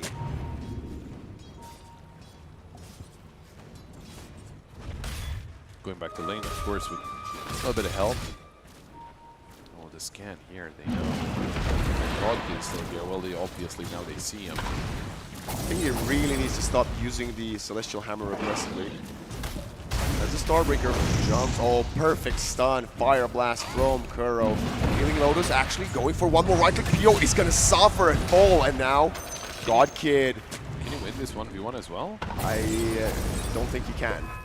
The cooldown. He's gonna try. Oh, Starbreaker again interrupted by the Fire Blast. And now fighting for the Wisdom as the first metamorphosis of the game, gets the Wisdom, gets the kill, and that's a massive victory for the Macedonian side that steal both Wisdom runes. There we go, the Zip-Zap special. That third lane is very terrifying. Hate going down though. Whirling Death into double impact, Sleight of Fist, and the Ember goes back out. Hate. We spoke about, our doubts about this Enchantress. She's had a decent leading phase, right? She managed to trade with Astral fairly well, but she will be cannon fodder for the most part of this game. Well, I mean, she's not going to be able to be touched, so there are heroes, of course, that can take her down, but at least at first, she probably will not be focused. She's still a support, though. That was a miss stack from Astral. That's, I mean, maybe the Observer is blocking it. I'm not entirely certain. I don't think it is, though. Godkid has level 6, actually ahead of PO. That kill was very important for the Dawnbreakers beginning of the game. Self-pull for the Mirana up top. Meow has a very good Observer ward by his side. Enchant stealing the Satyr. Godkid again getting chased down, stunned with a multicast coming in from Kuro, but he turns around with a spear, a Starbreaker. Celestial Hammer, Ignite will get the job done. Really trying to play his hero to the very edge of the ability, but that's what finds him kind of getting caught a few times before in the last 9 minutes. I mean, the problem is, to be honest, he's been fighting 1v2 for like the past 2 minutes. Blow was helping out elsewhere. He kept fighting 1v2, but not really that great. He's not that far behind, but he just could have waited for his teammate to try and help him out as well. Tiny going for the one Soul Ring into Threads. A bit of XP ahead of Young G, but Young G will catch up to level 8. 8 is trying to steal the stack. I think he's gonna just die here. Yeah, he gets the D word before. Oh, nice self-hurricane using the Whirlwind.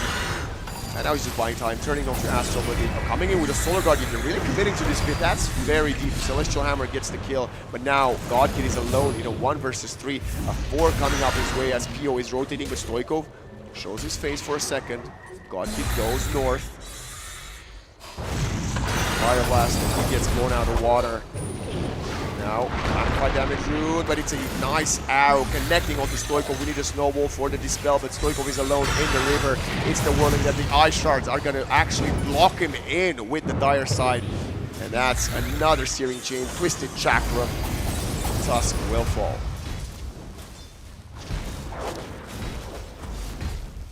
Not the best start. I mean, using the Solar Guardian there was unexpected, questionable at best. Not the best start, but the only player that we haven't really seen so far fight as much, well, obviously, the Terror Blade. The one that has to get everyone else in the backpack, get them to the finish line, and, well, he's kind of doing exactly that.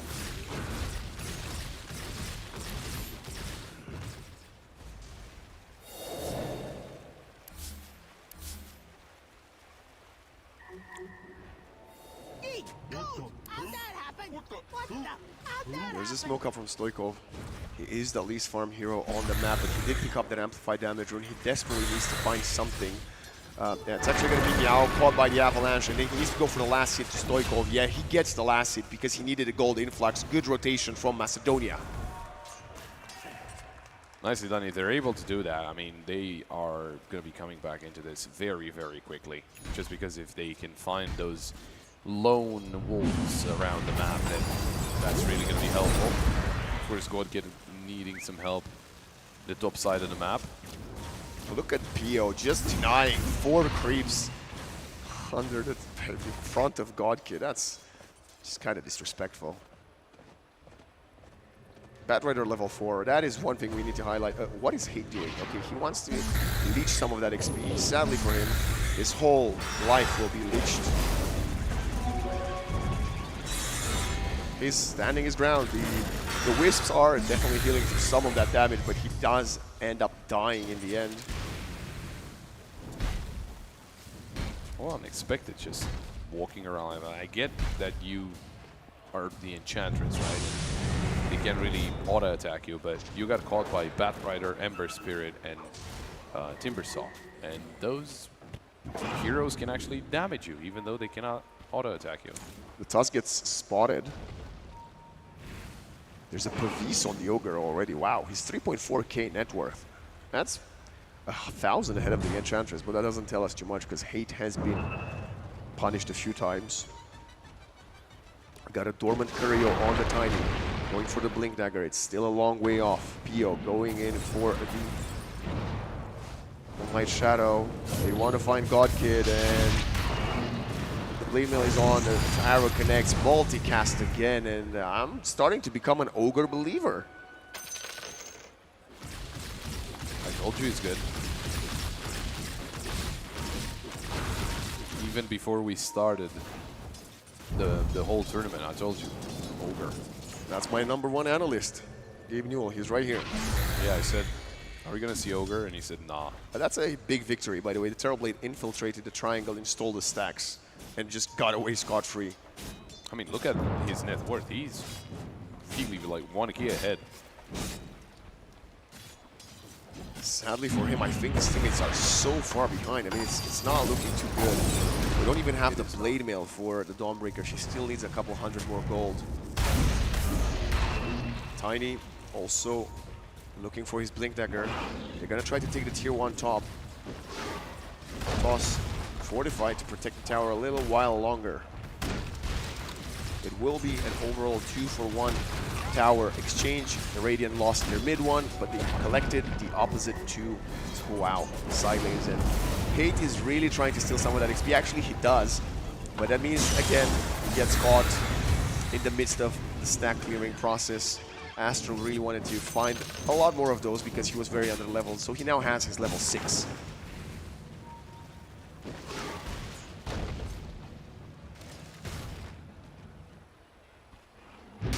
Blade Mail finally purchased by Godkid. And Mirana of Pio, I think he's about to have a Maelstrom fully done. Link for the Tiny. Good timing, well, they have some items. I don't know if it's necessarily a good timing, but they have them. And now with the Manta on the Terrorblade, it's going to be 3 new items coming from Macedonia. They might be looking to start going for a play potentially. Oh, there's the smoke. Yeah, they need to use this blink and they need to be successful. Otherwise, well, we know what happens otherwise. Hate for all his deaths. He does have a drums of endurance. But look at Astro, man. He is farming like a machine. Catching up back to level 7, getting closer to having a blink. They see the Lotuses disappear. He gets found, no Firefly. They want the Tiny to get the kill, and he will. Even though it was only the Bat Rider, right, it's still very good that they find one of those kills. They get some more gold onto Tiny, and we'll split them off everyone as well. I think this is a good call from ZipZap. Tiny wanted to rotate. He and ZipZap says, no, we are sieging this tower. I've got a Catapult, I've got my Manta style. Let's have them come to us so we can fight.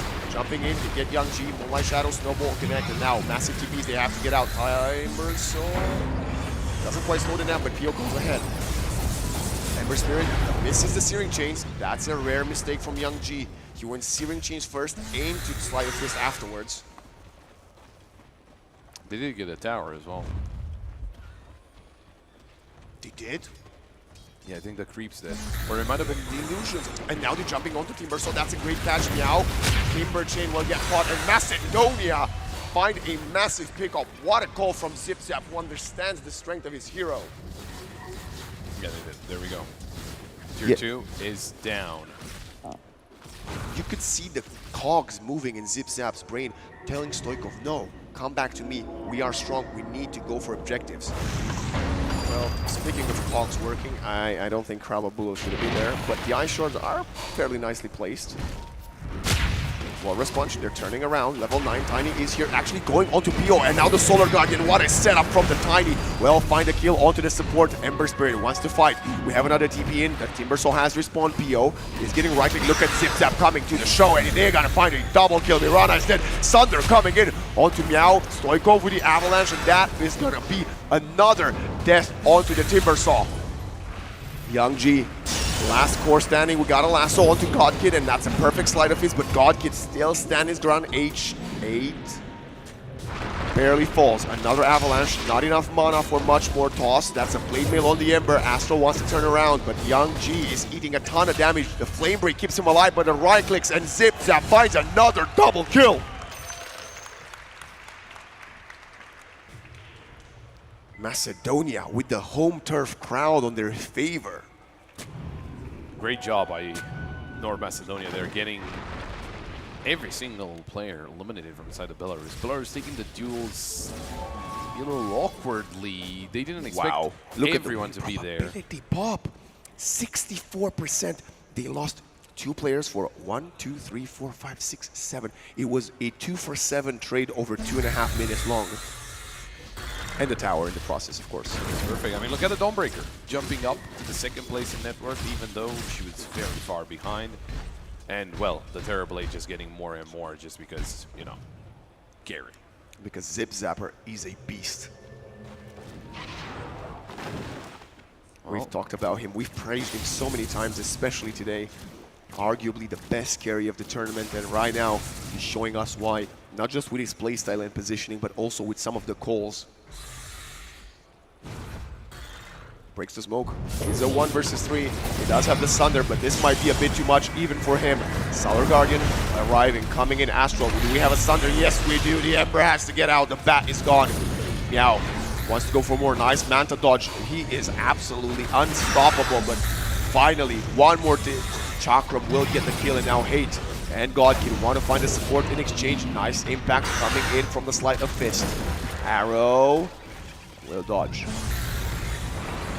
Stoikov just randomly finds Pio, by the way. Hate will kill the Ogre in the end. But now, Kralabulo will be the sacrificial lamb, and it's a favorable trade for Belarus. maybe a little overconfident here.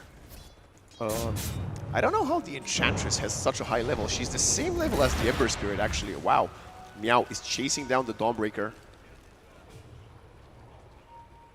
Maybe Hate has been cooking with that Enchantress, actually. Standing alive in the team fights, finding some kills, leeching some XP. Center with the stun. Stun. Okay, that was a miss stun, but we have the refraction of the Terrorblade with a Metamorphosis. They want to fight. Meow has to disengage. Slowing him down, but the long-range right clicks and the avalanche coming in from Stoikov, and Meow goes out. Wow, that was a bit of a bug. Did you see that? The Ember came back, looked like he got stunned, but still left. Oh, okay. There's a lot of remnants, and I keep seeing Ember. He goes back, comes back, goes away, then he's back again. It's like a Storm Spirit with an origin destination. Yeah. Oh, AGS for the Dawnbreaker. And they blink for the Tusk. That's a massive Batrider counter. There we go, blink in. Moore's punch. Or save with the snowball.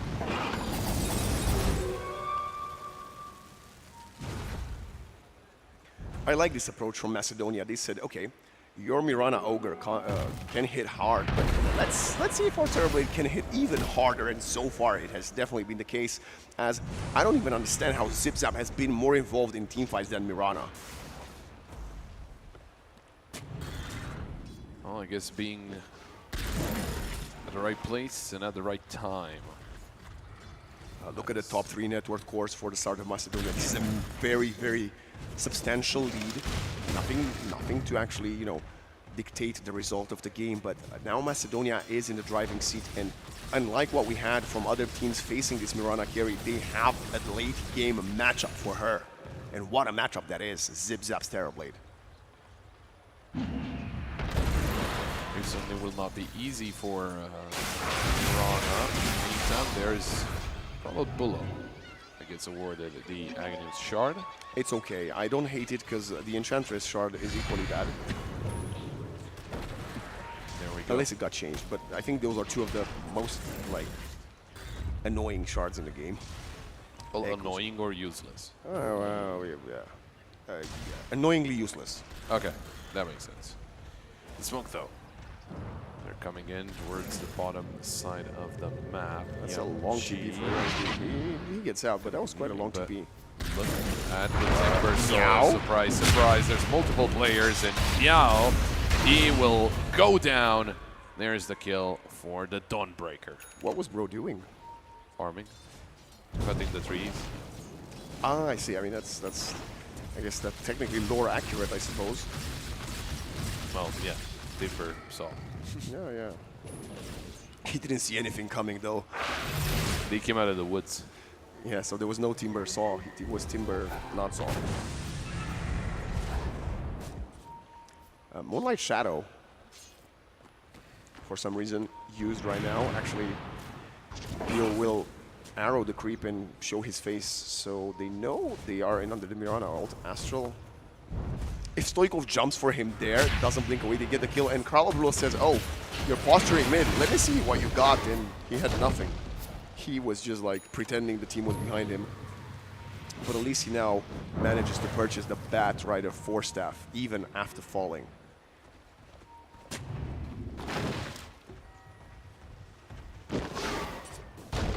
Stoikov is turning it on, man. For the Shiva, some Ember Spirit. Yeah, Dawnbreaker might be in a little bit of trouble. Oh, but there's help. Tiny's with her. Wait, is that a No, it's not. Still no Midas on the Ogre pop. So sad. I mean, what can I say? Would have been an easy farm. We got a Midas onto Doom, so I'll be happy about that. Going for double Shiva's Guard. Huh. Both the Timber Saw and the Ember Spirit going for Shiva's. Maybe a little bit of an overkill. I mean, it's a good item, but not not something you see every day. Demon Zeal, all it's needed to take the tower. Scotty next, about 2,000 gold away from having it for Zip Zap.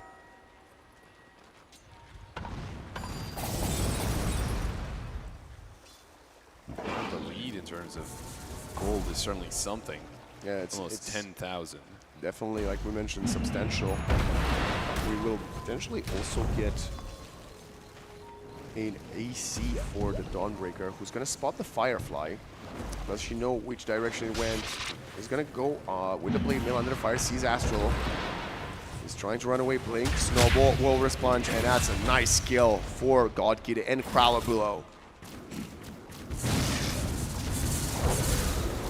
Very deep position in the Batrider as well. I mean, considering the circumstances, he was very much ahead. 67%, yeah. I mean, what do you make of that, Bob? Do you think it's a bit too much, or does it represent the actual status of the game? 11 levels over. It's a lot. Minute 25, it's a lot. I think at this point it is actually accurate.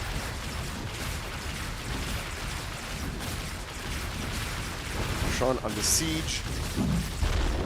And there is no way Belarus, well, they could know about this, but I don't think they're coming to check anything here. BKB for Stoikov, and you actually bottled and amplified damage. Demon Zeal used. 30-second duration with a 60-second cooldown is outright OP. And I dare anyone to challenge that opinion. 30-second duration. Anyway, Ember Spirit takes the Healing Lotuses. Tiny's pinging it. Oh, that was close. Very good hindsight from both Stoikov checking in Fog of War and for Young G to be ready to dodge that. Mirana starting to hit hard. I think she might be level 20, that's why. She went for the Critical Strike talent tree. Dawnbreaker also level 19. Godkid finding a lot of space despite a quite abysmal lane. I haven't really seen a lot out of this Mirana, to be honest, in this game. No, she's just been farming, trying to take it as far behind as far late as possible to get higher levels and more damage, as the stats really do help this one. Demon Zeal again, and it's gonna be hitting the top tier 3 with a couple of creeps. Tower just melts. It's gone.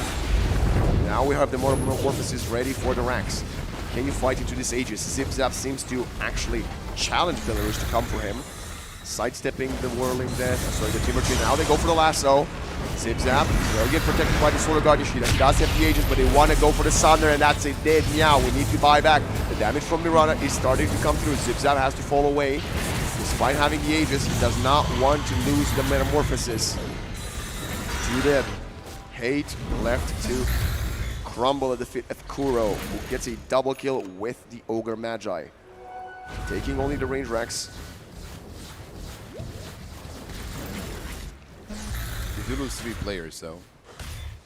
But not the biggest one. I mean, you did lose the Dawnbreaker. That's quite a lot of gold, actually. He's standing high ground. Zip Zap is not scared. He has a Sunder in 1 second and the Demon Zeal. If Meow comes this way, it's going to be very bad for him. Hurricane Pike forward, going for the Zeal. Meow can hit Timber Chain away. It looks like it. But Zip Zap is fearless, and they're going to actually bait in. Look at Stoikov going in. The Gale Guard will protect the Timbersaw for a little while. Can they burn through it? The answer is yes. They can burn through Stoikov instead. Zip Zap. Pike again, Manta style. Has to turn around, and that's a 4-step snowball coming in from the Tusk. The refraction is going to go onto Astral, but that's a dead Tusk. Now he doesn't have anything else to get out. The arrow does connect. Perfect lineup from Pio, and this Zip Zap with a bit of an overconfident play. 2 versus 4, going for a style point Sunder. Gets punished, not just him, but 2 other of his teammates. Wow, it's a slope. It's a steep slope. From 11 to 1 level difference. And Mirana is level 19. Our mistakes are bound to happen, but you need to keep your composure. You cannot fall for traps like that, especially being the most farmed by far hero in this game and the carry of the team that is in tow in this best of 3. They need to be very careful how they deal with the team fights from here on out. Dawnbreaker now going to farm finish her Assault Cuirass. She's been overtaken by Young G and PO.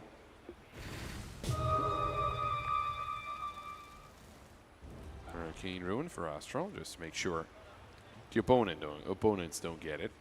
Look at the vision. 2 observer wards on the dire high ground. Not dewarded just yet. We have seen many teams this tournament, just like the boys behind us, fall when they're going for their first set of racks, and it wasn't as bad for Macedonia, but it wasn't too good looking either.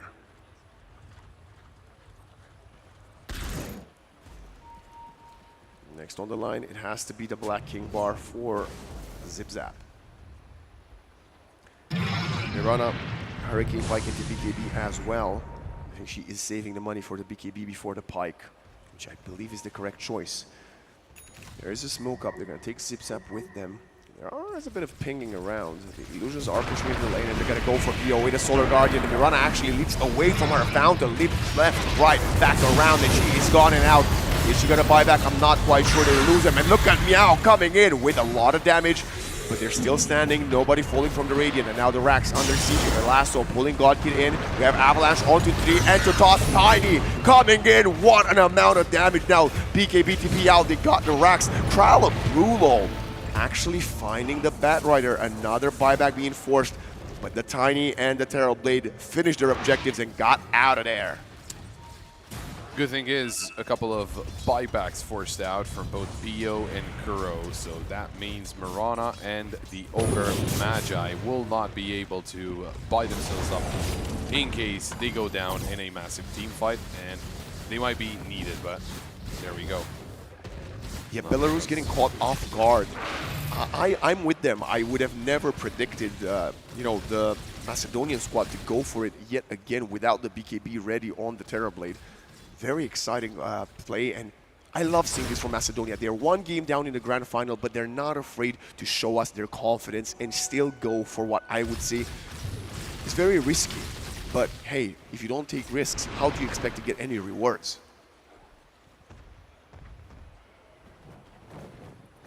What is that a Crimson Guard I see on the Ogre coming up next? Seems like it. And the BKB is done for Zip Zap, Shadow Blade for Stoikov. PO, his progress has definitely been slowed. Can't even go back fully for the BKB because he lost a lot of money due to that buyback. It is actually the Ember Spirit trying to represent his team at the top of the network chart. Still behind by about 4,000 gold behind the Terrorblade, but he just got himself the AGS. That could be the difference maker. Yeah, way more remnants. You thought you saw plenty of remnants up until now. Wait until the next couple of team fights, when it's going to be a Young G actually zipping, zapping around.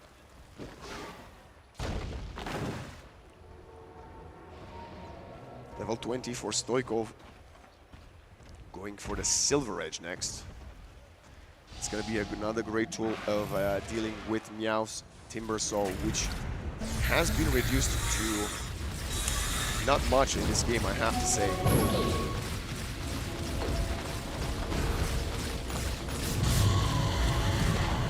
For the Butterfly next. On Terrorblade. Yeah, that's going to be a big one. Mirana, she's going to have to actually change her mind. BKB, MKB, Hurricane Pike. When can she build them all? And the Satanic she wants to get afterwards. Might be optimistic. Or not. It all comes down to a lot of those team fights and what the decisions are during the team fight. Nice observer place here by Hate. I don't believe there is a gem for Belarus just yet.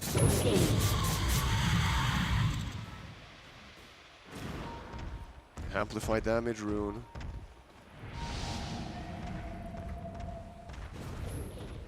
Stoikov. Being invisible also at the smoke for Belarus, trying to get out here and trying to surprise someone, but there's no one really to surprise. They're on the other sides of the map.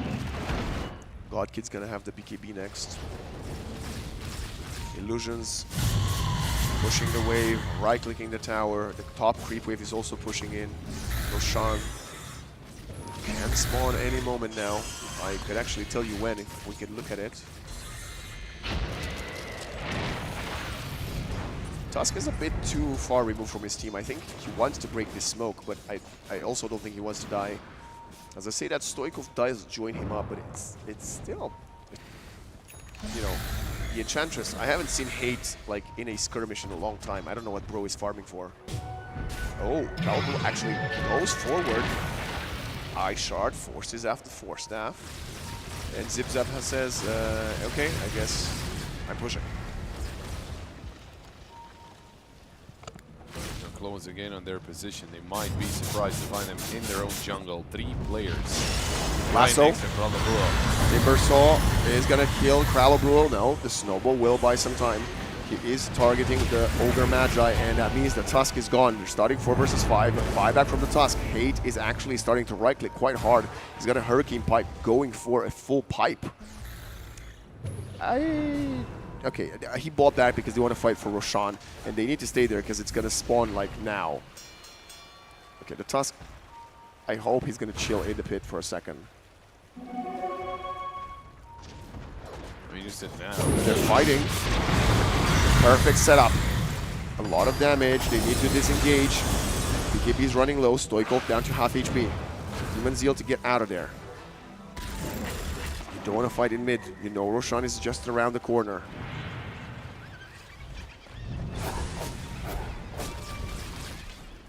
Trying to take a fight here, Belarus, but, well, in all honesty, it is just a little awkward to take a fight like that for North Macedonia, because otherwise, you know, direct duel, oh, we're about to have the direct duel as Meow just jumped in. Tusk gets called. That's a perfect lasso, and that's a dieback for the Tusk, and now Ember going in further, knows the Tiny does not have the BKB. They have the player advantage for at least a minute and a half. Roshan is up. And that was a very, very fast decision from Macedonia that got punished here, and I don't think you're going to fight this. No BKB on the Tiny, no Tusk. You have to give away the Aegis.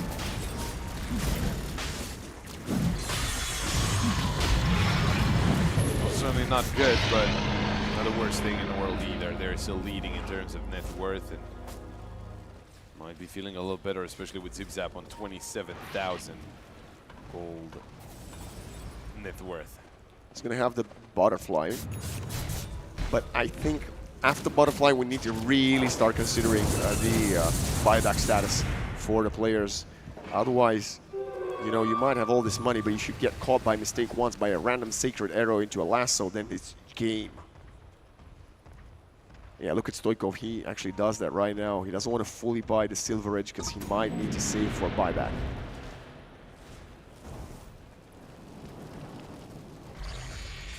Very close game too. 68 to win for Belarus. What? That's incredible. I mean, the Timbersaw has not done much this game, so maybe that is a factor. And I still think Belarus is making this one way more even than what Dota Plus is. You can see on the left there the buyback status, and I think only the Tusk had like 5.5 minutes. Well, 25 on the Ember Spirit. There we go. He's actually not crafting his tier 4 neutral item. He prefers the current. Oh, never mind. He just got the Vampiric Fury Cloak. He was choosing the best one he had. I want Hate to get a shard. I mean, why not, you know? Meow, full BKB, 9 seconds. They are using these Aegis to farm and actually start catching up in gold, or at least attempt to get the next set of items for Belarus. Mirana. MKB. Done. the butterfly of the Terrorblade, well, not gonna help him as much.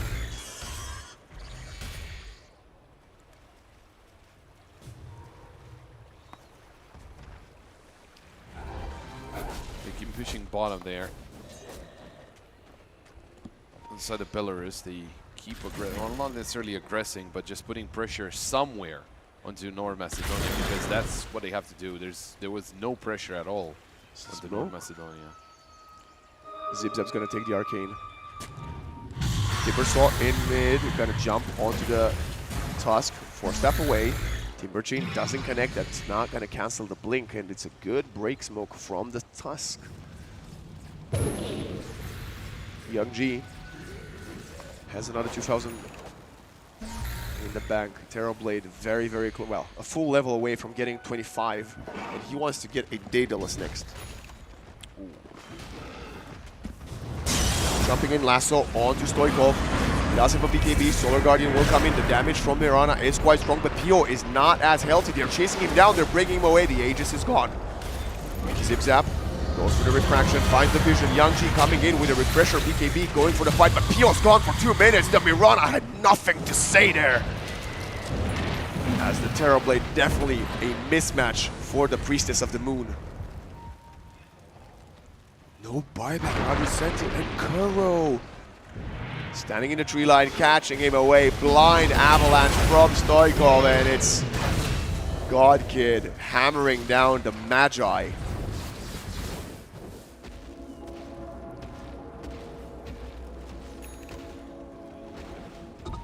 Well, they went looking for a fight, and they found one, but it was not favorable for their own side. ZipZap just going to town with every single building here. It doesn't really matter. Young G pushing right next to him, he doesn't care.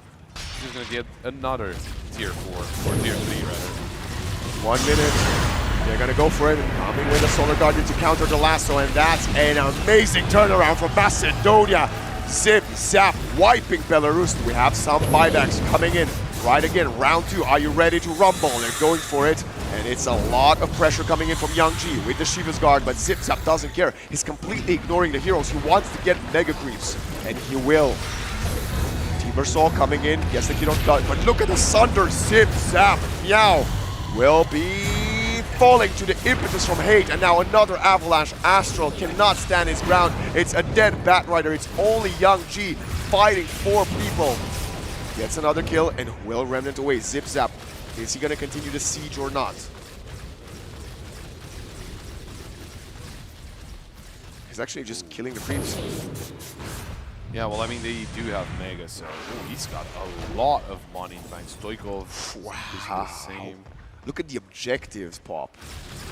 And the win probability. Macedonia with a foot closer to taking us to a deciding Game 3 in this grand final at the European Easter Championship. More than 20,000 gold lead. And at this point, that is quite a lot. Terrorblade seems like he bought something. He had a lot of money. Now he's missing 900 gold. It's this full Swift Blink. There we go, the Swift Blink. Ember. He could get caught. Stoikov is there. He's going to spot him. He's under the Silver Edge. He's going to go for the Remnant out. I think Hate went for it a bit early. Maybe let Stoikov go for the toss first. Could be a plan. Yeah, Young G has played an impeccable game on the Ember Spirit, I have to admit. Oh, goes onto the Tiny. 36,000 net worth, 10K ahead of Young G. ZipZap. Unbelievable. Well, so far, just a great performance out of him. I mean, that Terrorblade that he went through, you know, we were thinking, okay, maybe not, you know. We said they should ban it. Like, if Belarus wanted, I mean, maybe they thought the matchup favors Mirana. I don't know why they would think such a thing, but it was definitely a misread of the situation in the draft. He's going for Aghanim Scepter next. Wow. Certainly not the Terrorblade of ZipZap. Yeah, definitely not. obviously doing a large amount Yanji gets found. Toss, Solar Guardian, get the stun, wall response. Can he remnant out? The answer is no, he's dead. Doesn't have the buyback. Macedonia has a full 2 minutes to play for this. Zipzap's a bit slow. He had to sell his boots, but he does have the Swift Blink, don't worry. Belarus, they're smoking up. They need to fight. Meow. Blinks away. They still have the lasso. Who are they going to prioritize? They see the Enchantress. They place the Observer going in for the Tiny, but look at the turnaround, jumping in. Instant interruption. Mirana going for damage. That's a dead Stoikov. Buyback, but Pio dying in the trees. He does have a buyback. Ogre, look at him melt in the face of Zip Zap. Buyback from Pio. Stoikov coming for it. Wall response, Avalanche thought. That's a dead Mirana. Macedonia win game 2 and take it to the deciding game 3 of this grand final.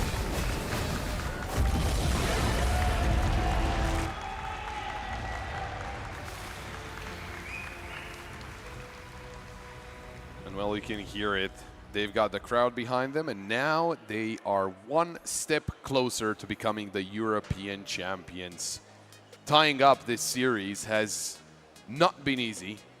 It wasn't the greatest of starts, but, well, when you've got Zip-Zap on a Terrorblade, you know that anything can happen. Wonderful stuff from North Macedonia. I have to say, I believe the Belarus draft was very effective, but letting that Terrorblade go through, bro was leading through and through from, what even is that, minute 4 maybe? He was topping the network chart, unexpected. That's impossible to say because we've seen him do this before, and Macedonia now always coming back in with something else and actually showing us it doesn't matter, we lost the map. The undefeated streak can go, just like Vitality in the CS Major. They bounce back and they win right after that. Pop, it would be for not to ask you who do you think the MVP of that game was, because we all know it was the Terrorblade. Yeah. There was one hiccup. Okay. That could have been exploited after they went for the top range racks, but another confident play is what kept them in that game and maintained the lead. Macedonia right now shifting momentum in their favor. How do you think the players of Belarus are going to feel now? Well, you know how it is in a best of 3, right? When you lose the first map, but you win the second one, you're feeling very confident. When it's the other way around, that's going to hit like a truck. You know that, you started off well, then it didn't really go your way, and now you have to play in a third map, and you have to win it after you just lost. That is not going to be easy to get over. They are experienced players on the side of Belarus as well, so I won't be surprised if they can just reset mentally, because basically right now it's just going to be a best of 1. Absolutely. Do you think we're going to still get the Dawnbreaker? Because Macedonia broke the streak. They managed to win with the Dawnbreaker again after Belarus seemed to have the hero figured out. Something tells me we will see it again, even though it should be banned out. Well, you heard it here, ladies and gentlemen. We will find out what heroes will be on the server for the final game of the tournament.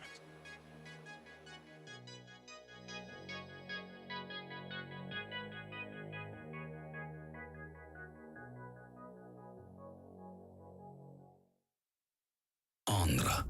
Sydflak. Zemras jar. Kosov. Aty ku andrat nisën ekranet vogla.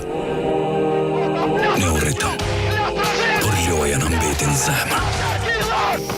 Mund është me urzu. Mund është me u thy fituesit. Ata nuk din me u dorëzu. Ata kapin majat, se synimi është veç nalt. Heronjt I takuem, e heronj u banëm vet. Në Kosovë, aty ku toka merr frym e andrat marrin hov. Hajde ta djegim arenën. Tash është koha me shkrujt emnin tan.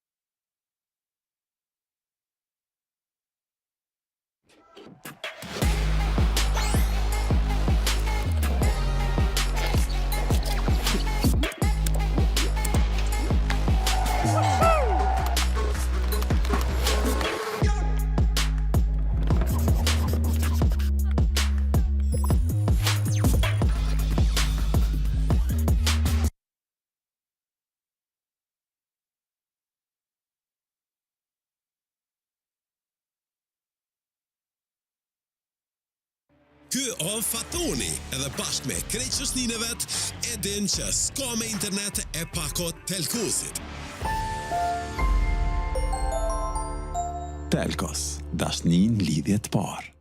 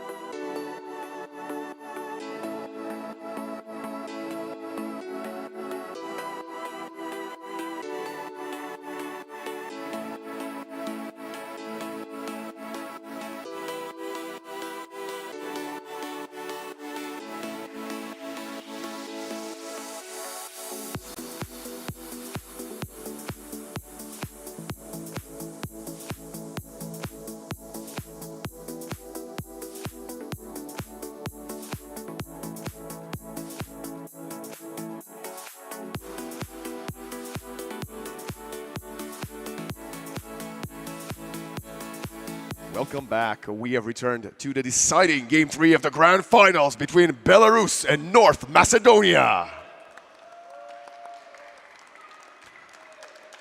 The draft is underway. We know who the hometown heroes are. They're not from here, but they're not that far off down the road, about an hour away. Yeah. North Macedonia, definitely a favorite of our crowd.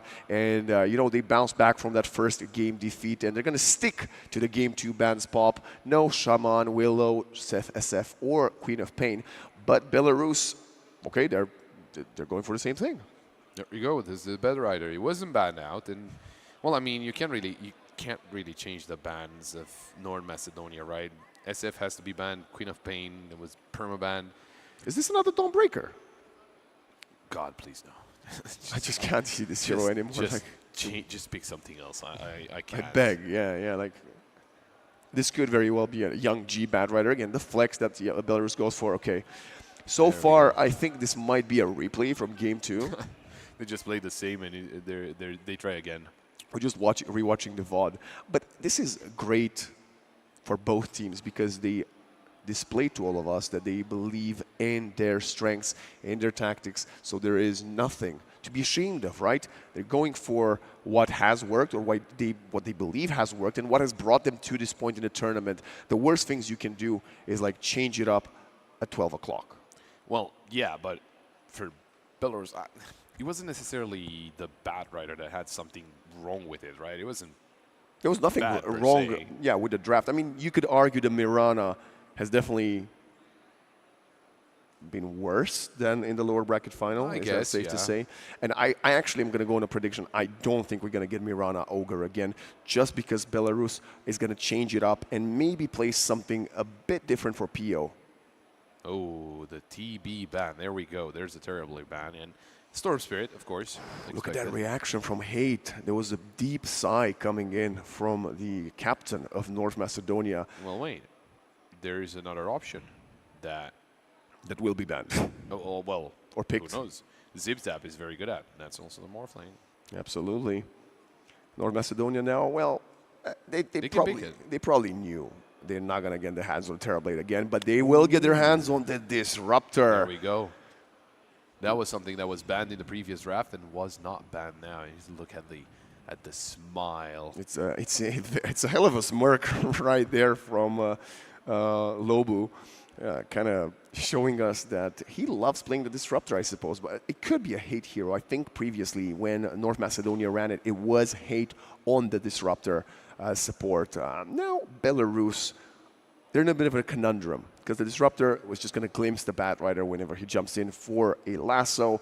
And how are you protecting this Bat Rider? Do you protect it at all, or do you just go for a random hero and let the Bat do the bad things? Play for the sticky napalm, farm the stacks, and take it from there. Well, with a Disruptor in play, I don't think you can ever play Bat Rider mid. I think it has to be a support. Okay. Or well, I guess. Yeah, it has to be a support. So then it's not the end of the world if, you know, it goes for the lasso, gets turned back, at least as quick as they were. We saw them in the previous game, as quick as they were with the Force Staff as well. They're very quick to just pull it away. The clockwork, that is an interesting peak. But yeah, they're very quick at just pulling someone away, even for, you know, a couple meters, just gets them closer to their team so they can start dealing damage. Even if the Bad Rider gets returned to the original place or, you know, it goes back in time, it's not the end of the world. It's the Leshrac special for Belarus. Also, very interestingly enough, there has not been a Pangolier ban just yet, which is obviously something that a lot of teams have been afraid of. The Clockwork is what Belarus used to kind of mess around with the Dawnbreaker in the first game of the day because of the Battery Assault, canceling the Starbreaker. Clockwork Bat Lesh.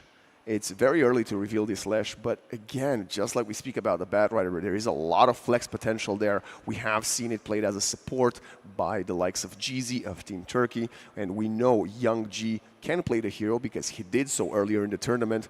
But the one we haven't seen yet is that PO Lesh that everybody's warning us about.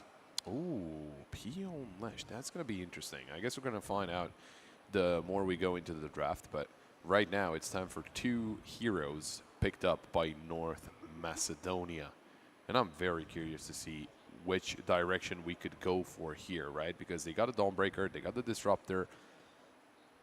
Do you think this is a Lesh mid and try and counter it, or do you just go for safe or kind of safe picks like, well, like we kind of seen, right? I'm going to say that North, okay, never mind. They're going to stick to the Tiny. Stoico very much valuing this hero, the only mid player to run the Tiny this tournament and yet to lose with the hero. Yeah. Even GTI of Turkey tried it and lost in the end after having a few successful games. So technically 100% win rate for Stoico of Tiny pairing. Yeah, he's going to be protected by the Dawnbreaker as the heal will come in. He is a very beefy boy. What about the next hero? Or maybe it's a surprise. Maybe they're trying to lure them into a trap, and it's not the Tiny mid. It's Tiny support or something, or, you know. Well, I guess we'll still to find out. TBA. TBFO. Taking the time, we're looking at them thinking, we can't quite see if they're hovering anything. There's a lot of discussions going on, and it's Zip Zap. The one that I really felt like he did a shot going, they're going back for the Snapfire. This game, I hate it a bit less, because the Snap is quite good at taking and helping teammates get out of the cogs, or if the Clockwork hooks someone, he is within the cogs as well, so we could throw some kisses at it. It didn't really impress us in game one, and North Macedonia is still a believer. I hope they know what they're doing with this hero, because it did very well in the laning phase. The Lil Shredder was, well, following what the name says and shredding the opponents on lane. Yeah, it wasn't necessarily bad, but I would say it wasn't necessarily anything of note. The Monkey King. So does this confirm, is this going to be a PO safe lane Leshrac, or could they still flex it if needed and play Young G on the Leshrac and PO on the Monkey King? Is that even a hero that PO likes playing, or are we just completely all in that those are the pairings? I mean, we heard about PO Lesh, so I guess, another Faceless Void back. Because of the Snapfire. Yeah. And the Disruptor, yeah, I mean, I love it. And then maybe Tiny getting an Axe. Nobody gets Axe on Tiny, but North Macedonia has played this Tiny Void, so Pangolier, that's the ban. What else do they need? So They need basically, a carry and an off lane.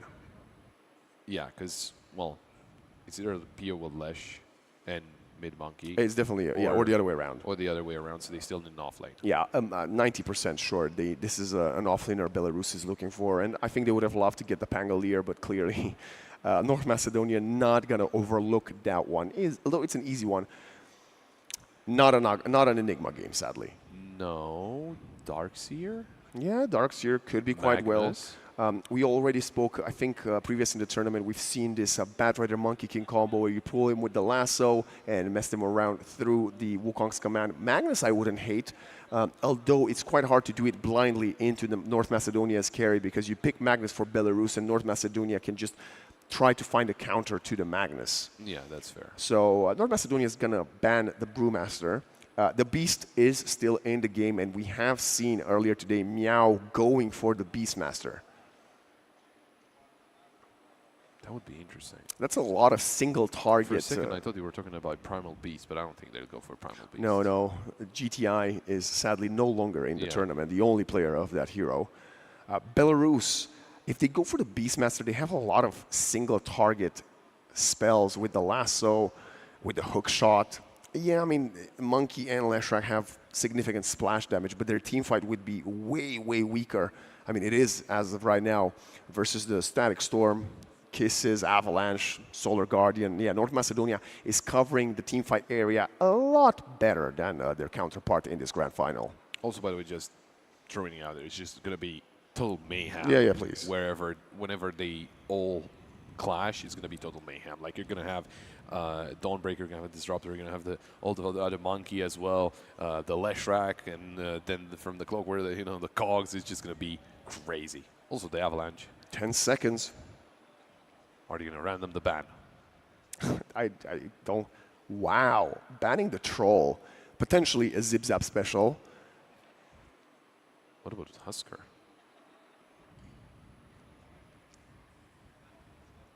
What about a Broodmother? I don't think he heard me. 7-7. No, I think nobody does. Yeah. Kind of, yeah. Close to 10 seconds left for Belarus, and they will reveal their final Slardar pick. It's, wow. I mean, what a moment to bust out the Slardar. We had a game with a Slardar earlier in the tournament played by, I believe, Wiha of Romania. Slardar quite good here, especially in a tiny matchup. It will zone the tiny away very, very hard. So Stoikov will need to show us how he can counter the hero. I think in the game we had, it was also a Slardar tiny, I want to say. I think so, yeah. It was definitely a melee matchup for sure. So Slardar is very strong with a greater bash. Tiny will struggle a little bit, and maybe that is the plan. Young G going for it, but maybe it's a Slardar offlane instead. I don't know now. Morphling. There we go. Quite an easy one for Zip Zap. The Terror Blade's not in. You left me the Morphling. I will take it and win it. And it's a Slardar offlane. Okay. But why? I don't know. Yeah, neither do I. Be the Leshrac out of PO, which I don't think we've seen so far. At least not on the stream. I don't believe we have. I think a lot of teams have spoken about the dangers of PO busting the Leshrac carry, and he's going to do it here in the grand final. I've never seen it to work, but people seem afraid of it. I still think the theme of the tournament for the winning teams has been who has the easier draft to execute, who is going to make it easier to work. And this time around, I don't think that team is Belarus. I think North Macedonia has a few easier heroes to run around. It will be very interesting to follow how Stoikov on the tiny deals with Young G's Monkey King. But I think North Macedonia does have the draft edge by about maybe even 60 to 40%. Yeah, but it's still very, very close. It of course. Can swing any way, and we wouldn't want it any other way than as close as possible to an equal draft, an equal game as our third game, the final game of Dota here at EEC 2025. This game will give us the European champion at the, of course, European Esports Championship. Ooh, it is like a tough, I think there's like 30 seconds left until we get into the game not for us, right? We gotta actually highlight the fact that Belarus also has a very high tempo lineup. That's fair. One of those dangers that we've seen many teams fall into, those traps, is, including North Macedonia in game one, by the way, is fighting for a tempo, not hitting those tempo, not getting those objectives, and then losing into the Ultra League game to something like a Morphling. The bright side for Belarus is that they do have the Leshrac, which can take buildings fairly effectively with the Diabolic Edict. But let's not waste any more time. Let's make some noise for the final Dota 2 game of the tournament live here in Pristina, Kosovo. Belarus versus North Macedonia is now underway. A single winner. Will it be Belarus? Will it be North Macedonia? Well, we're going to find out after this fine game of Dota. What about the facets, Waxit? For the dire side of Belarus, we got Leg Day for the Slardar, changing of the guard for the Monkey King, and a Chronoptic Nourishment for the Leshrac. Stoked on the Bat Rider and an expanded armature for the Clockwork. We have a smoke being broken. God Kid almost walked up high ground and got caught into a trap. Nice observer placed by the Disruptor. Radiant side, Thunderstorm for the Disruptor, Solar Charge, Dawnbreaker, Crash Landing, Tiny, Full Bore for the Snapfire, and the EBB for the Morphling. The Ebb. Ebb and Flow. I believe that's actually another hero's facet. I would not be surprised if the other facet of Morphling is actually called Flow. Maybe. I don't think anybody else plays with that facet, so I wouldn't know, to be honest. There we go. It's just bad. Bounty runes will be split in the middle. I say that Meow is actually going for Zip Zap. That's a nice boundless strike. The Zip Zap attribute shift will be enough, and that's quite a significant amount of damage onto the Slardar as well. Morphling will attribute shift to Agi. Oh, up top. Cogs, God Kid. his escape seems highly unlikely as Belarus are looking for finding the first blood. Blood grenade, right clicks, and Kuro on the clockwork slays the Dawnbreaker. There is the first blood going the way of Belarus. It was actually 3 bounties that went the way of Belarus. So it is also 3 games in a row where Belarus gets the first blood. that is true as well. And well, we know what happened in that first game, even though it was ZipZap that didn't have a great start with Muerta. Ooh, 3 denies. In the first wave from the Tiny. Stoikov really does not want to give Youngji any creeps. The reason for that is because Youngji went for the Boundless Strike to fight for the bottom rune instead of the Jingo Mastery. But now with his level 2, he's going to start applying more and more pressure on the Tiny. Oh, Clockwork. Luckily for Lobu, he does have, well, the cogs were in cooldown. But Snapfire versus Clock. Clock is a great snap counter. Even later on, when you go for the kisses, he just hookshots you, and that's it for your ultimate. We'll see if that is a focus, though, because you can, well, it might not be the primary focus for the cogs. Oh, I think he is. 3 level 2 cogs. Sure. Yeah, Pio coming in. Nice setup from Kuro. Oh, Fairy Fire and one more right click. That's going to be the second kill going towards the Clockwork. ZipZap, 9 last hits. 3 denies. Starting off strong. Disruptor stacking his level 1 camp. Body blocking the other pole in lane.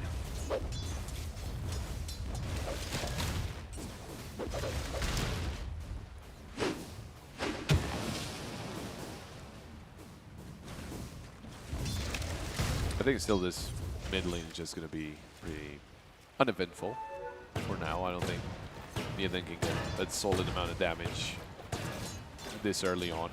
You definitely Monkey King, because it's like, and we were talking about it, how Luna has a shorter range than the Monkey King. Yes.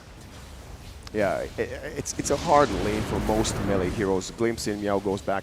But Tiny, due to the tree grab, can do very well, and we see that right now on the last hit chart.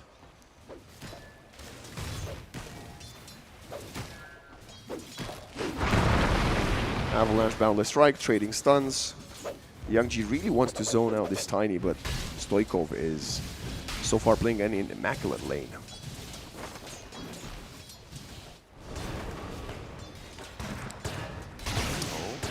That's a big fight for the healing Lotus. Oh, missing the Scatter Blast. And now God Kid is getting slowed by the Lightnings.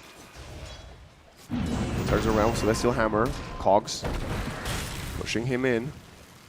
Pio is eating some damage. God Kid tries to get away. I think one more Lightning will get the job done.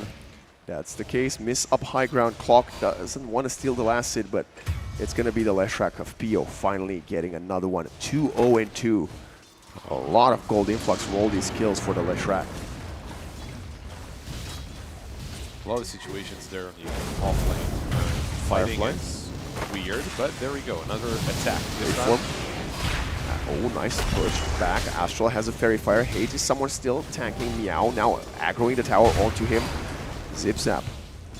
Can't really help anything. Very weak lanes from Macedonia that have been drafted. Speaking of weak lanes, it's the Clockwork going back top again. Also, ZipZap's Courier died. Oh, Kuro coming in. Perfect wraparound, and they're not going to get the Dawn, but they will focus the snap first. And ZipZap getting sniped by Astral off screen. Look at the score. 7-0 at minute 4. It just feels like they are going for fights when they do not have to.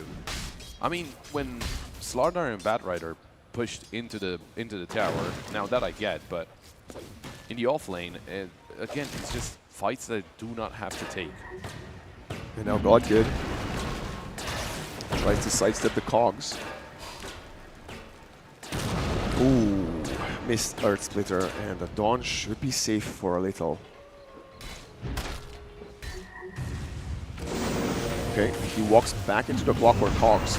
Pio has mana for one spell. We got a TP coming in. That is a rotation from the Snapfire. God Kid well died to the battery assault, and now Astral comes in. Hate gets the first kill on the side of Macedonia, but he will fall, and that's going to be Kuro getting a double kill. This Clockwork is going to be so fat.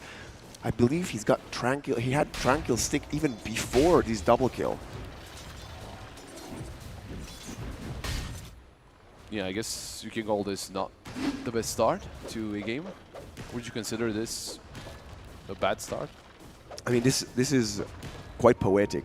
The first game we had of the tournament on stream started with an 8-1 minute 4, and this one is starting with a 9-1 minute 5. It is poetic, yeah. Not for North Macedonia, though. I mean, it is. Not all poetry is beautiful. There we go. Illusion on top. Kuro already planting some aggressive observers in Radiant Triangle, but Zip Zap gets the kill onto Meow. Finally something found by North Macedonia. I think Meow might have actually overstayed his welcome while his supports are away. Celestial Hammer. They are actually pursuing this very, very hot. But oh, almost sent into the low ground. Godkid still running away. Starbreaker. Oh, it doesn't matter. I think staying safe there is more important than getting the turnaround kill. Speaking of kills, that's that's a nice courier being caught by the Clockwork. Oh, and Clarity coming in. Oh, he wants to give some mana to Godkid. It's minute 7 Wisdom Runes. And with Youngji making his appearance up top, you cannot fight for this as Belarus zones them out perfectly. They're going to find both Wisdoms. The supports of Macedonia, they were weak enough as it was up until this point. Now they're going to be even weaker. I mean, they couldn't really fight the Monkey King there for the Wisdom Rune. No, they could have fought for the other one, but I guess they didn't expect the Monkey King to be coming in. Because here, Meow is all by himself, and he's been by himself for some time now. Yeah, the Slardar is definitely suffering. I mean, the Morphling has 23 last hits ahead of him. But it's a trade-off you make, right? You sacrifice one lane to win the other two, and we can currently see it's quite a good game plan. 1.5k gold in minute 7. It's actually minute 8, but minute 8 power rune, Stoikov in the river. Hate is there. Youngji still gets the shield rune, and now kinetic field. Can Hate get out of there? There is no stun. Clockwork is very far away, and Hate gets out safely.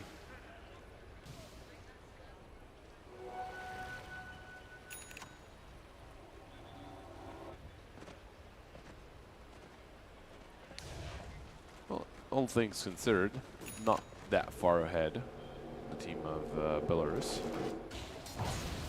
I mean, not in gold, but the XP is the one that is kind of hurt for a few more minutes until you get your supports to somehow catch up. Yeah, that's supports being like level 3 or 4, that's going to be a problem.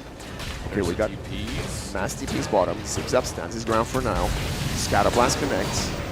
But that is a very beefy boy. Monkey King up to the party, boundless strike. 4 heroes still on top of the Morphing. Can he at least get one exchange? It's the last of level 6 from the Batrider and Stoikov.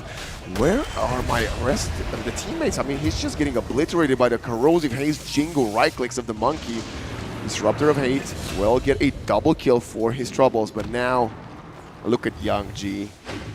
What a boundless. So much damage. And that's a double for the mid laner of Belarus. Well, those skills have certainly, or will certainly have a lot of impact. And it's certainly gold, but you can see the XP change as well. All things considered, even though they were doing pretty bad in terms of XP. God Kid needs to stay away from this Clockwork.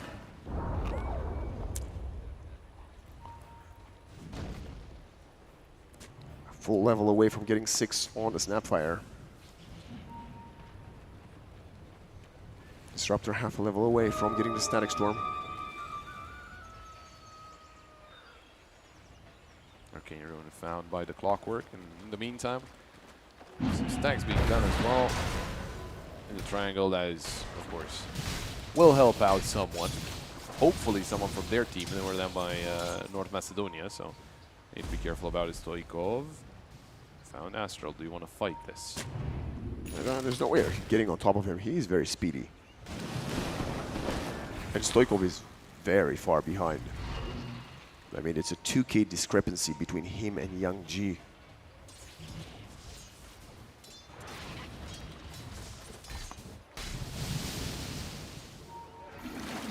Level 7 for Astral. Goes for the lasso. That's an Agi morph. Bash. Ooh. Coming in with a Solar Guardian. Zip-Zap stands his ground, and he will survive for now. Both of them are Corrosive Haste. Lasso and Solar Guardian equally on cooldown.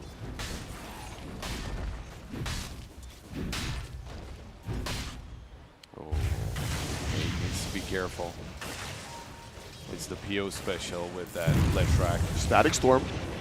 Kisses, that's a nice setup, and the Leshrac will just die. Hook shot to cancel the kisses, but it doesn't matter, the Lesh is dead, and that is your carry.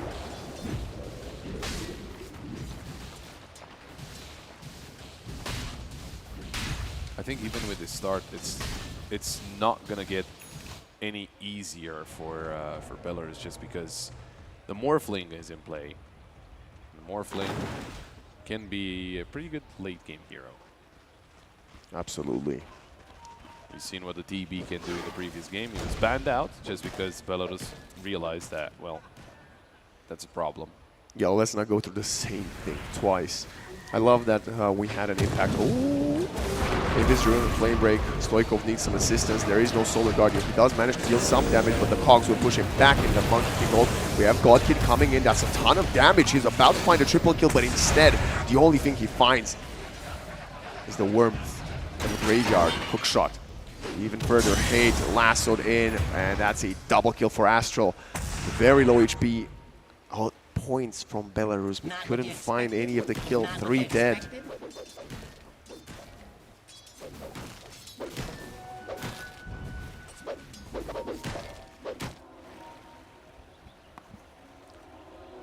It is a little rough with all the fights they're taking out there. I just feel like even when it like for now, even when it looks good, just take a chill pill. Just calm down for a second. Don't go fighting every single player you see. Yeah, they wanted the power rune, but I mean, is it worth it to lose 3 heroes for it? I don't think that's the case. I would say no. So would I. So what do you want this Morphling to get? He's currently, I believe, purchased a Yasha, and he's got a Windlace in stash. Not in stash, in quick buy rather.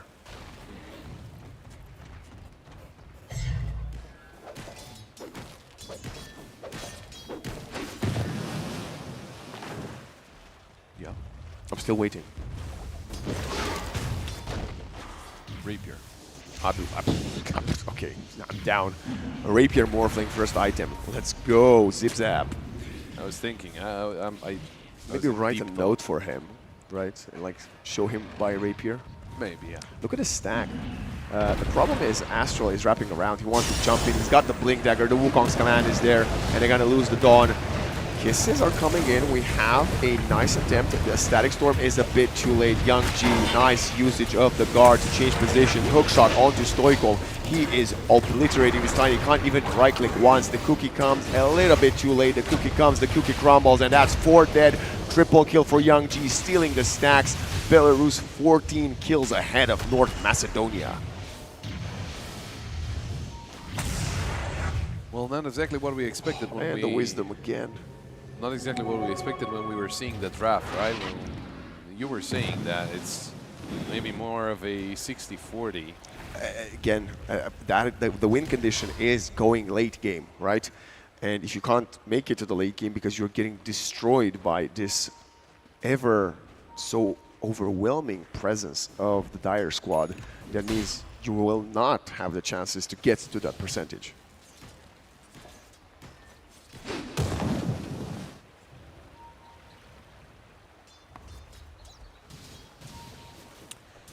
Well, back to farming, I guess, but Zip Zap needs to be very careful how he wants to thread this, because he is basically the only one that can do something.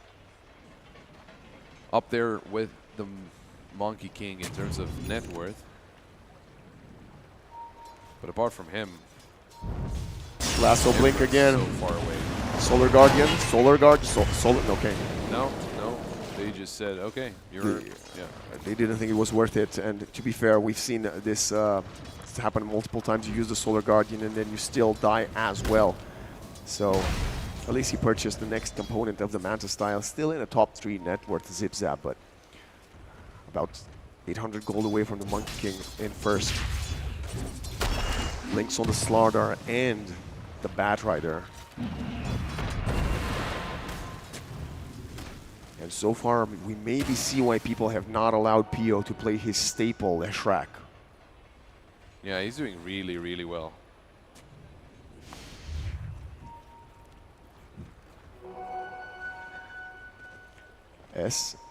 Sanjin Kaya, actually, not the SNY, Sanjin Kaya. Going for the BKB right after. 15 kill lead and 6k gold at minute 16. The XP is the one I'm most concerned about. Look at his clockwork. He's 6-1 and 8, by the way. Involved in 14 out of 20 kills, Pop. The majority of their kills were actually in lane. Just because they were picking a fight for absolutely no reason. Observer word placed behind the tier 1 tower. There's a blink from the Tiny, and they're gonna find PO. That's gonna be a massive kill. Can use the static storm. They're throwing everything they have. I don't know what was those kisses that didn't quite connect, but PO is gonna die to the right click of a hate. Problem is there's a turnaround. Nice cookie. Stoikov almost gets flame break to the high ground. Disruptor will die. Solar Guardian to keep Stoikov alive. It's gonna connect onto both of them. That's a nice Starbreaker, but the monkey also comes in. Now blinks in, looking for God Kid. Currently a 2-for-2, but this Dawn is not long for the world. Double for Young G, who continues to lead the chart in gold. Or at least Morphling got some more money out of everything, but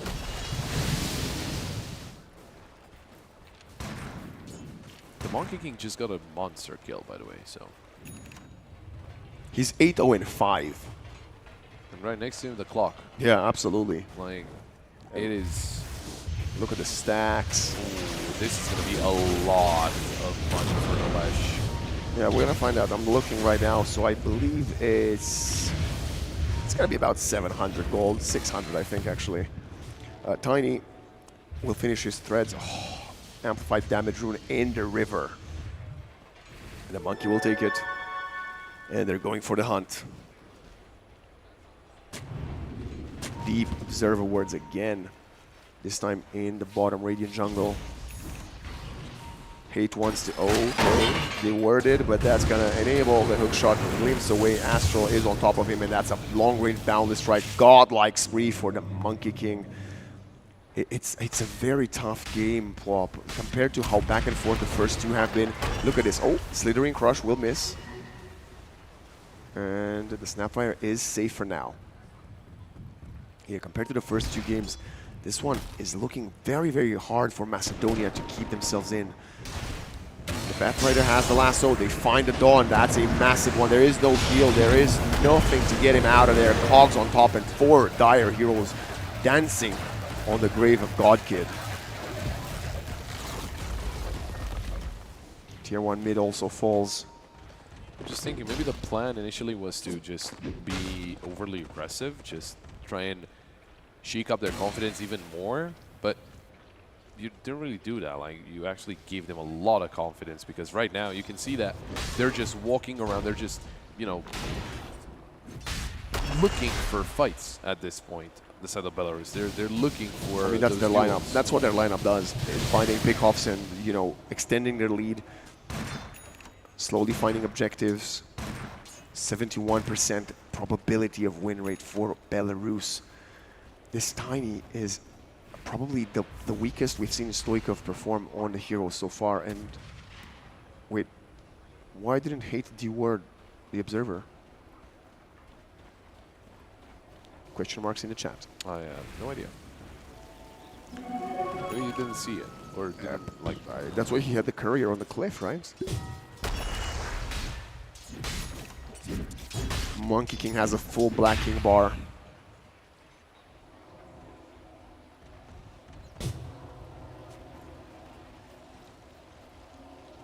Morphling maintaining himself up there, just behind the Monkey King, 500 gold. He has the Dragonlance, Vladimir's Manta, going for the Butterfly.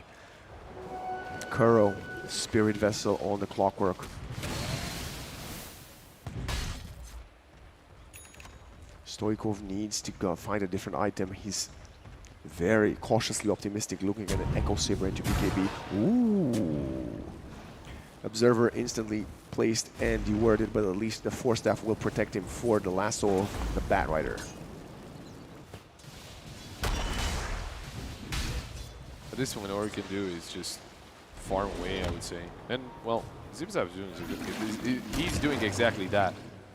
Absolutely. The 4 protect 1 is what this is going to turn into, but Belarus will be the one to get the next objective in the form of the Tormentor. Shard is going to be claimed by Kuro, who gets his little bit of a jetpack to fly around.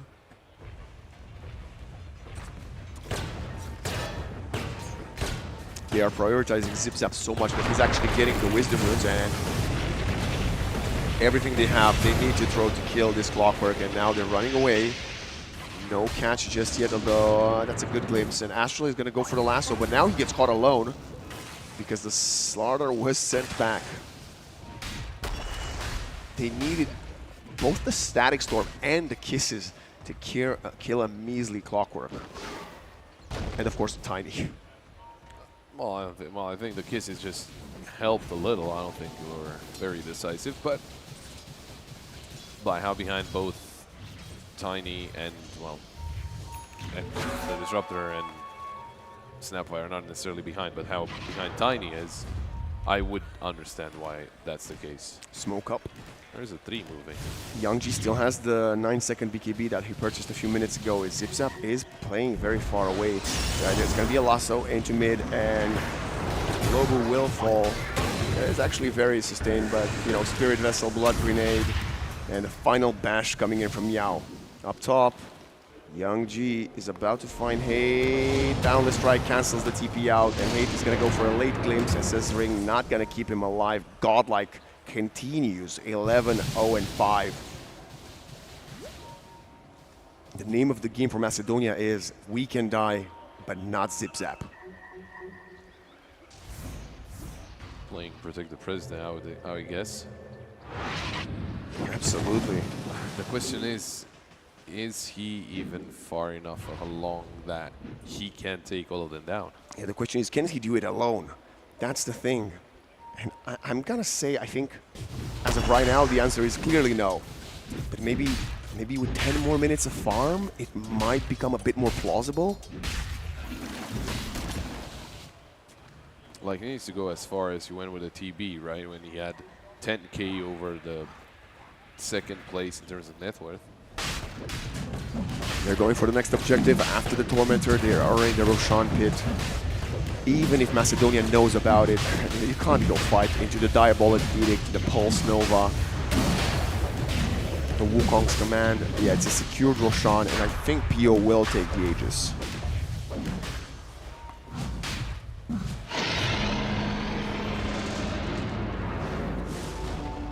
Stoikov cutting the wave. It's actually Young G trying to find the Tiny. Oh. Didn't know that happened. I mean, we were talking about this yesterday at the dinner, how many bugs still in the game because of the Monkey King. There we go. There's another one. Because I think technically he should be able to go because he's above, right? Yeah, sure. I mean, that's how it should work, I would say. Wisdom, stolen by Godkid, minute 24, not picked up. That's going to be a little bit of a boost, very needed boost for the levels of North Macedonia. Tiny cuts the wave and blinks away. This is what you have to do. Overclocking, hook shot ready. It's Hate being caught, but the cogs will only push him away. Spirit Vessel, that's a glimpse onto the monkey. Hate is fine. I say that, Slaughter goes in on the high ground for the Slithering Crush. BKB Actually, that's a lot committed for a poor Disruptor. He tried to protect himself with a Static Storm, but not sufficient. Does the 9-second BKB being used there like sound rentable for you? For a kill onto the Disruptor, Who's respawning in 20 seconds? probably not. Yeah, I don't think it is. I mean, I think this probably opened up the tier 2 bottom. Yeah, it did. So maybe now with this objective as well. It is all going so downhill, though. Or, I guess, depends on which way you look at it. Yeah, upside down it's going uphill. The butterfly for Morph. Ooh, zip zap. 1,500 gold ahead of the Leshrac. Astral finds a pick off. It's a pull onto the Snapfire. He's four-stepping away. He's taunting, he's scatter blasting, but he's gonna get bashed. And Meow finds another one. 5-1 and 7 for this Slaughter reveal in the last game. Zip zap actually spots the clockwork, turns around, goes with a waveform on the low ground and runs away. Meanwhile, taunting his way into a shotgun.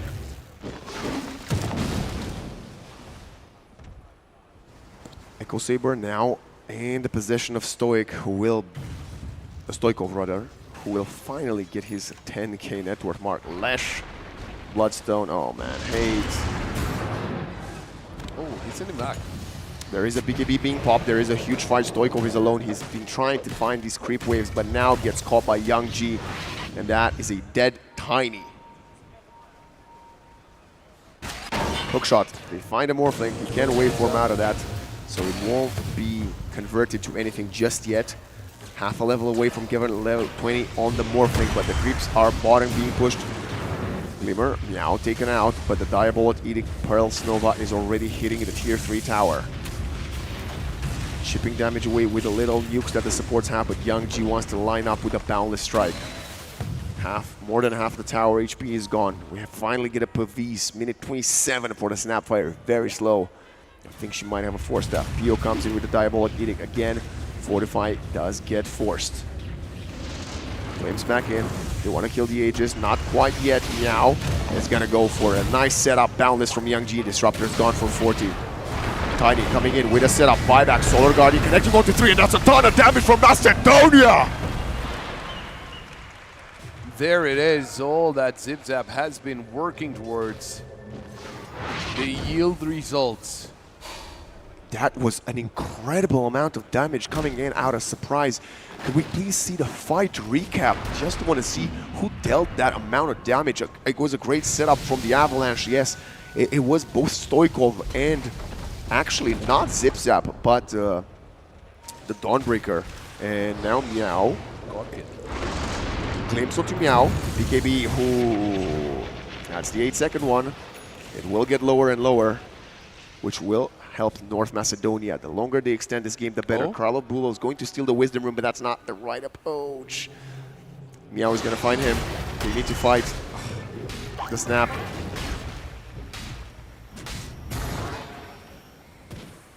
Chase down, hookshot killed. Didn't expect Slardar to be that close. He kind of saw him. Like, right, he just jumped on him for the second, like 10 seconds before that. Where was he meant to go? BKB for Zip Zap. Now, so what happened in that team fight? And that was when they were trying to push into high ground. Won't do that again very soon, but well, they'll need the Aegis yet again for it. Yeah.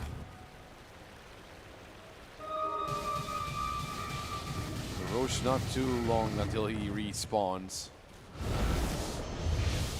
Level 20 on the Leshrac, going for the Aghanim Scepter, trying to use the Nihilism for the next couple of engagements when he's going to have it. Let's look at the neutral items. We got the Mystical GD Pollen Bag for the Kuro Clockwork, the Alert Gunpowder Gauntlet by Young G. That's going to be even more damage, more protection now with a Mystical Gale Guard for Meow.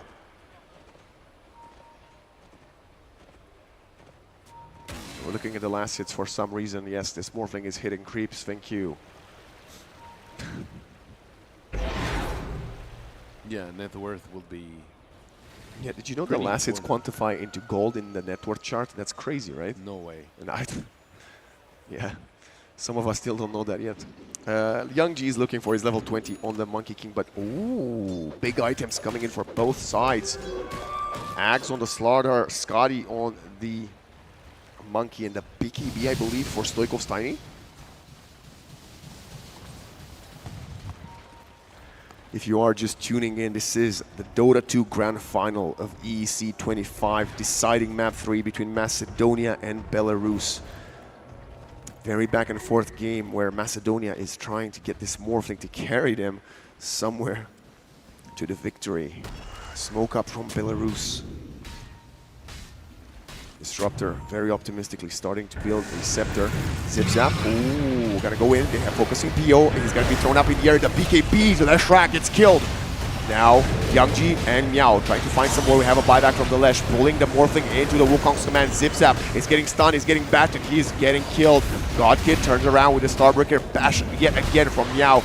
And this Slardar is punishing every attempt from Macedonia to get anything going.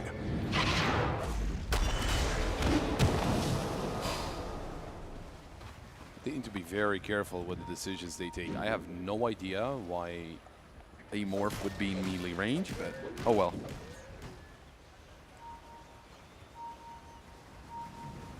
Losing 3. It looked like such a good fight for North Macedonia, but even before the buyback came through from the Leshrak, they were turning it around, and they're gonna punish Kuro, even using the BKB of Stoikov doesn't want to be in any danger. Tier 2 will fall mid, minute 32. By the way, that was the first time we saw a death onto Zip Zap in over 25 minutes. Yeah, he was farming quite a lot, and he is basically the only hope at this exact point. Is the only hope that North Macedonia have. He needs to be very careful about his positioning, because if you're gonna go in melee with a Monkey King, you're probably not gonna have a great time. So, Amplified damage rune picked up by Astral. Monkey going for the Monkey King bar, his own bar.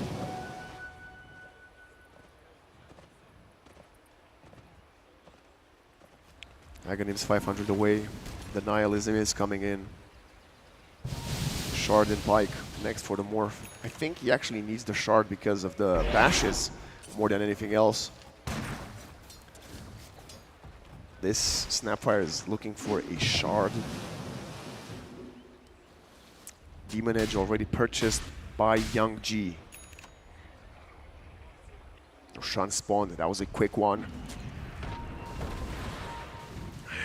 You kind of need to fight here, but I also think you shouldn't, right? You need to fight, but I don't think you should.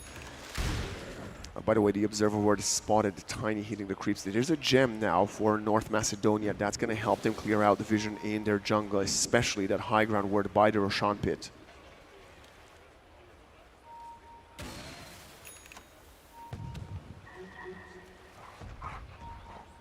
Stoikov is playing out front. Meow behind the tree line in the fog of war. They are pinging the pit. Stoikov will deward, and now instant blink out and glimpse as well. Great finger pressing, right? Button pressing rather, from Stoikov. Smoke up, ready to use if Belarus needs it. Lesh doesn't have a buyback now. He has purchased the Aghanim Scepter that will grant him the Nihilism. Zip Zap also doesn't have enough money for buyback. Only 1,000 gold in the tank. Scans coming in reciprocally. Ooh, okay. They've inverted the roles. Are they gonna find them? Smoke's break, they're jumping in. The Disruptor gets destroyed in a moment. Now Stoikov needs to run away, gets bashed through the BKB. Hookshot in the backline onto a couple. Solar Guardian will come in, getting some heal onto the Tiny, but now Cool Kid has to get out of there. It's a kill from the Morphling, who is being Spirit Vesseled. Where is Stoikov? He was down to about 50 HP. He gets out! But now they got Zip Zap. The Tiny might have escaped, but can the Morphling get out? They have so much damage. The Kiss is flying in. He's safe. 1-for-1, great disengagement from Macedonia. Somehow not getting caught into anything else. And now the Roshan will run top. You cannot kill him in the next 6 seconds.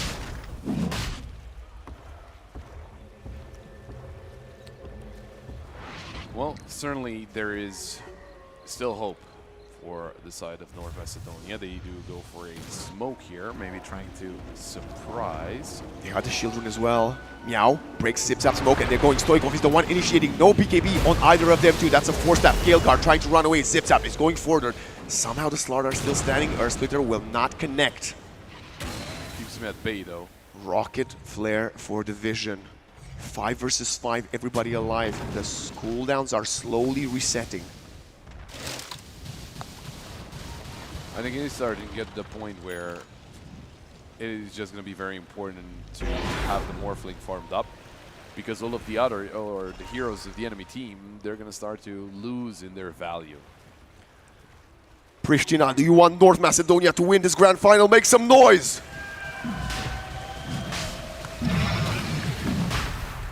They are getting in the Roshan pit. The Rocket Flare might have spotted that. Zipzap gets bashed by the Roshan. The amplified damage rune in the river bottom side. Nobody's going to spot it. Meow walking up slowly on the Radiant high ground. Monkey King by the pit. The fight is happening elsewhere. We have Hate placing a sentry. They are swapping sides. Zipzap gets bashed by the Roshan again. He's gonna find the Aegis. What a steal! And now Zipzap will Manta away. Does not walk onto his own high ground. Courier was killed. North Macedonia walking this one away. They're about to find the amplified damage rune pop.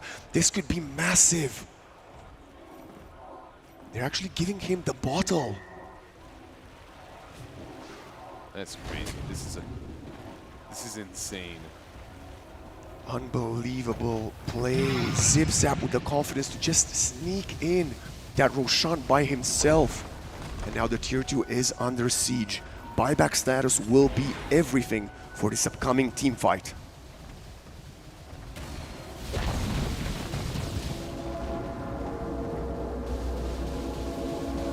They need to be careful.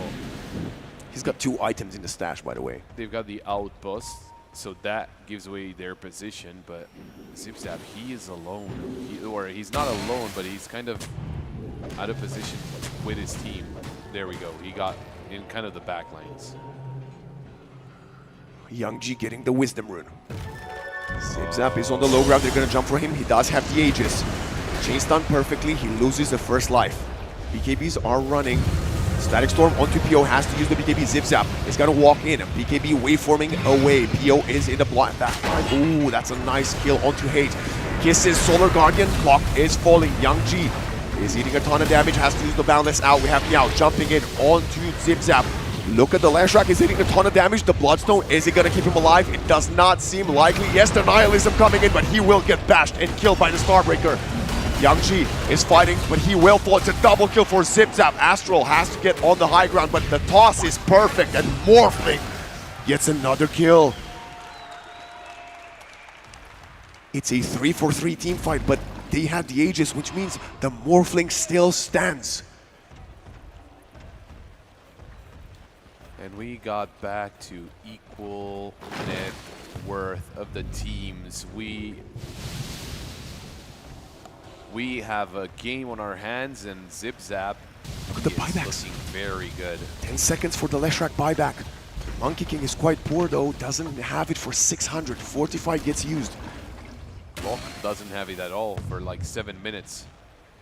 But he is alive at least. Melee Racks under siege, and it will fall as that's a massive victory for North Macedonia with the Melee Racks. Zipzap is going to start hitting the tier 4s to get some buybacks out of Belarus. They're not committing just yet. Hook shot. Zipzap under the cogs. He will continue to right-click the base away. Slardar coming in with a stun. Spirit Vessel gets dispelled. You're going to lose your next tier 4 if you're not buying back. 15 seconds, no Morphling. Astral is here with a lasso, so they will stop the siege for now. But so much damage has been done. They lost both tier 4s.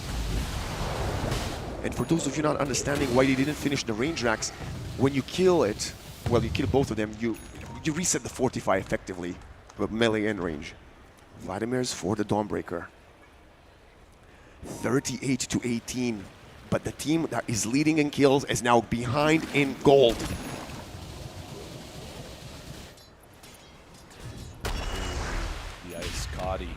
And a Solar Crest for the Snapfire. Oh my Daedalus for Tiny. AC for Slardar, though. The ball is in the court of Belarus. They are playing from behind. They are getting pushed to the edge of the court. What can they do as we get the Disruptor? Look at him, 600 gold from having the Static Storm AoE Doom. That would be amazing with Aghanim Scepter if you root for Macedonia, but Belarus, they understand they're on the back foot. What they need to do is they need to find some buybacks, maybe even a couple more items before the next fight, because this morphling of Zip Zap is putting the whole nation on his back, and he's almost making it happen. They just need to protect him. No Aegis this time, so if he gets jumped, goes down. That's gonna be a problem, very big problem. The smoke is there. This could mean everything for North Macedonia. Belarus counter smoke, but they are on the low ground. Jump in. Static Storm, Solar Guardian, that's a ton of damage, but Yang Chi stands his ground. He wants to go for a boundless strike. Zips up, gets lassoed. He's currently alone, gets hook-shotted. That's a nice chain into the Wukong's command, but he turns around and kills the Clockwork Bash. Zip Zap, he's going very low, but a waveform away to keep him safe for a while longer. Flame Break will not connect onto him to pull him back in. Slardar continuing the chase, gets glimpsed onto the river. Belarus, you cannot keep on chasing. You've expended a lot of your ultimates and BKBs.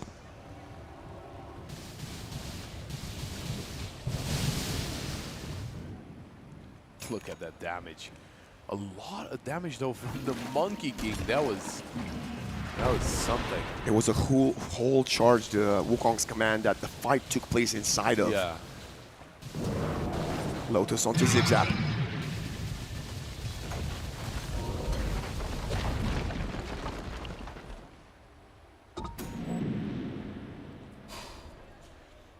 They keep on pushing.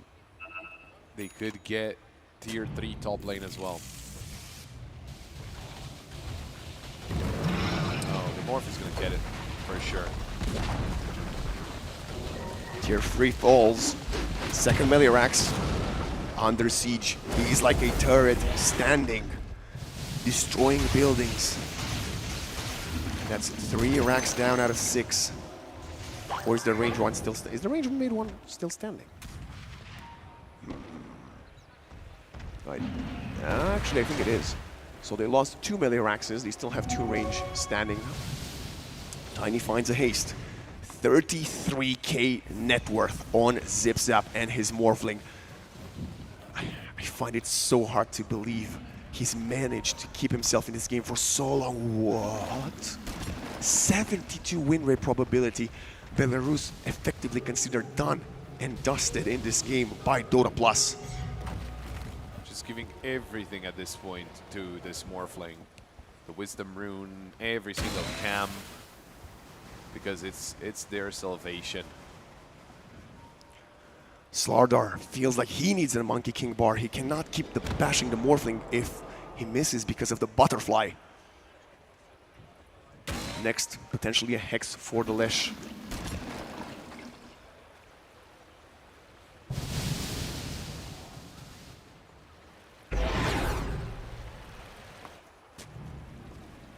Trying to catch someone, but there's no one to be found. Range racks will be under siege. Belarus is just gonna let it fall. They don't want to get caught off guard by a random smoke. There was nobody behind those creeps, but look at the range racks. In mid, it has an effective 2 HP. Yeah, exactly. I think the creeps ever reached it again, so that's why it still stands. Yeah, you can breathe towards it and the building would fall. Shard for Disruptor. But the bigger one is that he's got the Scepter.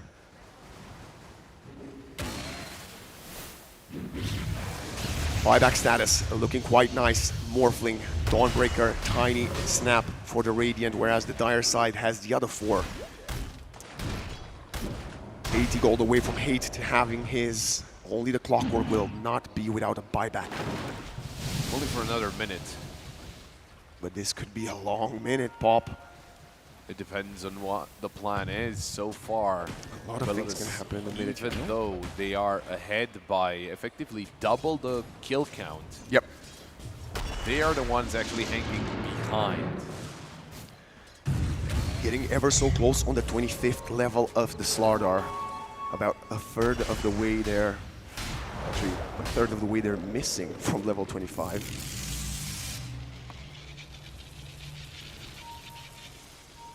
I want to know, when Disruptor gets the money for the Blink, does he buy it? Or does he save the buyback? I think it's safe for buyback. We might not get the level of 25 on Slardar for now, but Young G will have his.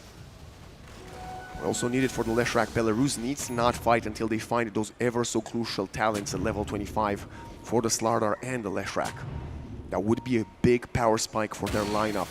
9 heroes on the map, top left of our screen. They have the buybacks, and the Clockwork is going to get his in 4, 3, 2, and 1. He now has it.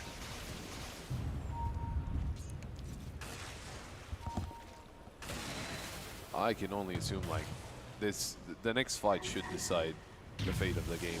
It depends if on it the is buyback. for, yeah, but if it is for Roche. Brings back in for PO. He will be KB.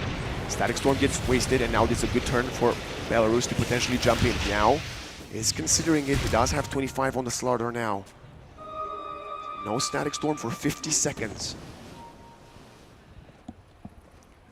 The problem is Belarus is getting pushed in by the Mega Creeps top and mid.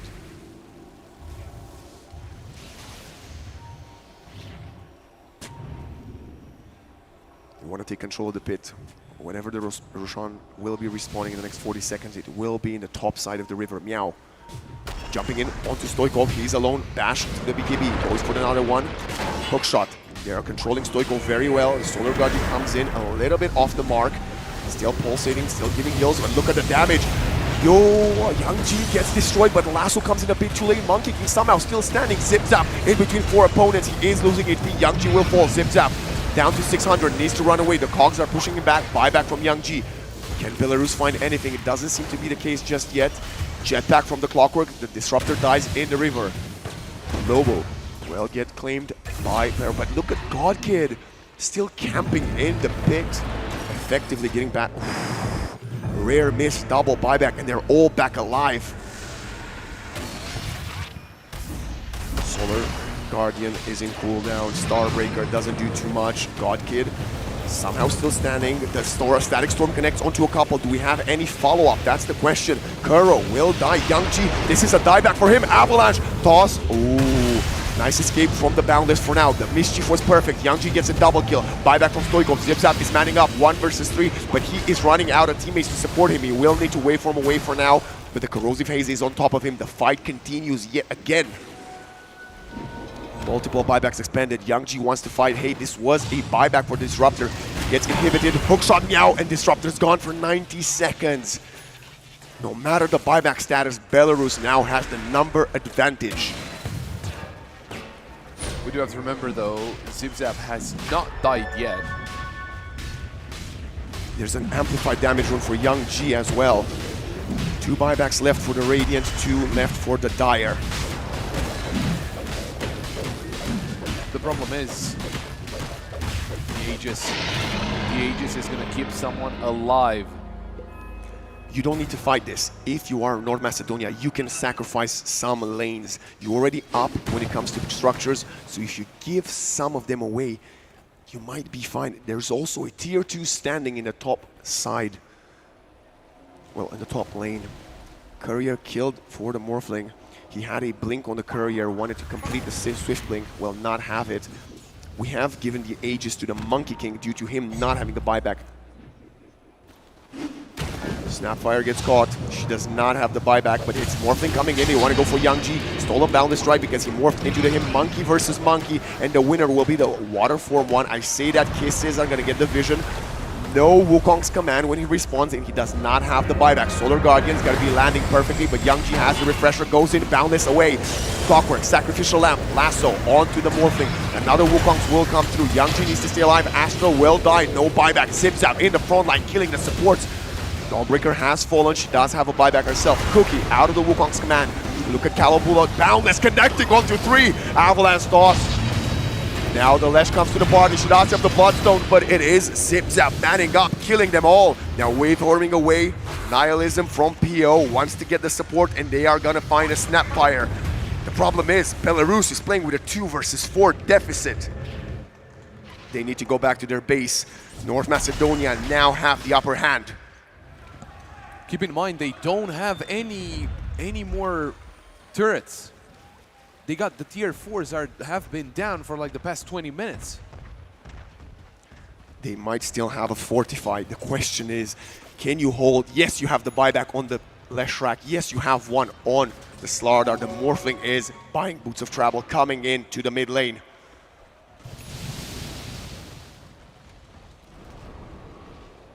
Lesh throwing the Earth Splitter down the lane.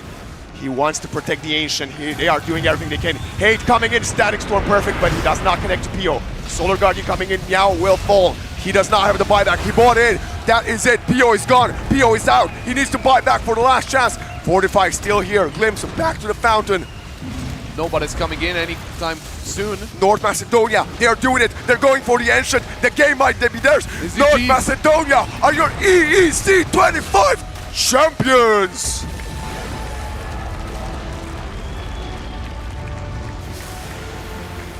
What a comeback. Zip Zap. Zip Zap with the Morphling. And let's hear the fans. Everybody, North Macedonia almost undefeated. They are your EEC 2025 champions.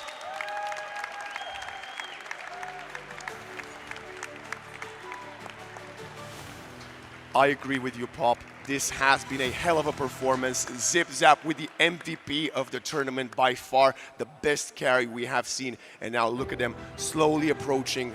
They are about to lift the trophy. The Gladiator helm ahead of them. They deserve it. They've played so well throughout the tournament. We're going for the handshake first. Commiserations to Belarus, silver world medalist. Well done to them for a great run and a great grand final as well.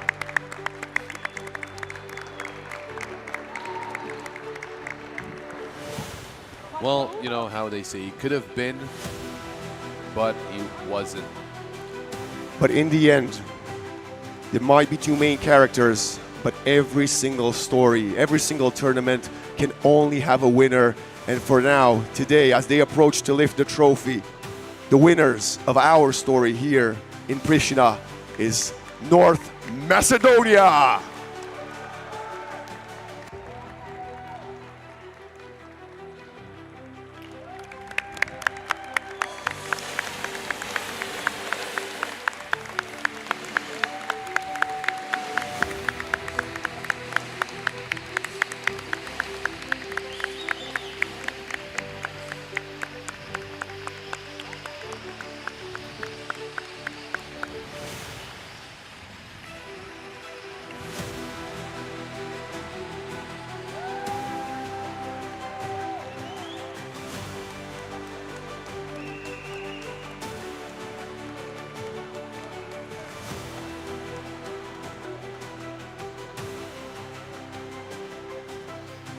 What a final, ladies and gentlemen. Your Dota 2 champions of European esports are North Macedonia.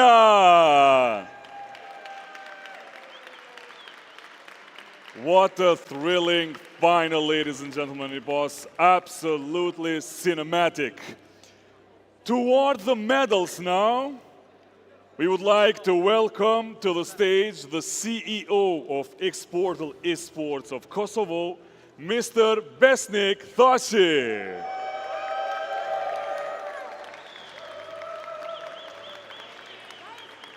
And now, let's start by welcoming back to the stage our third place finishers, Team Turkey.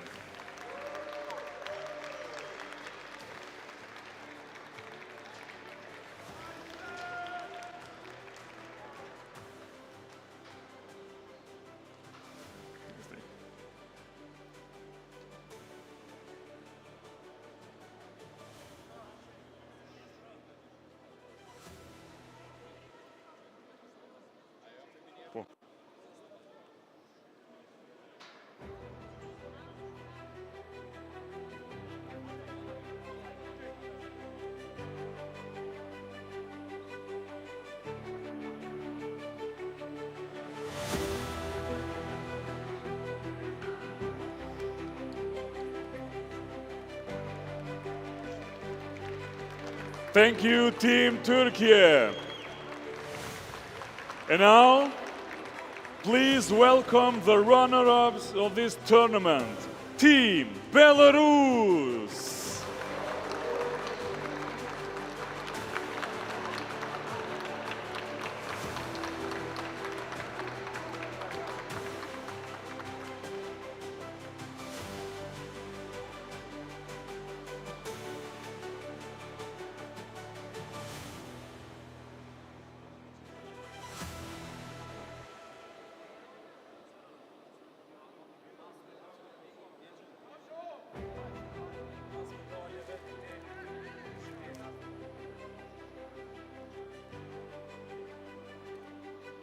Once again, a big applaud for Team Belarus, ladies and gentlemen. And finally, the champions of the 2025 European Esports Championship, North Macedonia!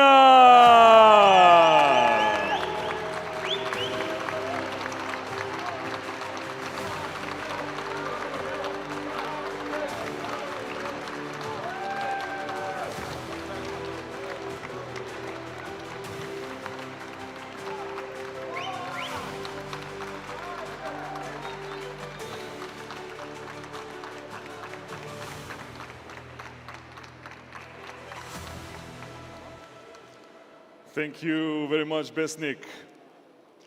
And now, let's honor the champions. Ladies and gentlemen, please stand up to honor the national anthem of North Macedonia.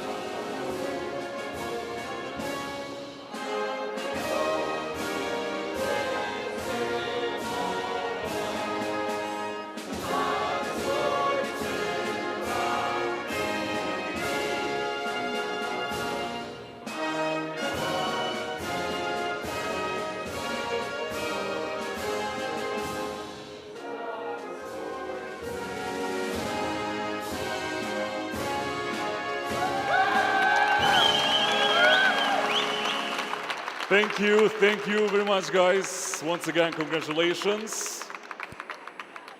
And stay with us, because up next we have the bronze medal match in CS2 between Germany and Denmark.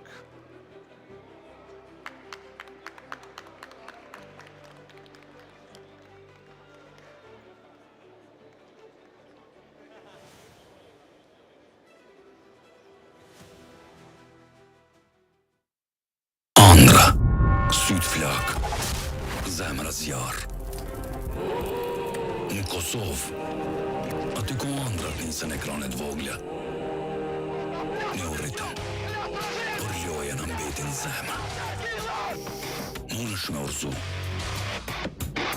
Munësh me u thy fituesit. Ata nuk din me u dorëzu. Ata kapin majat, se synimi është veç nalt. Heronjt I takuem, e heronjt u banëm vet. Në Kosovë, aty ku toka merr frym e ëndrat marrin hov. Hajde ta djegim arenën. Tash është koha me shkrujt emnin tan.